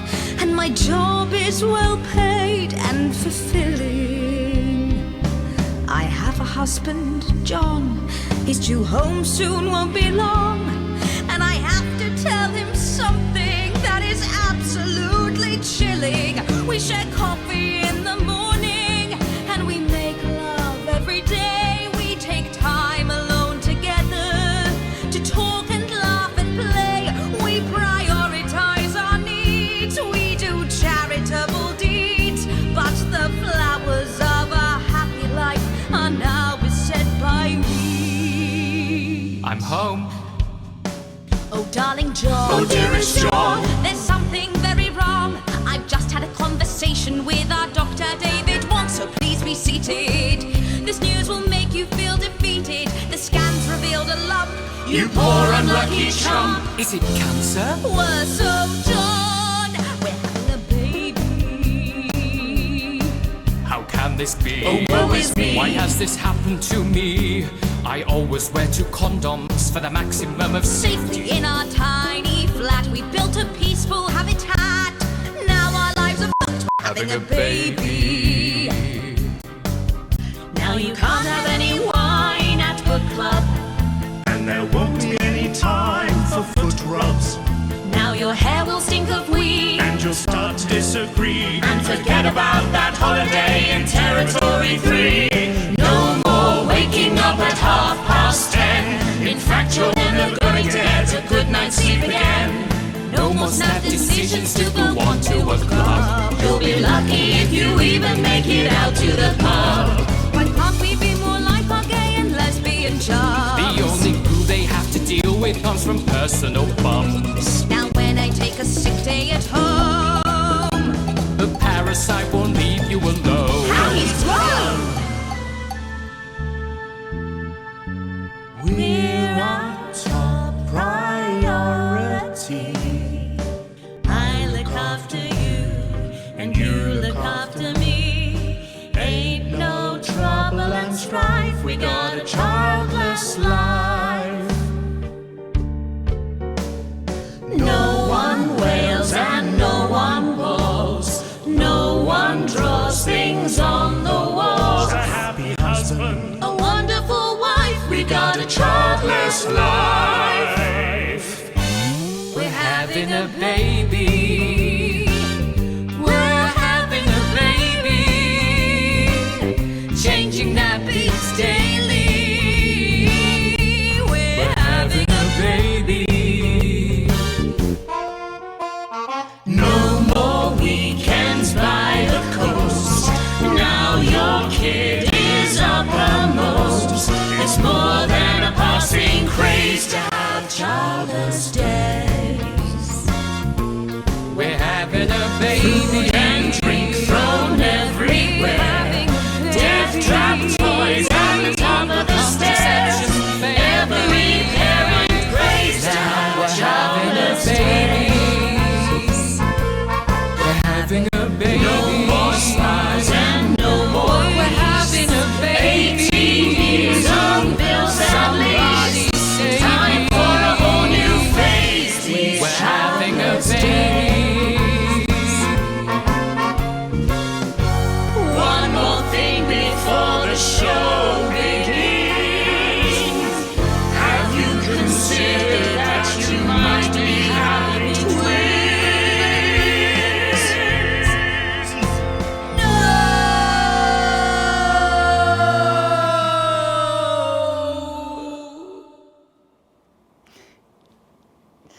Amazing. The Novaries there, treating us to their opening number from Elegy for a Childless Life, which is currently the hottest ticket in the Capital Theatre District, and will be touring the territories later this year. Right then, come on you lot, come on down, let's go, don't be shy. Hello. Oh, hi, Megan. Hi. It's an honour to be here. Oh, really? Are you fans of the show? Yeah, it used to be. Well, listen, let's get stuck in.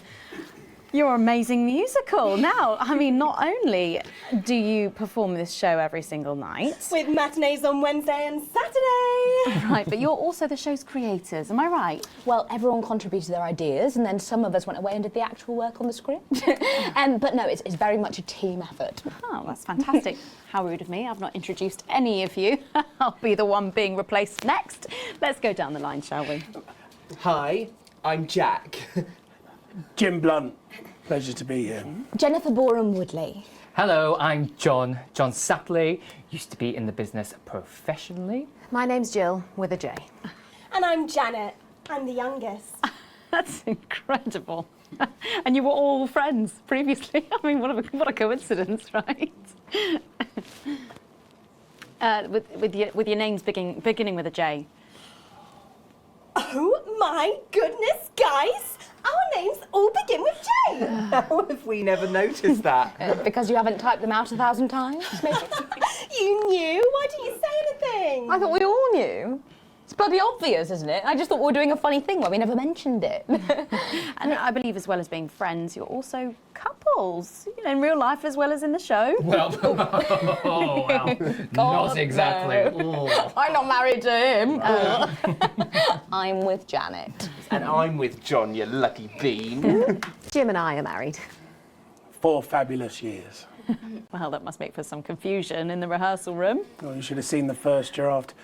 Jen decided that Jack would play Jim, I would play Jack, Jen Janet, Jill Jen, Janet Jill.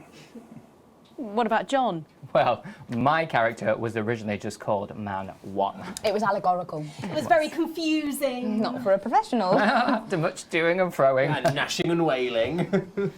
And gin and tonic. We decided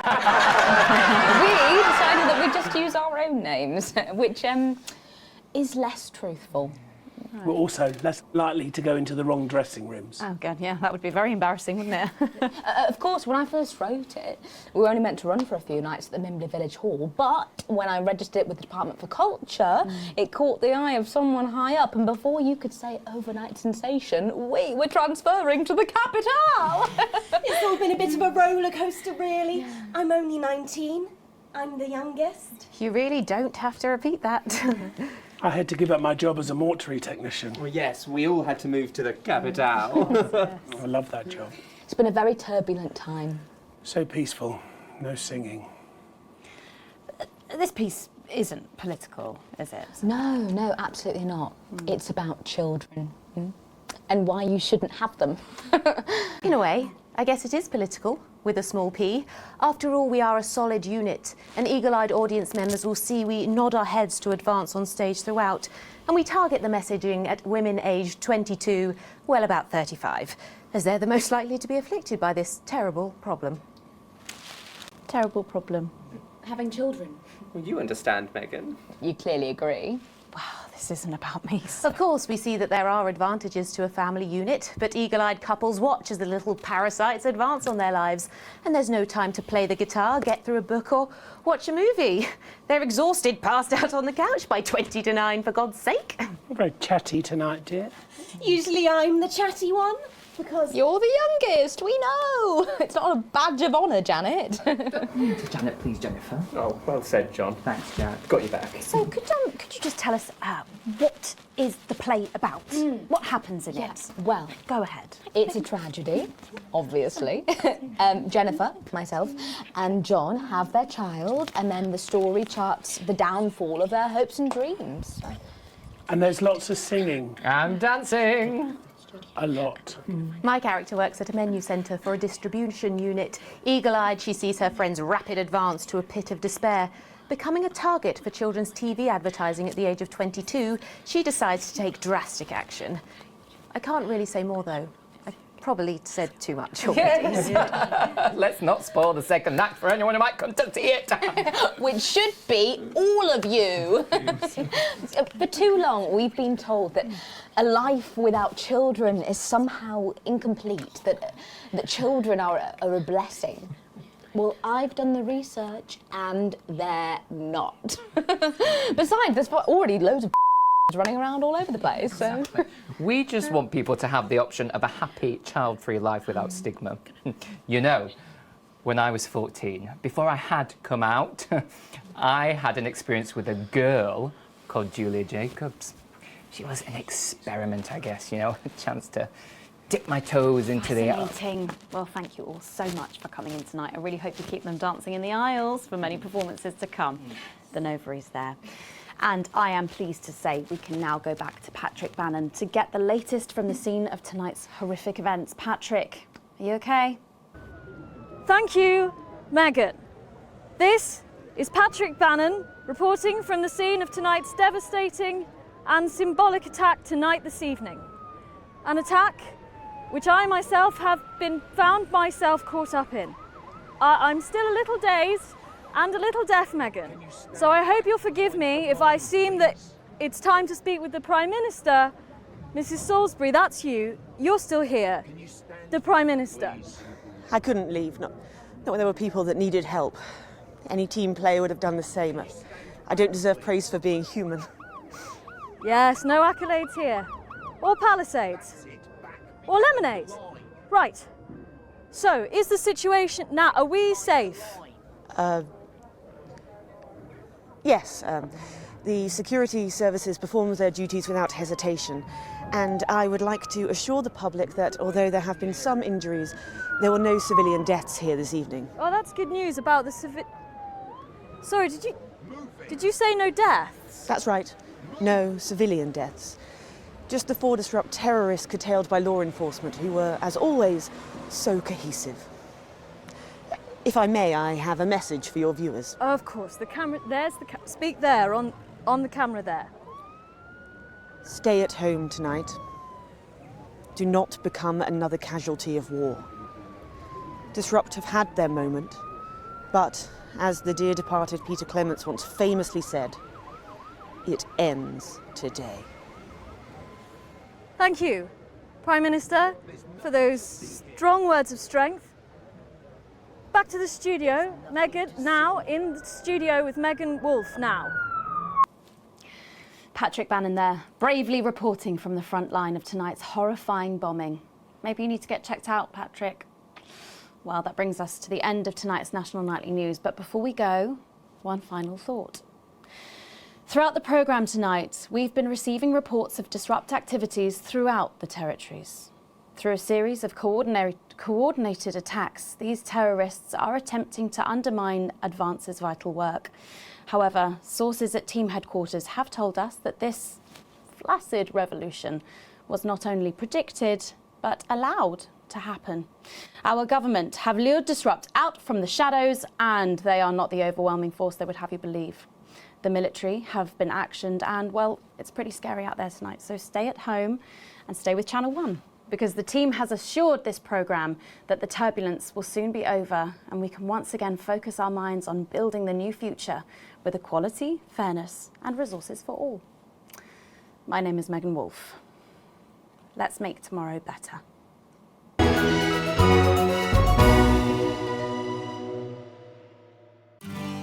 Remington's Fist. I'm Brad. And I'm Janet, the Vice President of International Sales. Regional Director of And we're here to talk to you about the Remington's Fist Future Leaders Program. Remington's Fist is now so successful, it buys another company on average every 12 seconds. Like this traditional butcher shop, or this family-owned bakery. Remington's Fist is now more powerful and populated than some small countries. So there's never been a better time to join us. The Future Leaders Program can help you reach your full potential. And after just 8 years service, you're practically guaranteed a position at one of Remington's Fist's up-and-coming new sectors. There's human effluent disengagement, stationary enumeration, the Treasury, or defense. Or join our ever-growing litigation team. Those injured children are going to cease and desist themselves. The opportunities are really great. Like, I've actually been working here only 9 years, and I'm really close to being made head of the program. We're doing so well, we can basically have our pick of applicants. So the standard is pretty high. So, join the Remington's Fist Future Leaders today. It really is one of the best graduate opportunities around. And I would know. I'm head of the program.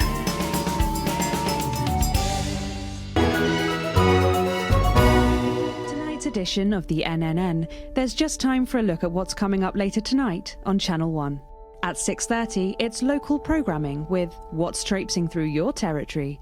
At 7:30, it's movie time with Oh God, It's Triplets, a harrowing drama about a family cursed with financial ruin and emotional collapse after the birth of their unexpectedly large family. At 9:15, it's What Music Is Best, a rundown of the top-selling songs across the territories. Expect catchy tunes and scenes of an inappropriately sexual nature, not one to miss. At 10 p.m, it's time for Julia's Diary, where the ever-popular Prime Minister reads extracts from her diary in front of a warm fire. Then at 10:30, it's the latest episode of our drama series, Betterment, which tells the inspirational story of Emily Dennisworth and the brave doctors and technicians struggling to help her shed her old habits and adjust to the new future. Strong language and themes of selfishness there, so not one for the kids. Incisors is at 11:15, and Dr. Adrian Atkinson-Blimey will be looking back on Liberation Day by talking to several eyewitnesses and asking, how did it all go so right?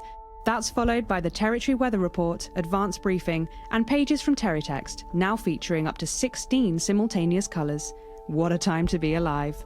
But first, time to put on your thinking glasses as we go over to Megan and the team at the NNN. Good evening and welcome to the NNN. I'm Megan Wolfe. And who's this, you might be wondering? Well, it's Bring Your Daughter to Work Day here at Channel 1.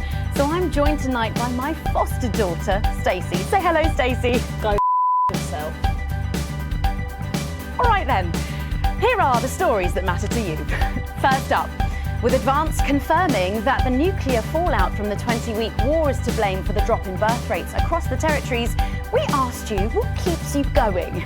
I know that I, for one, was quite deflated when I heard about this, but reading all your submissions has really put the smile back on my face. This is from Sonia in Larkwoodshire. I've had plenty of time to fill, so I've started a new hobby. Since I started knitting, I barely remember that 85% of the country is sterile. My record is this scarf. It's 124 metres long. Thank you for that. And if you've started a new hobby, do write in and tell us about it. Next up, you know how we love your uncanny comestible coincidences, and I don't know about you, but I think this one really takes the biscuit. I'm not sure what I'm more impressed by, Stacey.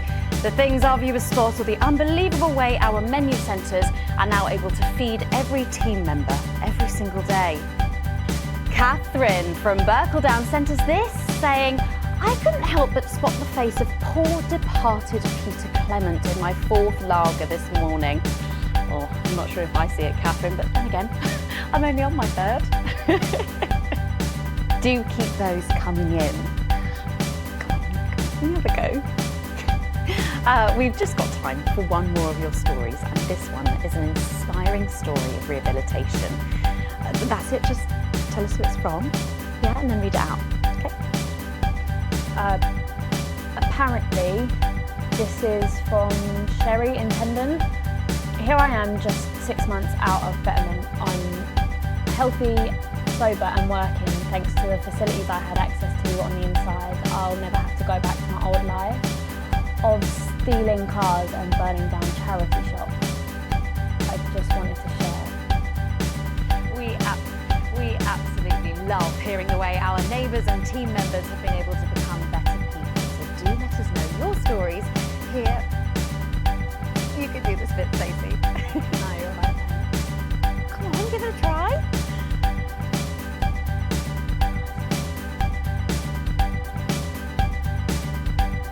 Let us know your stories here at the NNN.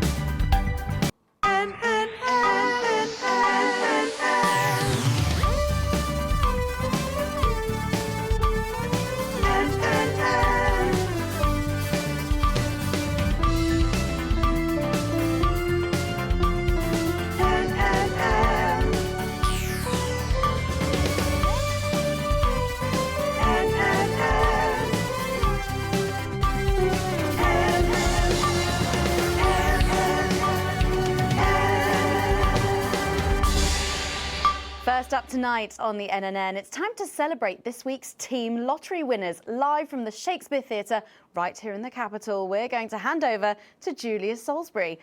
I suppose you don't think much of her either, eh, Stacey? The new wankers. Okay, surprising vote of approval there from Stacey. Let's go live to that right now. Good evening, everybody, and welcome to this week's Team Awards.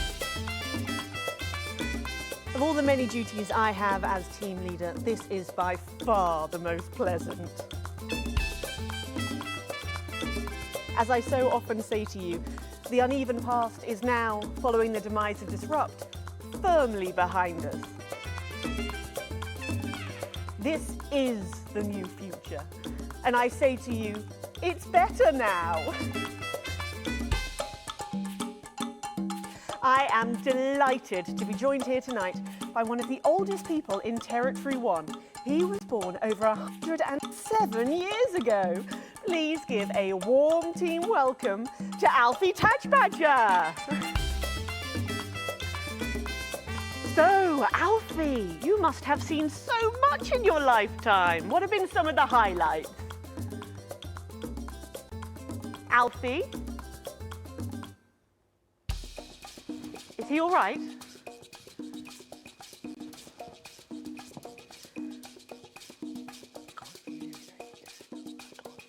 His hearing aid isn't turned on. Oh, could you turn it on?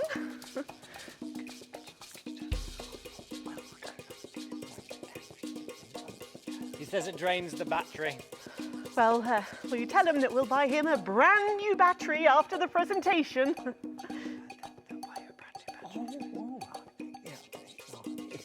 Yeah, he says that's fine then.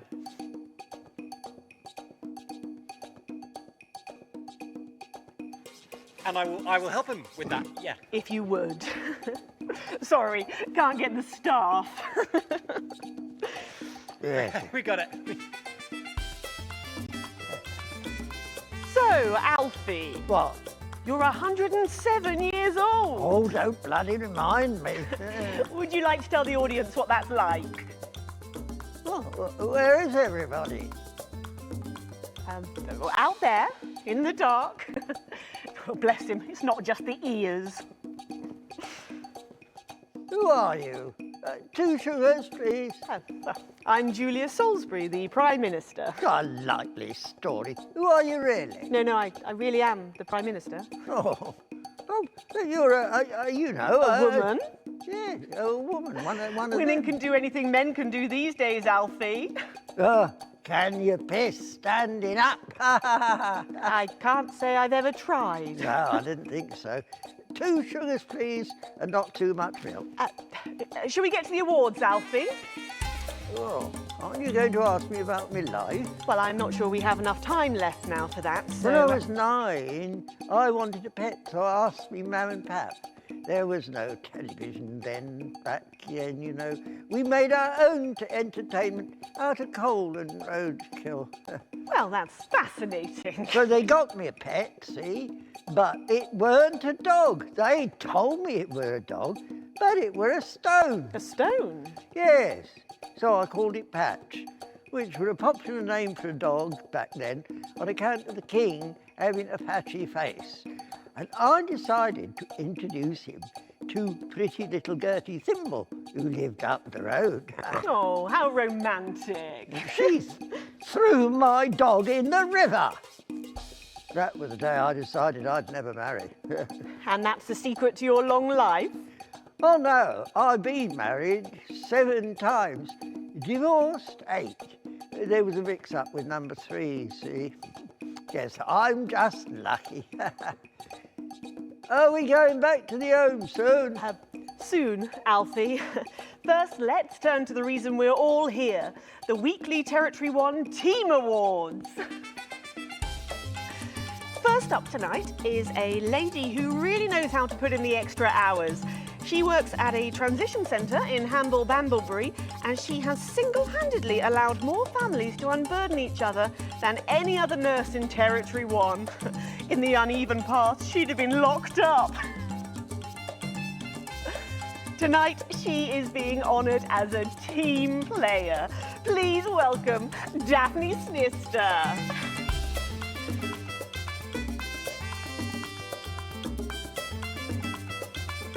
Are you here to change me? Just give her a medal, Alfie. There's a good boy.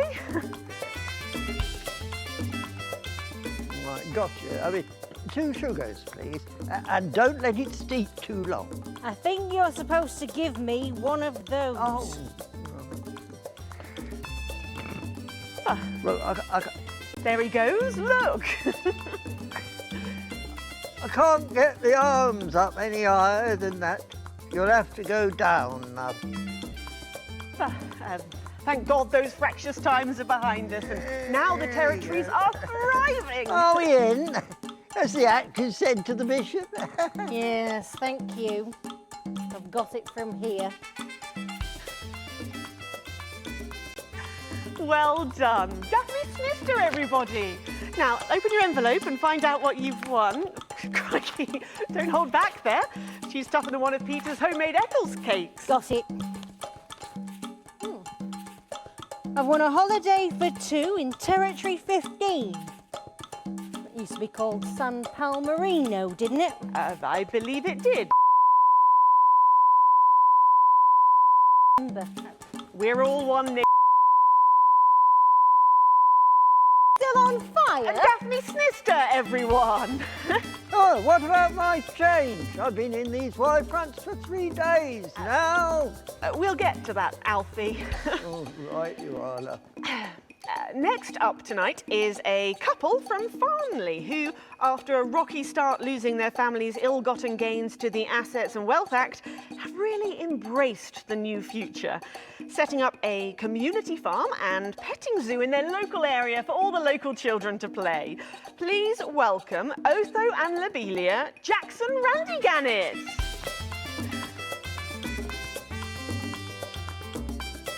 Medals, Alfie. Do you know, when I was in the trenches, I had a pal called Scotty Wilson. He was from way up north, so I didn't understand a bloody word he said. But he were my best mate. Should we just grab them for ourselves? Probably for the best. And his best mate was Smudger Ace. There was them two. Fiddly Eric, Unstable Terry, and of course, Leggy Sydney. She were a girl. But she had a boy's name, so they shipped her to the front anyway. First girl any of us has ever seen close up. She's dead now. They all are. Smudger and Scotty never made it home. Fiddly got shanked in Frankworth prison in an argument over an olive. And Terry, he exploded quietly at home. Sydney got a fatal skin condition. Scratched herself to death. It makes you think. Thanks, Alfie. Great contribution.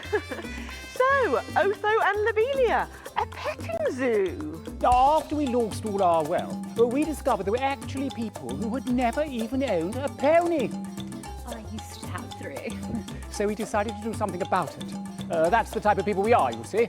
Advantage of a private education, probably. Well, I'm sure we could debate that all night, but there's no time. So, let's see what you've won. Yes, but before we do, there's something I wanted to say to you. Oh, absolutely.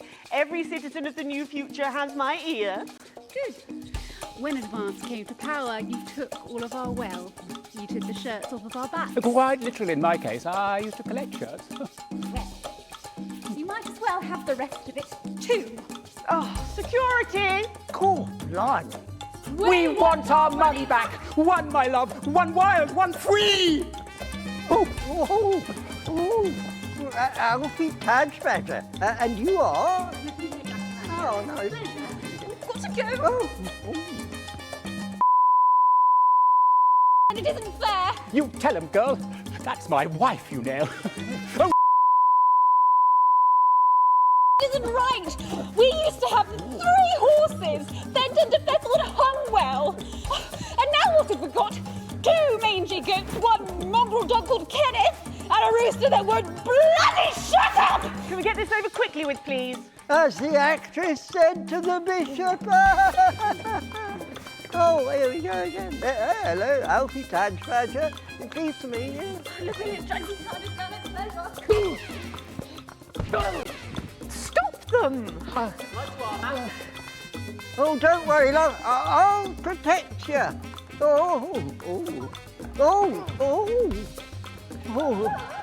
You better break that ruddy nose.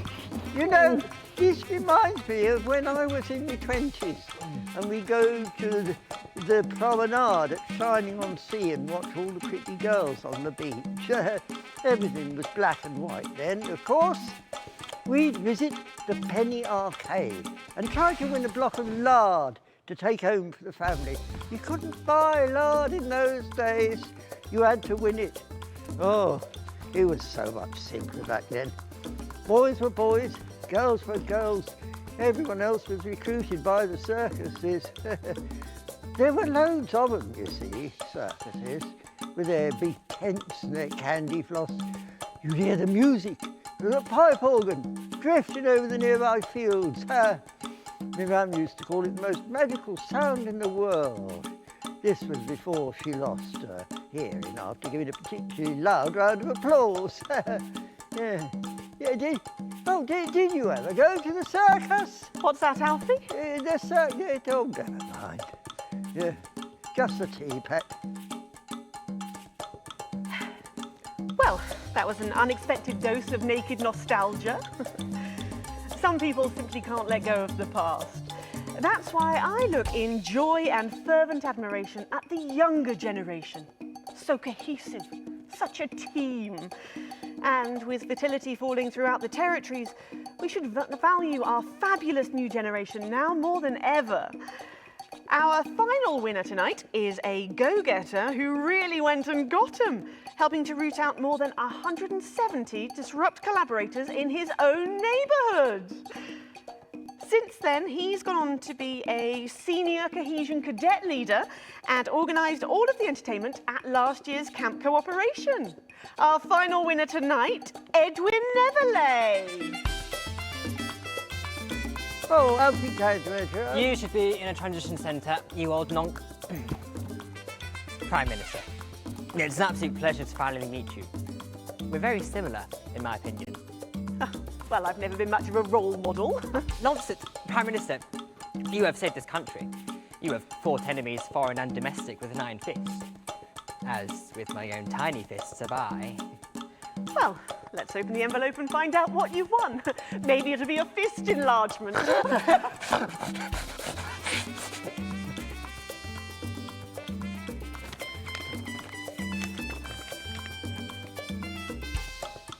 A year's internship as a behaviour coach at Betterment. It's just what I've always wanted. Let's show the fools where they went wrong, eh? Well, actually, Betterment is about rehabilitation, Edwin. Absolutely. And if they don't reintegrate, we retaliate. Just like you did on Liberation Night. Thank you for this award, and stay vigilant. Report the non-cohesives. Be a team player. That concludes tonight's awards. Join me next week when, hopefully, things will be a lot more normal. Back to you, Megan. Prime Minister Salisbury there at a highly eventful team awards ceremony. Any thoughts on this week's winners, Stacey? First was fucking scary. The pretties were saying prick will lose his virginity. Okay, well, succinctly put there, if a little profane. After the break, we'll be going live to a star-studded premiere. You won't believe who's on the red carpet tonight. Don't go anywhere. We'll be back after this.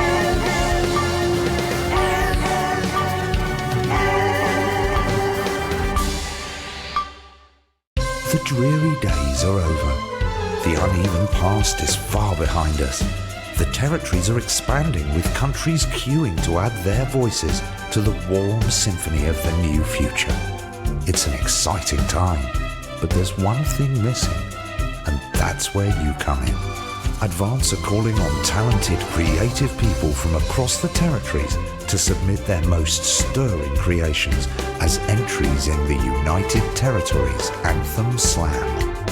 We're looking for a new song for the new future, something that speaks from and to your hearts. an original composition of cooperation and cohesiveness, a song of solidarity for a steadfast society. No previous songwriting experience is required. All you need to do is record or notate your anthem and, if possible, arrange it for a modern 39-piece chamber orchestra or 44-voice choir.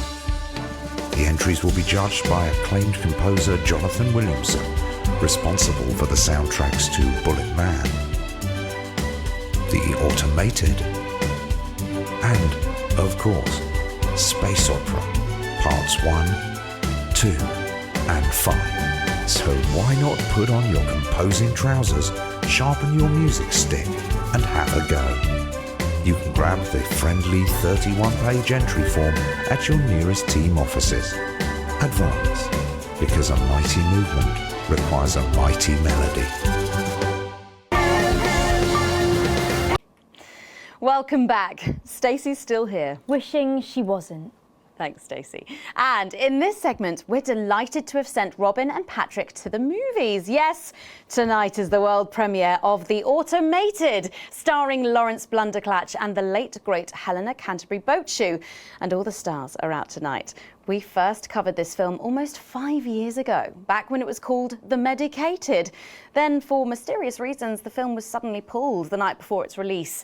Well, since then, executive producer George Focus has spent 5 long years polishing the film and turning it into a special edition and premiering tonight. With extensive state-of-the-art visual effects and a top-quality voice team, George says it's the movie he always wanted to make. Now, let's take a look at it.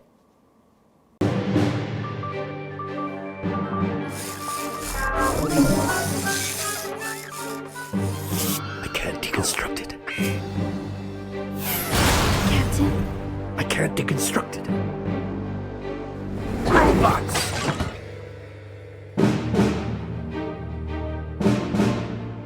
Is this a wig? You think I don't grow that? No, Dick, I'll kill you. Think of Saturn. There's something on your face, Chief Harrison! I wish you were real, baby. Flesh and blood. Captain Quasar. But you're just ones and zeros, baby. If only I'd noticed. Captain Quasar. You rusted, but I didn't notice. Captain. I'm buffering, Dick, you said. Got one on you. God damn it, blast it off! Here's a map. What's a map? Okay, so head north on Interstellar Avenue, left at the asteroid belt, and a tricky 3-point turn at Uranus. What are these symbols? This corner, this is the key. We could shut it down. Yes, we could shut it down! But we have to ask ourselves, who are we?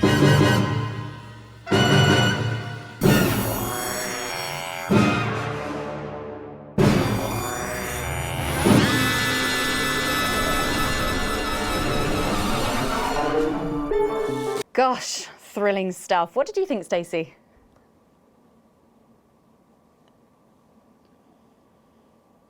The robots were all right, I guess. They certainly were. Let's go over to Robin Short now in Western Square, who I believe has got the star of the show. Robin. Right, you, shall we? Yes, we are live from Western Square with a man who needs no introduction, Lawrence Blunderclatch. How has your evening been so far? Magical. Absolutely magical. My most dear friends all gathered here to celebrate my work. One really couldn't ask for much more, could one? Well, on that note, with award season just around the corner, are you hoping to add to your collection for a 3rd time? Well, I really couldn't say. But if the association deigned to honour me for a 4th time, well, so be it. It's really not for me to say. But let's just say that I know of 3 little gold men who are getting rather lonely. Absolutely. Because I've won 3 little awards. And each more deserved than the last. Well, it's safe to say that your career has gone supersonic in the last couple of years. How's that been? Well, as I was saying to Stephen only yesterday, that's Stephen Spellman. Yeah. The Stephen Spellman. Lovely chap. I mean, unbelievable mind. I said, Stephen, You know, this really has been quite the ride. Did you know what he said? He agreed with me. Wow! And what do you attribute your success to? Well, if we're talking actual numbers, I'd have to say 60% talent, 30% looks, and 10% passion, brackets general. Not to mention the incredible coverage on election night. That really was the start of it all. That and my own range of sick bags. Lawrence's Chundercatch. Wow, who could forget? Well, it's been a delight talking to you, as always. Thank you so much. Well, Patrick Bannon should be with Lil C for a conversation that doesn't involve vomit. Patrick! Thank you, Robin. Let's hope not. I'm actually joined here by... Billy Bob Jean Short. And surely you recognize my youngest, pop sensation, Lil D. Her Lil C covers album drops next week. Actually, we were expecting Lil C. Is she... She's around. She's not been feeling very well. She's put me in charge. Ooh, has she? Well, the courts have. They gave me stewardship over her estate, her finances, and her internal soul. Praise Craglar! Praise Craglar? Wow. But is she coming just because we've got some questions for her? Well, she might be along later, but as our legal and spiritual guardian, I'll be happy to answer all and any questions on her behalf. And Lil D, was it? Well, you look great. Oh, thank you. You know what? I feel great. Well, who are you wearing? I'm wearing Little C, and you could be too. Really? Little C's new line launches tonight. This is one of my favourite looks. It's called... Ah! Oh, what a unique name. Hard to spell, though. But of course, Lil C is basically fashion royalty now with a veritable clothing empire to her name.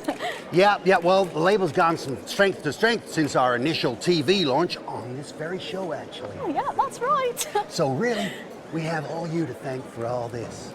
You know, this hat cost more than my second jet. Feel that, feel that. Yes, it's a nice hat. Person. And Forbes magazine has named me the youngest self-made success story ever. And do you have any advice for anyone wanting to follow in your footsteps? Absolutely. All you need to succeed on your own is your family's financial backing and pre-existing fame. It's not rocket science, people. Oh, well, but in sadder news, am I right that Lil C is going to be retiring from music? Yeah, I'm afraid so. I'm sure you can imagine. At 25, she's far too old for pop music now. She can't keep up with these young stars. So her best of album is out now, and she's touring that later this year. And then her farewell tour the year after that.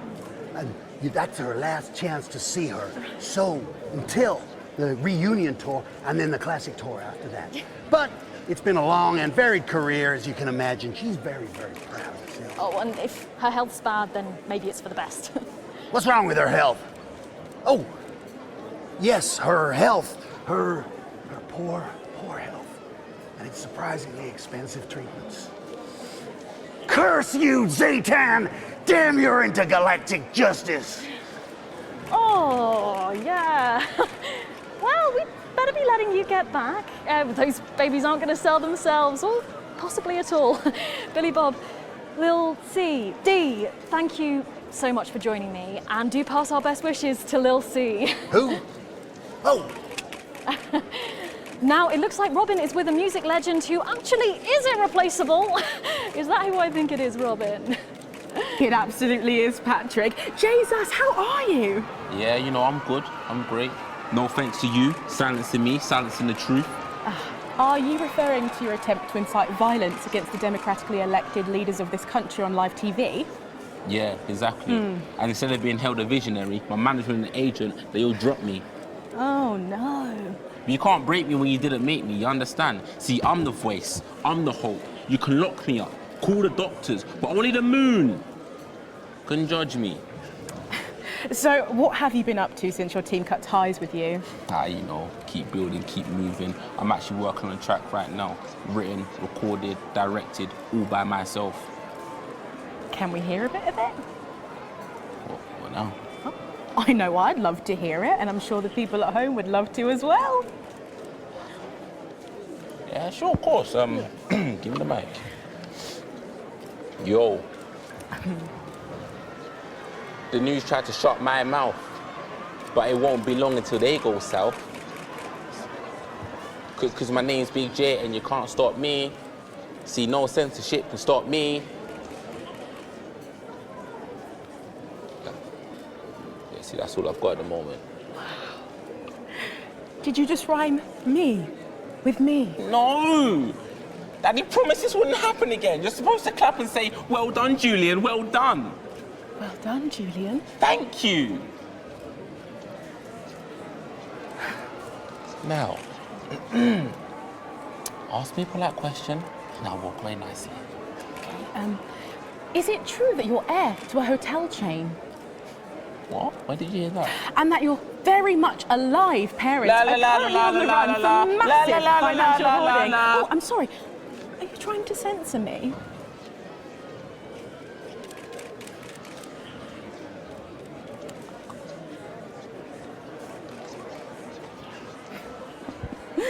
Oh, Jesus there, who really does seem to be going from strength to something. There are just so many stars here tonight, Megan. It really is the who's who of whatever here. I'm going to see if I can grab a moment with someone rather special. I hope you're not too jealous, Megan. Back to you. Thanks, Robin. But I think Stacey and I are probably in quite enough trouble where we are. So, 3 big names there, Stacey. Yeah, big names. Any thoughts about them, maybe from your generation's perspective? You won't like my opinions. Oh, go on, try me. Well, Bumbanonk is so old he's like 1 week away from a transition centre, so who cares? And Lil C was cool when I was like 12 or something, but now she's just another uni. And Jesus is a disrupt-loving should have died with the rest of them 3 years ago. You're right. You agree with me? No, you're right. I don't like your opinions. But thankfully, we can go back to Patrick now, who has another familiar face to catch up with. Oh, Patrick, what's the atmosphere like there? It's absolutely electric, Megan. I can't quite believe it either, but he's here. It's Crazy Neil. Hey, hi, ho, how you doing? Neil, our audiences just love you. They've really, really connected with your ads over the years. What's it like suddenly being so popular? It's crazy. People stop me in the streets, they expose themselves, they write me threatening letters. You know, the stalker has become the stalky. A real taste of Neil's own medicine, if you know what I mean. Yeah, Hey. and what's been the most challenging thing about being so famous? It's places like this, you know, being around actors and rock stars. They're real crazy, and Crazy Neil knows crazy, and I'm used to being the loudest whack job in the room. Hey. Yes, I can imagine. But I know what you're thinking. Hey, Neil, where's the crazy deal?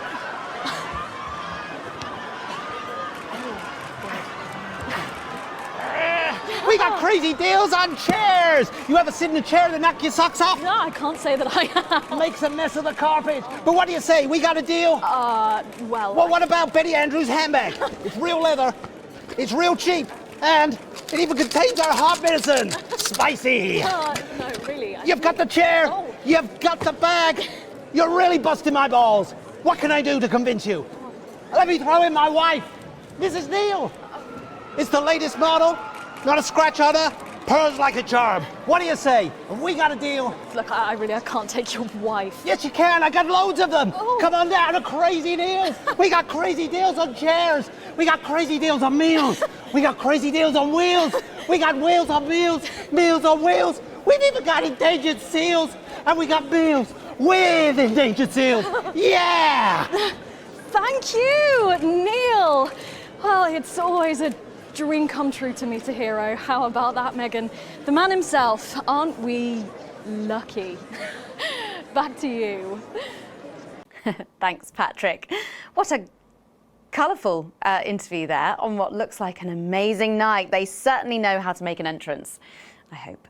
And the automated really does seem to have unstoppable written all over it, because despite Boris Hawsey in Hours magazine calling it Lawrence Blunderclatch's overly long note in a review which ends with the words, "and he hasn't even had the decency to see it through."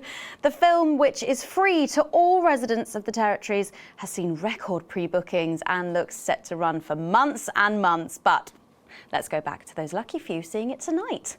Oh, I'm so jealous. Robin, you seen anything unusual there? Thanks, Megan. Well, will you settle for the territory's most eligible bachelor?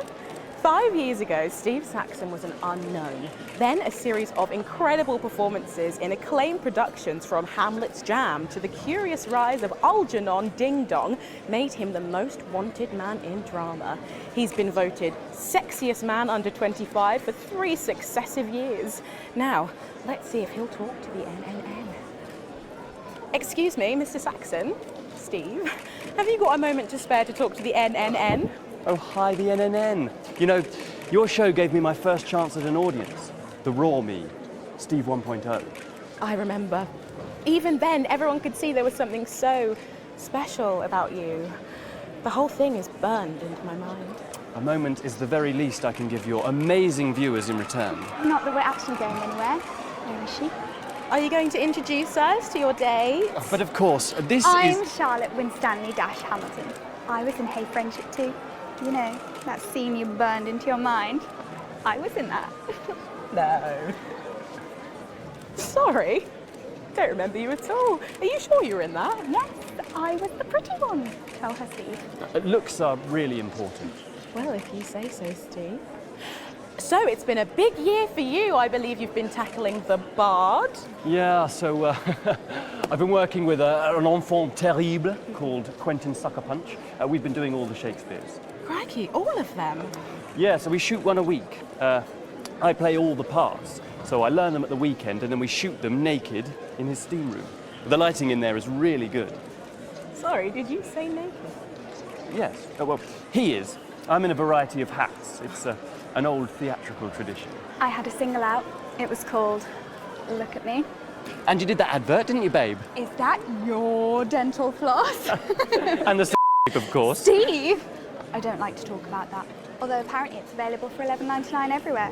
Just ask your newsagent. So, what is your favourite Shakespeare play then, Steve? Ooh, I like the wordy one. It's starting soon. I'm going to miss the trailers and we haven't even got any popcorn yet. She'll be here. Oh, I'm sorry I'm late, guys. What took you so long? There was an injured pigeon. I'll explain on the way in. Now, of course, I remember you from that legendary first appearance. Really? Her too? You were such a serious little thing.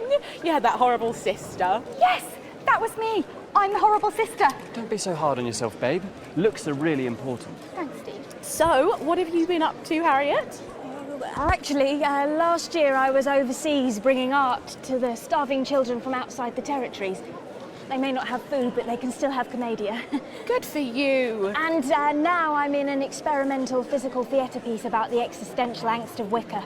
Amazing. So artsy. We do it above a pub on Thursdays. I was also the girl who got murdered in the bath in Night Slasher 3. Haven't seen it. But she was brilliant. Thanks, Steve. Hilarious. Yeah. Thanks, Steve. Char, I think it's starting soon and I really need a tinkle. Oh my God, you need the loo now. We're going to completely miss the trailers. You were so selfish. Sorry. We've got to go. Oh, of course. Thank you so much for talking with us and enjoy the movie. Thanks. Love the NNN. I love you guys. Stop showing off. Sorry. Oh my God, Megan, I can't believe that. Steve Saxon, Harriet Winstanley Hamilton, and someone else, can't remember her name for the life of me. I'm too starstruck, if I'm honest. I think I've just back to you, Megan. You and enjoy the movie. The Automated opens in cinemas across the territories this weekend. What a star-studded event, eh, Stacey? Who cares? No one goes to the cinema these days. Of course. We'll be back after these messages.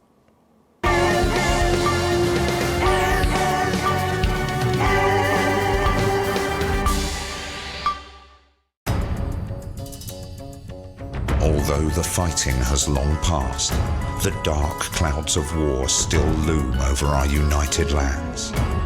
And we all know who forced our hand. The tyrants of the world would spread their oppression to our team. Their war has denied us the right to our children, even as they still refuse to feed their own. But they have underestimated us, for though they may have scarred our bodies, they will never damage our will or break our mutual bonds. Birth rates may be challenging, but happiness is everywhere. Satisfaction radiates from every metric. We are producing more and faster than ever before. We have more time to focus on our inner lives, for leisure, for art. We have less stress, and we are healthier than ever. Our new future is secure. We are strong together, as a community, a team, safe from the divisive despots beyond our borders for whom cohesiveness is an alien concept. Every day, across these territories, neighbours support neighbours, and friends reach out to friends, strengthening and protecting each other through cooperation, through unity, as one. Advance, always together.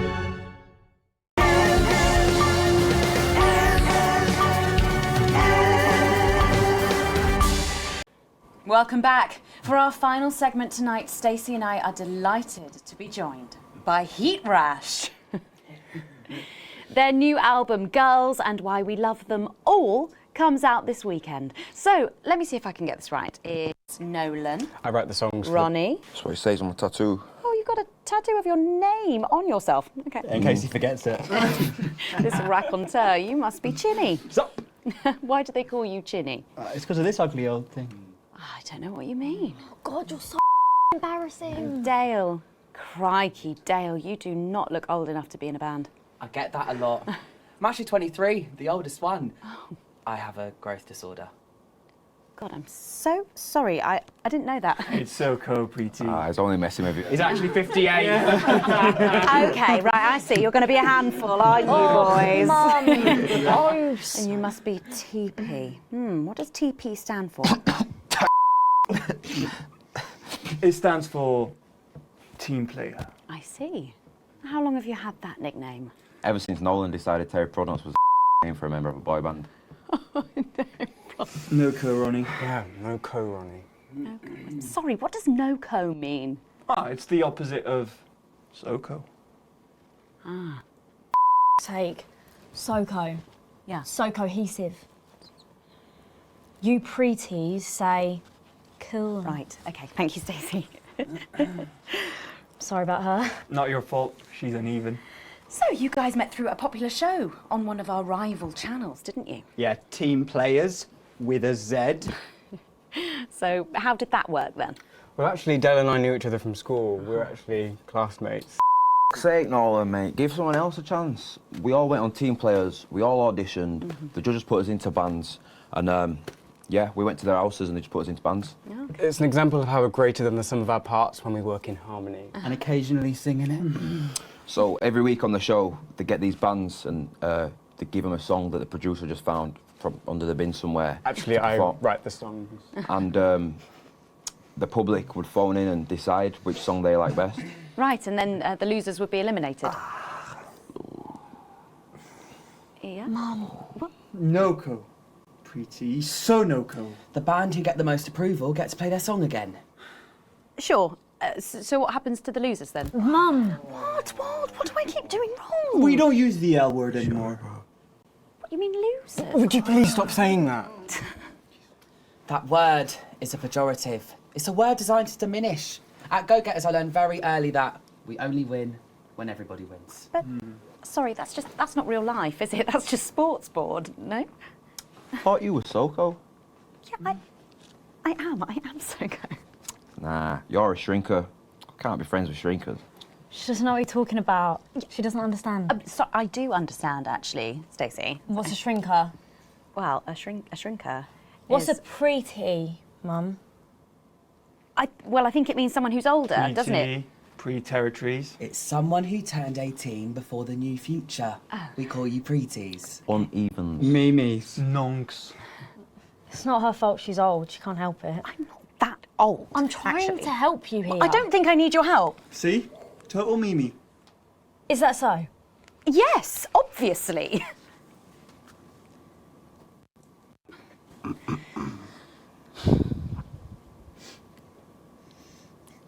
You know what the real problem with you lot is?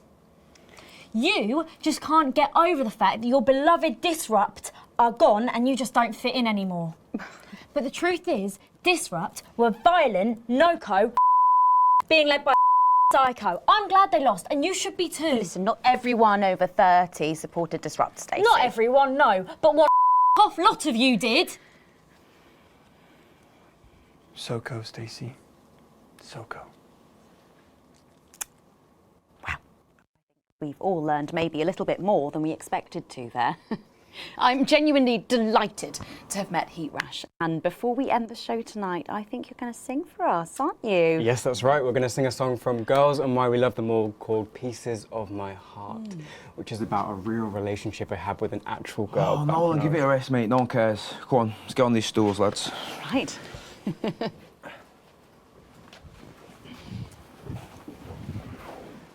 So, Stacey, can I get your contact? Oh, she's 15. Go on, off and sing your song, Terry. Christ. Right you are.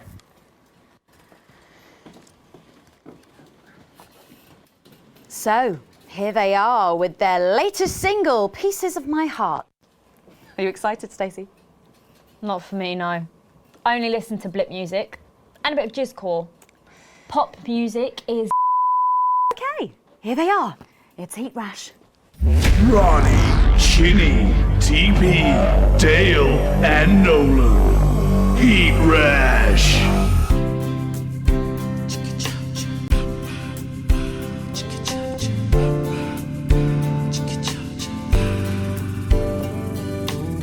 I saw you standing by the menu center with a brand new pair of Lakers, baby. Do you remember? You took the first of the pieces of my heart. We wandered into a bush and grabbed a vodka and stank. Took our assets and our wealth and drew them out of the bag. I gave you little pieces of my heart. I didn't know two hearts could ever feel like this, girl. It's like you were custom made for me by Remington Smith. I take all of the loves that didn't last and leave them in the uneven past. Share the new future as my bride. You snatch me inside. There's no need to hide all the times that you cried. As my old man used to say, you blow me away. I just want you to stay. I don't want you to pay. You make me crazier than Neil today. On Liberation Night, girl, I was sitting beside you. We sat there shaking all the way through incisors. We held each other as things fell apart. We took a train through all the territories and we threw away the rules and wrote our personal stories. You took a dozen pieces of my heart. I didn't know that life could ever feel like this, girl. It's like you were custom made for me by Remington's fist. I take all of the loves that didn't last. I leave them there, the uneven past. Share the new future as my bride. Snatch me inside. There's no need to hide all the times you have cried. As my old mom used to say, blow me away. I just want you to stay.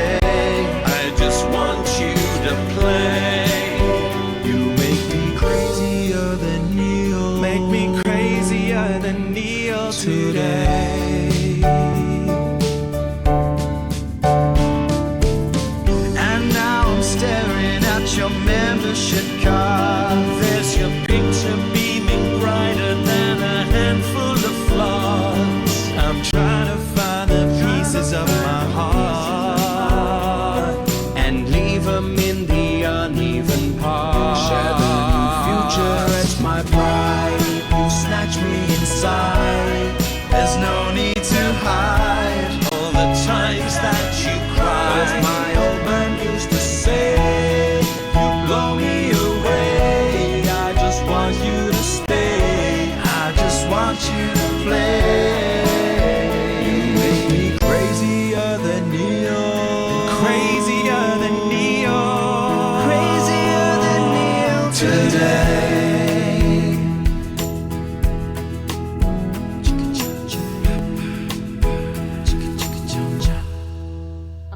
Wow. Well, fantastic. Thank you, Heat Rash. That was actually really good. Best of luck. Thank you for coming in. Now it's almost time for final thoughts tonight. And I've actually asked Stacey to write a few, and they're just being programmed onto the auto cue now. Now, I have no idea what she's going to say. So, fingers on that bleep button in the broadcast room, just in case. Take it away, Stacey. My name is Stacey. I guess you know that by now. Don't know why I put that in there. Anyway. I don't watch the news. There's no need. You hear all the important stuff from your mates, so I don't know what's considered important anymore. But I'm pretty sure that it's not rehash movies, boy bands, so anyway. I'm going to talk about what's important to me. When Advance were first elected 6 years ago, I was 9 and in a home. Not a family home like you call a home. This was a state children's home. It was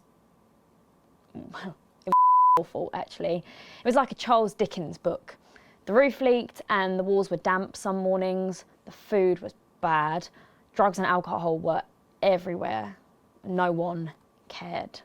You had to watch your back all the time because there weren't enough staff to manage us. And yes, as you'd imagine, there was a lot of some bad stuff went down there with some of the staff, okay? Not all of them, but the others knew, and they didn't stop it. And then Advance won the election. And like a miracle, things started to change. They got better. We had nicer food. The home was not just repaired, but redecorated and kitted out with books and sports stuff and musical instruments and video games. Most of the staff were fired, and the new ones, which there were more of, spent time talking and working with the bullies. And you know what? A second miracle. It worked. The bullying stopped. Life, my life, got better. Because finally, there was enough money to do the good things, and Advance had the guts to do it. I joined Go Getters, and on Liberation Night, that gave me a group of friends that I could talk with when the bombs went off and the power went out. Another miracle. I wasn't alone anymore. And that was the night I finally understood the importance of being in a team. So here's my final thought. I know the people who were doing better under the old system long to go back. You say, we were freer, but what you mean is, we were richer.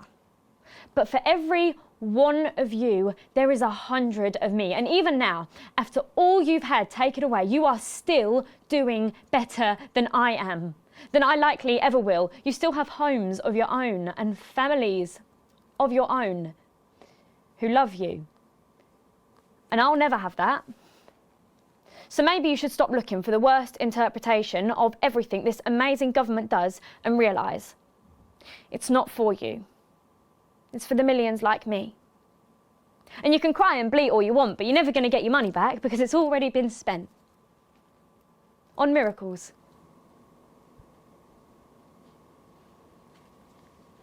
Wow, thank you, Stacey, for that. My name's Megan Wolf. Let's keep making tomorrow better.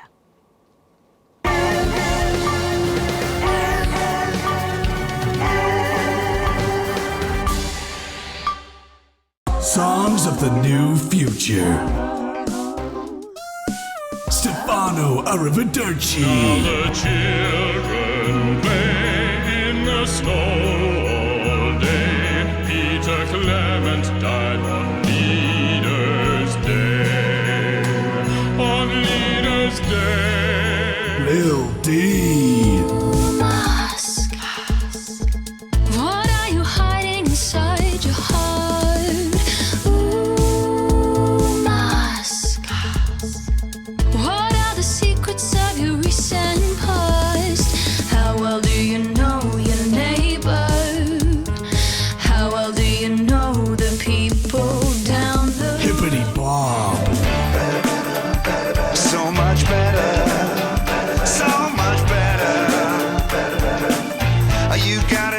to better men. So much better, so much better. Warrior Warble Tongue. I'll unburden you and you'll unburden me. We can take the pressure off our family. So look me in the eyes and say our last goodbyes. I'll unburden me. I'll unburden you and you'll unburden me. We can take Songs of the new future. In record shops across the territories. From Friday.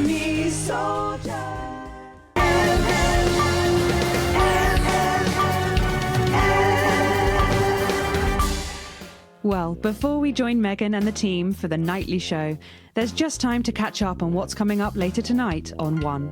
At 6:30, it's time to go to Scritchford Square for tonight's episode of The Scritch. Expect depressed people not communicating properly and ending up in all kinds of no-co situations. At 7:30, it's movie time with the network television premiere of The Automated, last spring's smash hit movie from Lawrence Blunderclatch and the late Helena Canterbury Boatshoe. At 10:15, it's Julia Salisbury's Team Talk, which tonight is on the subject of Gorders and the evils of their creative accounting. At 11 p.m, it's Lil C's Lil Chats, and tonight the former singer is asking Dr. Adrian Atkinson Blimey what he's been up to since the cancellation of Incisors. Apparently, it's mainly jigsaws and arson. At midnight, it's the full territorial weather, fertility and birth report, and that's followed at 12:20 by the Clenfillinogorth Valley Male Voice Choir, debuting their first professional performance of the new territorial anthem to bring tonight's programming to a suitably uplifting close. SoCo. But now on 1, it's time to hand over to Megan and the team for the nightly show.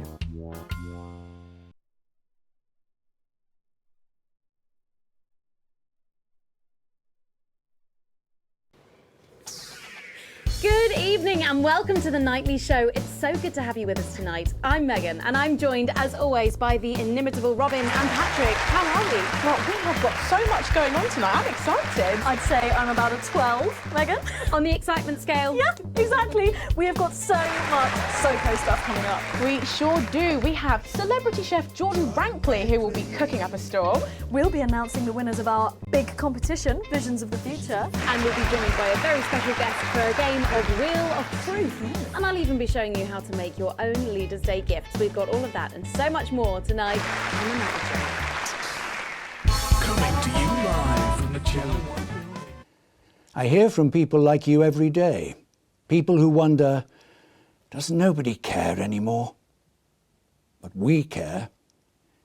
Here at Disrupt, we want to reassure you that your freedom is our #1 priority. And we won't rest until this sick experiment is brought to an end, one way or another. In a minute, our very own Patrick Bannon will be put through his paces by Chef Jordan Rankley.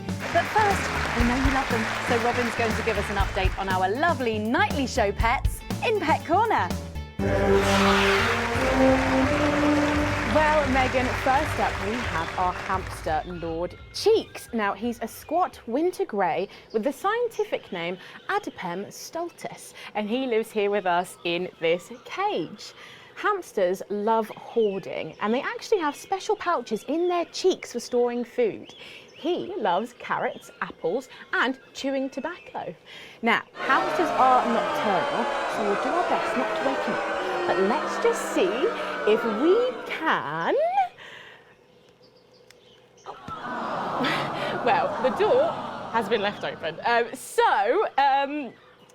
It looks as though Lord Cheeks has actually gone for a little wander, but I'm sure he will be around here somewhere.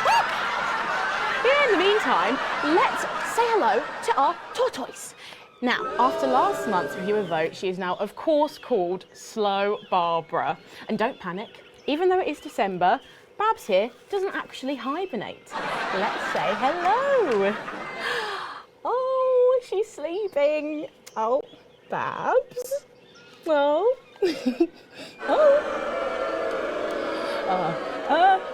Those are our Nightly Show pets, Megan, both alive and well. Back to you. Thanks, Robin. We'll check in on them. Oh, some very similar animals at some time tomorrow. Now then, I hope you're hungry, because if not, you're about to be. Patrick Bannon is with Chef Jordan Rankley, and they're going to be showing us how to knock up a delicious apple pie. It's time to go into the kitchen. That's right, and I'm joined here by Chef Jordan Rankley. Welcome to the Nightly Show kitchen. How does it compare to the kitchens you're used to? I love the colours. It's vibrant. It's fresh. It's a shame about Yes? Sorry? What? So, you own 6 restaurants. You've been awarded 9 Ballon d'Or across your career, and you've worked alongside the best chefs in the world. Tonight you've got me. Oh, are you worried? Worried. Are you worried? Are you worried? Yes. So, what are we making today, Chef? So, we've got a family over for Leaders' Day. They're hungry. We're going to make them a delicious apple pie. Ooh, lovely. It's got sweetness. It's got the acidity of the fruit, and then you get the richness of that pastry. Incredible. Wow, okay, so where do we start? So, we've got to start by making our filling. So, we've got about 1 kilogram of fresh cooking apples here. Beautiful. And we're going to slice them up perfectly. And then straight into the pan. Your new show, Demon Kitchen Heart Eater, starts on Friday here on Channel 1. So, tell us about that. So, teams of young chefs come into my kitchen, and one by one I destroy them emotionally. And if there's time, I teach them some basic knife skills. I mean, Patrick, what are you doing? What? Is that how you cut? I'll kill his finger. Oh, don't worry, I've got spares. Right, so once we've done that, we set these aside whilst we make the pastry. Yeah? Yep. Bowl. Yeah? Okay. Sugar, butter. Yep. We mix that together, and then a whole egg. Egg. What are you doing, donkey? Are your brains the size of an egg? Oh, no, Chef. No. Right. Mix that with a wooden spoon and work in that flour, okay? Work that into a nice ball of dough, just like that. So, what does the notoriously fierce Jordan Rankley do to unwind? Sit the bed. Yeah. What's that? What is that? It's a bit lumpy. Lumpy? Pass for a sack of spuds. Touch that. Touch it. Yeah? Pathetic. That goes into chill. Now, we're mixing our filling. Apples, sugar, yes, cinnamon. So, you own 6 restaurants across 5 territories. Which is your favourite? Are you mixing that? What? Are you going to light a candle? Take it out to dinner? Mix it, steak. Right, now we're rolling out 2/3 of our pastry. Bit of flour into the dish. And the filling goes next, right? Absolutely right. Oh. Lovely. Okay. Then we're taking the remaining pastry, rolling that into a round, and that goes on the top. Beautiful. Right. Brush a bit of water around the rim. Right. Yeah. Beautiful. Now press gently all the way around. And we're cutting 5 slashes very carefully for the steam. And then brushing the whole thing with a beaten egg. Lovely. Okay. Ta-da! What do you think? Oh my God.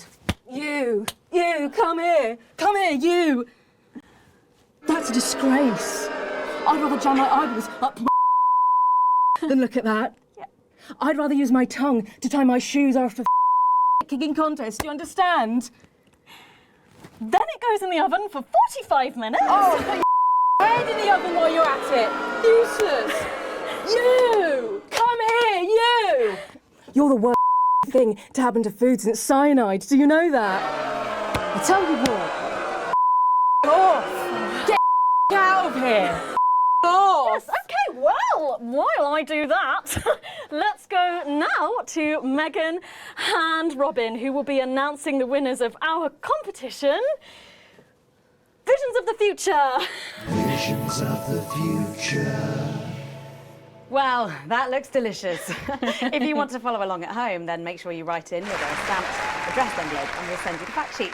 So, Robin, look at all these amazing entries to the Vision of the Future competition. Yes, we challenged you to show us your predictions of the future, and we were just inundated with entries, weren't we, Megan? From wacky inventions to global problem solving, they are all amazing, and we had the best time looking through each one. It's so tough narrowing it all down, so we have some amazing runners-up. In third place, drum roll please, we have Hamish, who's 3 from Lunwelly. He calls this Still Life and the Future of God, and it really blew us away. Just look at the line work here, and I can really feel every passionate stroke of the brush. If you look here, you see a beautifully rendered, what I thought at first was a smiley face or perhaps a cat. But I think if you really look, you'll see it's actually a representation of the seeming futility of death through the eyes of the living. Indeed. He's also chosen to just leave a lot of it blank, which I think is really interesting. If you know Hamish and his work, of course, he loves focusing on the negative space rather than the image itself. Stunning, absolutely stunning, and such talent from one so young, Megan.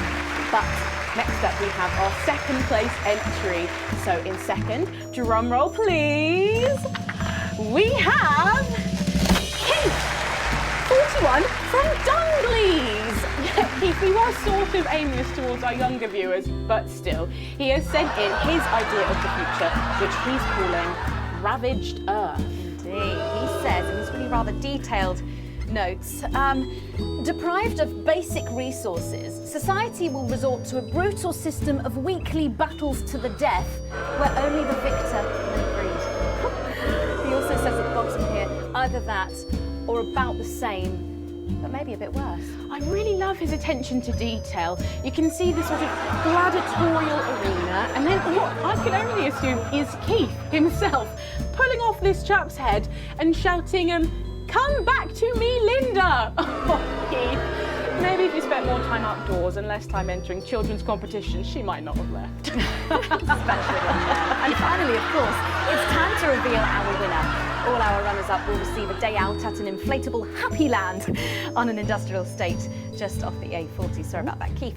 But our lucky winner will win the chance to spend the day at the Department of Change to see how our teammates are actually making the new future a reality every day. And the winner is, drum roll please. I'll help you with that. At Disrupt, we have a proud history of lobbying for real jobs for real people. And we only partner with brands that share those values. So today, we are delighted to announce partnerships with Remington's Fist, Stank Beverages, and Empire Tobacco. Brands that made this country what it is. Brands you can trust. And brands that can help make us great once again. Party, aren't they? This one seems to have gone a bit haywire in what I can only assume is an ominous sign of things to come. Well, if our winners have inspired you to make some artwork of your own, do keep sending them in, and yours could be displayed in our gallery here. Well done again to everyone who took part. We're going to take a break now, but when we come back, we'll be playing the Wheel of Truth and making some lovely homemade gifts. Don't go away. We'll be back after this.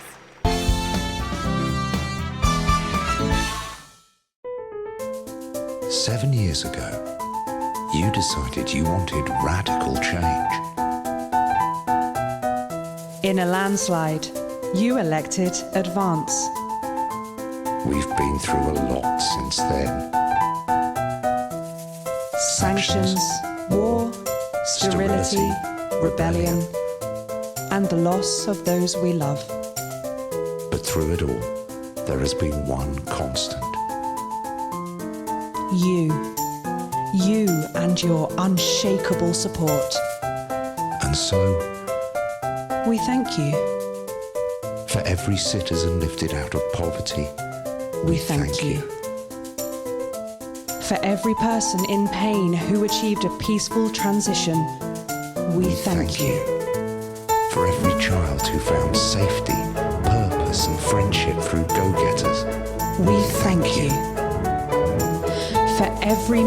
and heart bettered instead of punished. We thank you.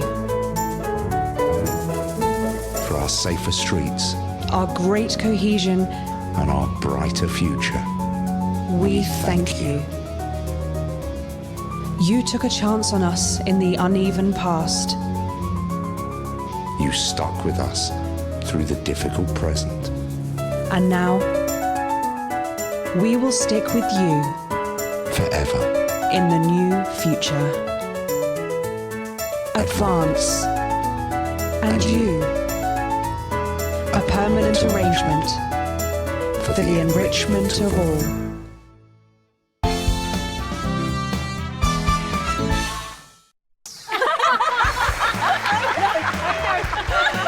Welcome back to the Nightly Show. I'm sorry, we were just saying we can't wait to taste Patrick's pie.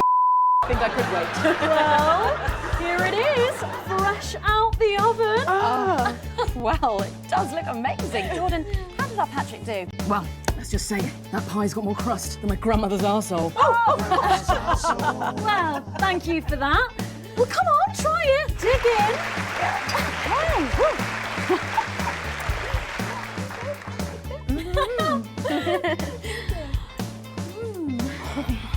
Oh my God. Oh Lord. Oh, that's really something, Patrick. That's delicious. But now you better go and get ready for that next feature. Every night we play a game of Wheel of Truth with our celebrity guests. But I know what you're thinking. Megan, we've only got one celeb guest. It's all observed you, it's all observed. Well then, I better bring her out. Should I? The surprise guest? What do you think? Here she is, best-selling author, lawyer and thinker. I mean, she's only the bloomin' team leader. It's Julia Salisbury. Prime Minister Julia Salisbury. Oh, welcome, Julia. Darling. So good to see you. Oh, Megan, you look incredible. Oh, stop it. I was just about to say the same thing. Now, don't get too comfortable. It's time to head over to Robin and Patrick as we play Wheel of Truth.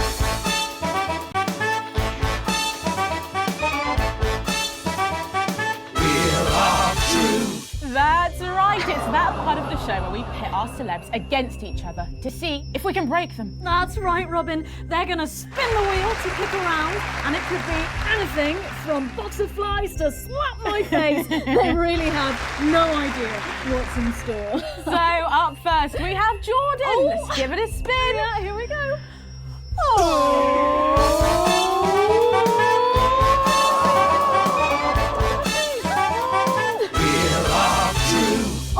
Okay, let's see. It on. Okay, it's fact or fib. Jordan, is it true that you've been known to order takeaway for a dinner party and pass it off as your own cooking? Fuck. It's one fucking time. One time. Well, I think if that pie was anything to go by, you did them a favour.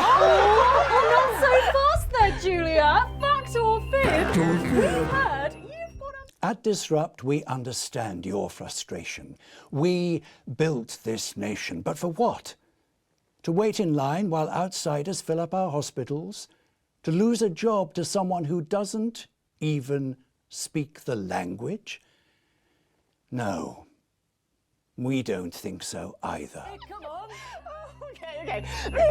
So I only have one bra, okay? And so one day a week I wash it. And on that day, I can't wear it. No! Honestly, raise my taxes. We're clearly not paying you enough. Come to my dressing room after the show. We'll sort you out. Are you blushing, Patrick? Is all this talk of bras embarrassing you?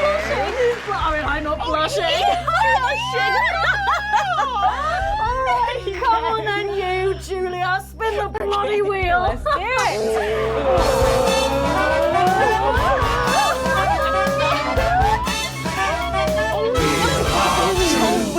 Okay, here we go.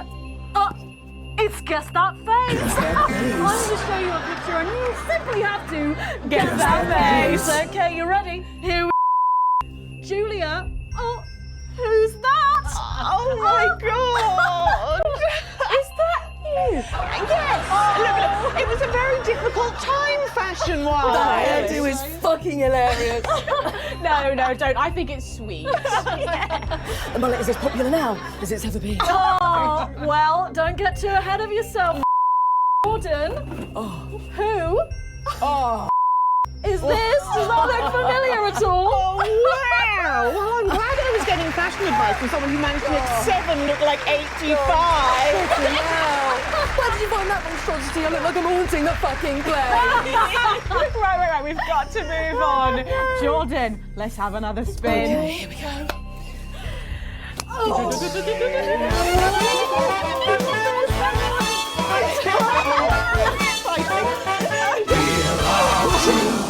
Okay. It's my go time. You go. Go on. Sorry, I'm so keen. Seriously. The water's going so much. Well, you're in for a treat. Yeah. It's fat or fish. Okay, if you look under your podiums, you will find a lovely fish smoothie. Now, I'm going to ask you both a question, and all you have to do is answer it honestly, or else you'll have to drink the smoothie. Okay? Are you ready for the question? Yes. Here we go. Your esteemed hosts is the more talented. What a cop-out. Oh, How is it? How is it? Fucking nutrient. Oh, we made it extra fishy. I need my fucking mouth. Do you know how much these taste buds are worth? Well, we've got time for one more quick spin, so go, Julia, go!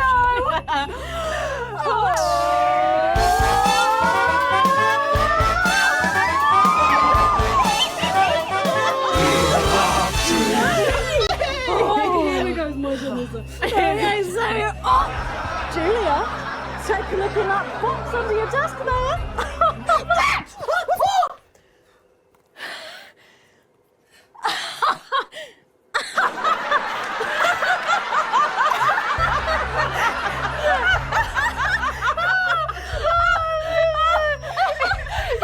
I think Lord Cheeks is trying to get it on the game. Oh, bless him. Julia, what have you got in that box? It's not cheese, is it? It's not cheese. Juggling balls? What am I supposed to do with these? Wow. Better go for us. But I have absolutely no idea what I'm doing. Come on. Do it. I want to do it. She's doing it. She's fucking doing it.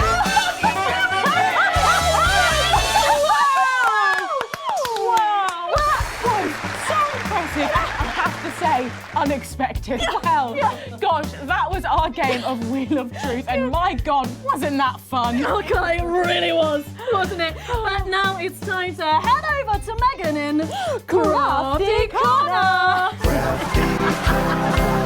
That's right, you joined me in Crafty Corner, where today I'm going to be ably assisted by Julia. Come on over here. Goodness me, I don't know how you're keeping your dinner down. I can still smell that fish. Well, to be honest, I've had worse. I used to eat at Peter Clement's house. Oh, well, I hope you've got your artsy hat on, because today we're going to be making something very close to my heart. It's our little studio. Look at that. Isn't it adorable? All of us there on the sofa. Wow. Oh, it's gorgeous. Oh, is that all you in there? Yeah, it is. If we can just get a little zoom in, there we are. Oh, I don't know about you, Julia, but I always leave my holiday shopping to the last minute. Oh, every year. I do it every year. Well, luckily these make amazing gifts. Shall we get cracking? Yes, please. We're going to start with a shoe box here. And Julia, that's it. Grab those scissors. I just want you to get rid of this front panel here. Perfect. Will do. Are you big celebrators in your house, Julia? Yes, no. In my house, we show our love through food, like big dinners, loads of drinks. Absolutely right. That's the best bit about any holiday. It's all that food. This bit as well. Absolutely right. Cutting along the line there. Do be careful with the scissors at home. Make sure you're being supervised. There we go. Fabulous. There we go. Okay, so it's going to look a little something like this, and I've got one here I made earlier.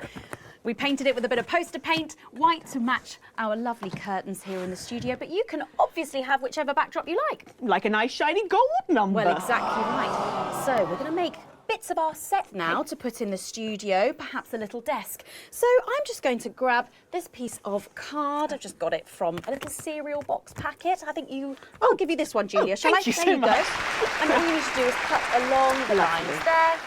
Fabulous. So what's the best part of any Leaders' Day dinner, do you reckon? I don't even have to think about it. Really? I love the sweet potato pie. Sweet potato pie? I don't know that one. You know, with the chips covered in the mash, all wrapped up in a jacket potato. Is that just me that does that? I don't know, but that sounds starchy. Well done, Julia. So now she's folding over a little bit there. What it's going to look like at the end is this little rectangular shape there. And we're going to pop it in the middle. A bit of sticky tape on the back there so it sticks down. Now we need a sofa. That's what we need next. We're going to make that out of a lovely paper cup. Having fun down there, knocking it all over. I got one though, Megan. Good, fantastic. You're just going to cut along the Lovely. line here, down the middle. Exactly right. Then when you've done that, around the bottom and again around the top. Well done. When There. you're done, Oh, there we go. it's going to look a little something like this. And look what I've done there. I've stuck some felt down. Nice and comfortable sofas. Yes, can't have our tiny Megan having an uncomfortable sofa, can Well, we? absolutely not. She'll be on the phone to her tiny agent and getting someone tiny fired. Yeah. Well, there's only one thing missing, isn't there, Julia? What is that? A higher calibre of guests. Nearly, it's people. So all we've done to make our little people is we've stuck a cocktail stick into a bottle cap. We just need a face for that now. I've got a good one here. I know it well. It's me. I'm going to stick it down there. A little bit of sticky tape. Oh, my felt's going everywhere. There we go. Oh, I'm a bit lonely. Let's take Robin and Patrick over. Sitting down on the couch over there. There you go. And well, I'll make myself just comfortable just there. Yeah, there we go. And these, of course, are all Lovely. made and cut out of our favourite newspapers and magazines. You can have any guests you like. Julia, is there anyone else you'd like in a studio? Oh, yes. Well, Go on then. I'm going to be playing Wheel of Truth with Ronnie from Heat Rash. nice. Yes, put that away. Yes, he's going to be teaching me choreography, and I'll be teaching him foreign policy. And of course, you can decorate them however you want. Perhaps you're a bit, I don't know, nostalgic for the old look of our studio. We've got the blue studio down there. Or even the retro red. I've got Sheila Quickstep being interviewed there by... Oh, sorry, that's not supposed to be there.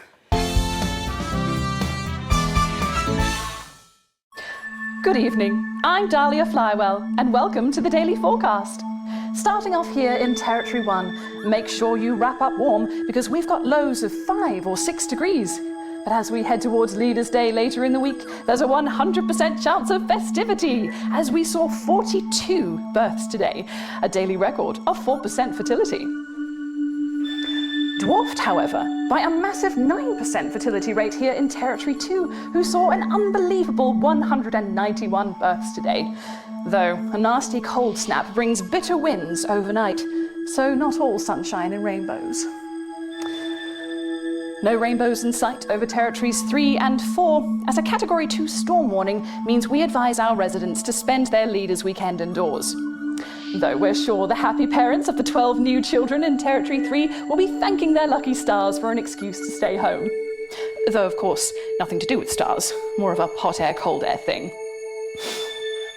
Next, this front of warm smiles heads across Territory 5, who are still under a blanket of snow. Surely there'll be celebratory snowmen there tonight, as they also hit an impressive fertility peak of 23 new arrivals. And finally, an honourable mention to our team members of T7, with a stunning result showing 146 births and clear blue skies. Though be sure to grit your driveways, as we will hit freezing temperatures overnight. And that's all for your daily forecast tonight. As always, we'll be bringing you a more specific rundown of the numbers in your area later this evening as you join your regional news team in your territory. I'm Dahlia Flywell, wishing you and all our precious little team members a good night. Good night. Welcome back to the Nightly Show, where I'm joined once again on the couch of chat by Prime Minister Julia Salisbury, who's agreed to answer some questions from the public. They're always my toughest critics, Megan. Indeed they are. So, first up tonight is a question from one of our elderly viewers, and she's on the line right now. Hello, can you hear me? Hello, what's your name and where do you live? Florence from Stainsborough. Hi, Florence. Thank you for calling. You're on with Prime Minister Julia Salisbury. Do you have a question, Florence? Yes, I do have a question. OK, would you like to ask that question now?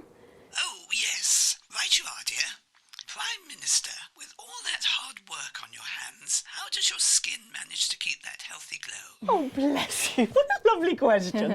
Oh, well, I suppose with my line of work, there's not a lot of time for a skincare regime, as I believe they call it. So I guess I've just got my mother and father to thank. I suppose I've just got lucky genes. Lucky jeans? Oh, that's what my Clint calls the denims he was wearing when we first, well, you know. Yep, thank you for that question, Florence.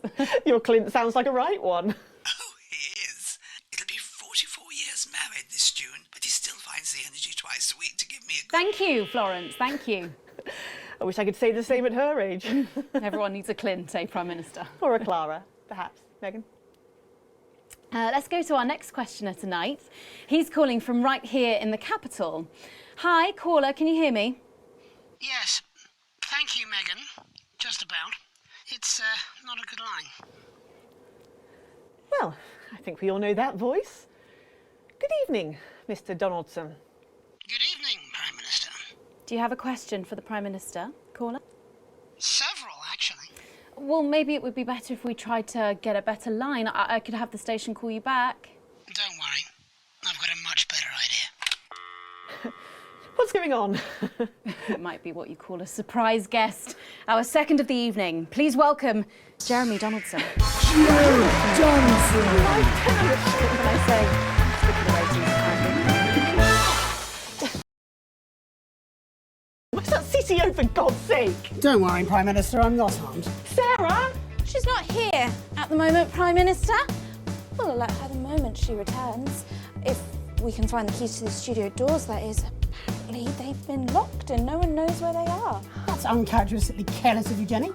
You know there's only one way in and out of the studio. A peculiarity of these old buildings. I'm sure they'll turn up. We'd have you all arrested for this, you know. Come, Prime Minister, what are you so afraid of? Surely a woman of your stature can withstand a few questions. For the viewers at home.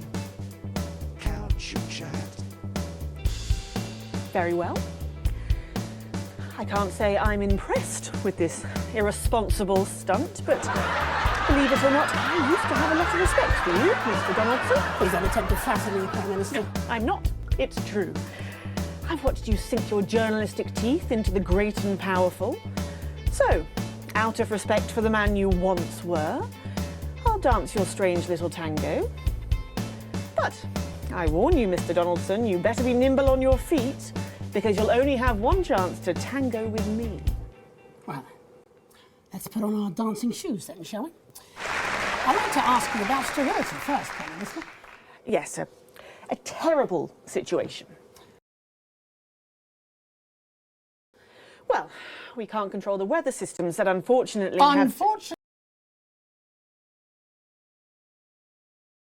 That's what our scientists say, yes. Along with babies being born with terminal birth defects, babies that your regime somewhat callously refer to as... It's just a word, Mr. Donaldson. No need for conspiracy theories. If you say so. How many have been born since Liberation Night, Prime Minister? Too many. Way too many. I mean, obviously I don't have the exact figures. Oh, I believe we do, Prime Minister. Yes, there have in fact been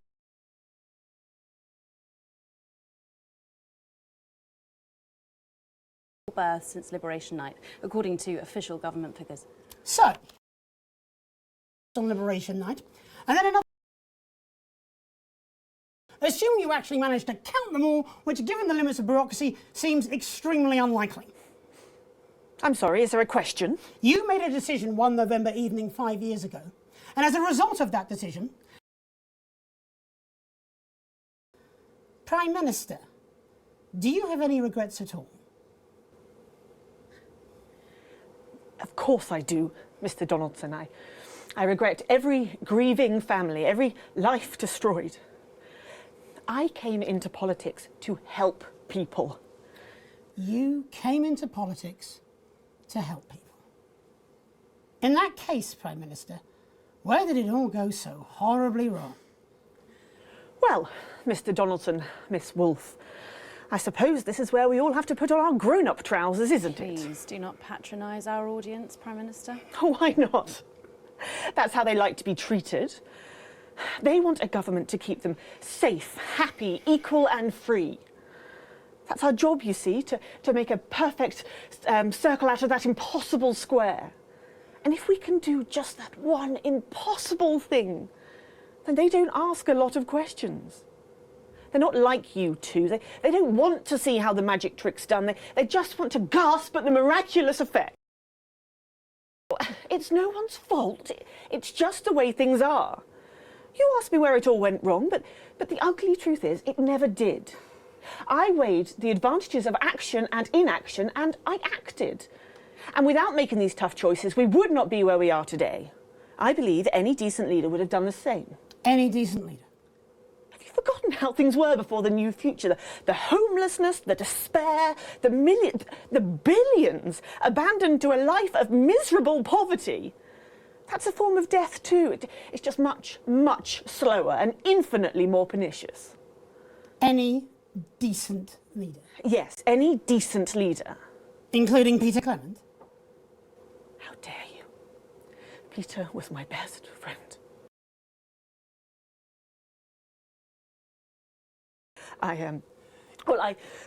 In the weeks that followed, you fought with him repeatedly and passionately, didn't you? We've spoken to staff from Team HQ who claim to have overheard The several private conversations? Yes, we disagreed.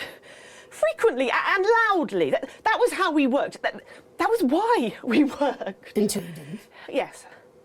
Yes, until we realised that we no longer shared the same values. How Prime Minister? dare you? Everything I've done, everything is out of compassion. But sometimes love needs to be tough. And Peter never understood that. That's why I called him my conscience. And now he's gone.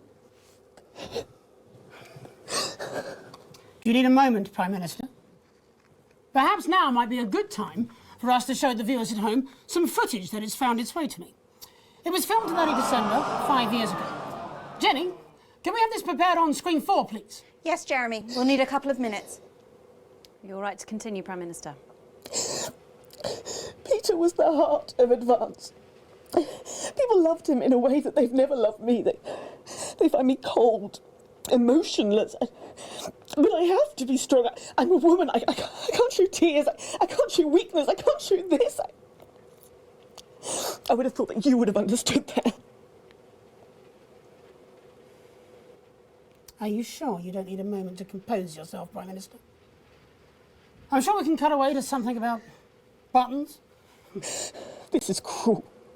Advance are guilty of many things, but we were never cruel. Well, I think that's up for debate. Please, just I need a minute. Just point that camera away from me. I have a question, Prime Minister. Fine,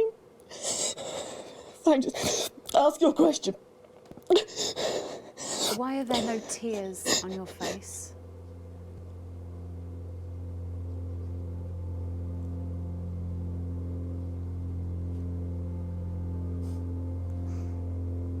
Oh, well played, Miss Wolfe.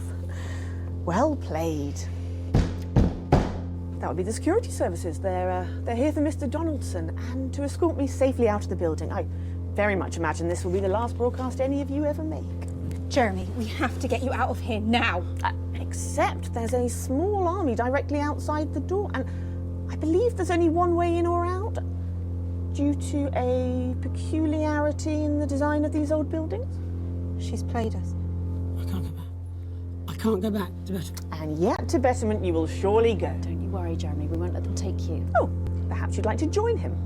After all, aiding and abetting an escaped convict is, of course, a crime in itself. Leave them out of it. This was my idea. We're in! I surrender. There's no need for violence. I acted alone. There's no need to risk. Tango received, ma'am.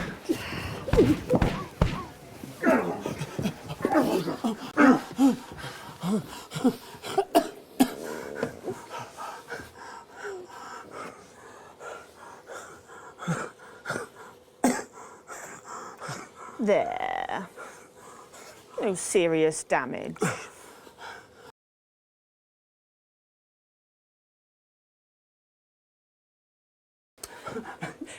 If you play that footage, Alex, which I have no doubt was illegally obtained, you will be joining Mr. Donaldson in betterment. Do you have a family, Alex? Perhaps you'd like to think how well they'd cope without you. Take him away.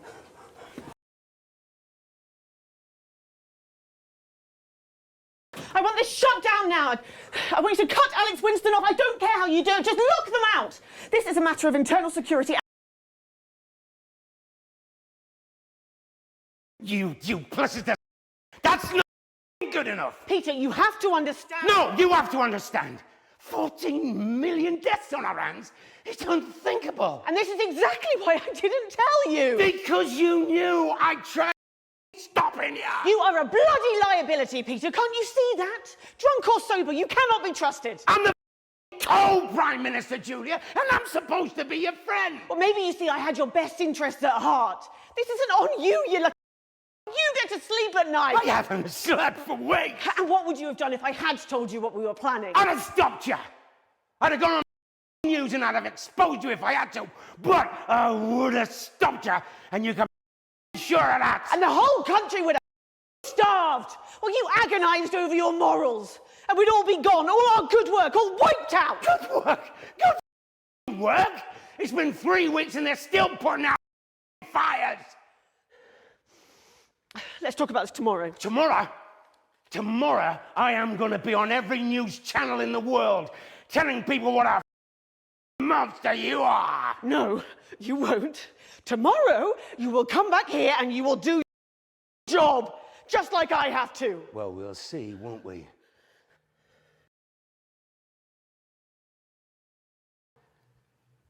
I don't even know who you are anymore.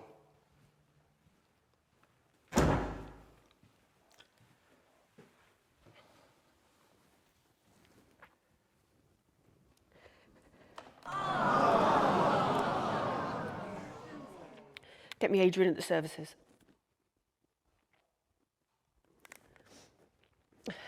Hello, Adrian. Sorry to bother you so late at night. That thing we discussed, I'm afraid we're going to have to put it into action. Yes, I'm sure. You were right. He is a liability. Thank you. Adrian,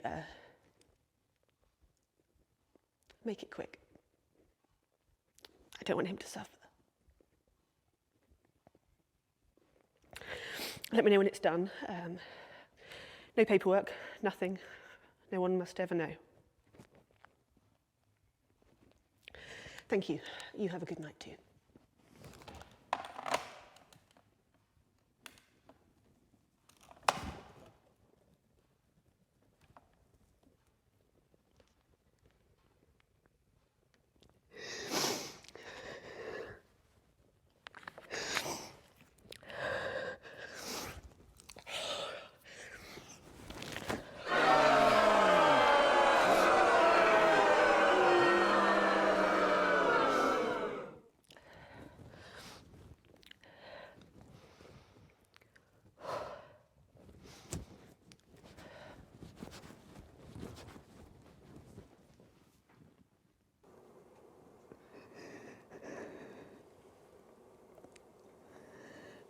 Do you have any comments for the viewers at home, Prime Minister? I'm sure they have a lot of questions. It's not what it seems to be. Isn't it? Because it seems to show you ordering the cold-blooded murder of Peter Clement. Perhaps you need a bit of betterment to yourself. Oh, don't you judge me! Not after that stunt you pulled here tonight. You work for me, remember? No. Not anymore. I quit. There's about 2 minutes left. You'll need this. You can take me away now. I'm done.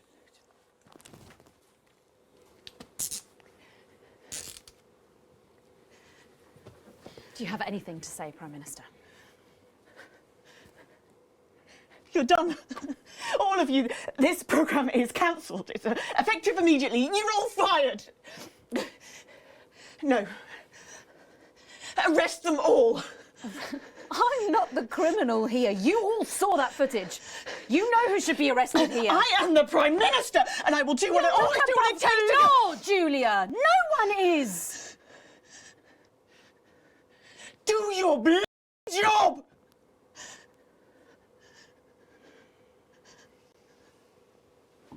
There'll be elections now. Just you wait. The people will demand it. Won't you? New government, new start, new journalists. Maybe they'll be better than we were. Maybe it will all be better next time. You can take me away now. 50 seconds, Prime Minister. Can't leave any dead air. That's a crime too. 45 seconds. What can be said in 45 seconds in a soundbite, a headline? How do you convey the shades of grey when there's only enough airtime for crass blacks and whites? And even if I could, would you watch? Or would you change channel? Look for something more exciting, less boring than the news? And if that really is what you do, is this really all my fault? Or could this, in some profound, incredibly complex way, also be yours? My name is Julia Salisbury, and I will make tomorrow better.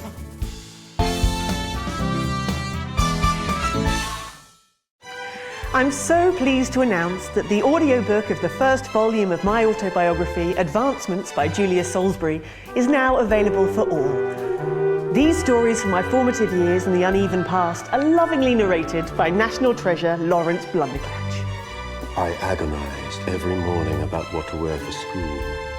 Not all schools had uniforms back then, so I wondered what would best show off my emerging womanly curves.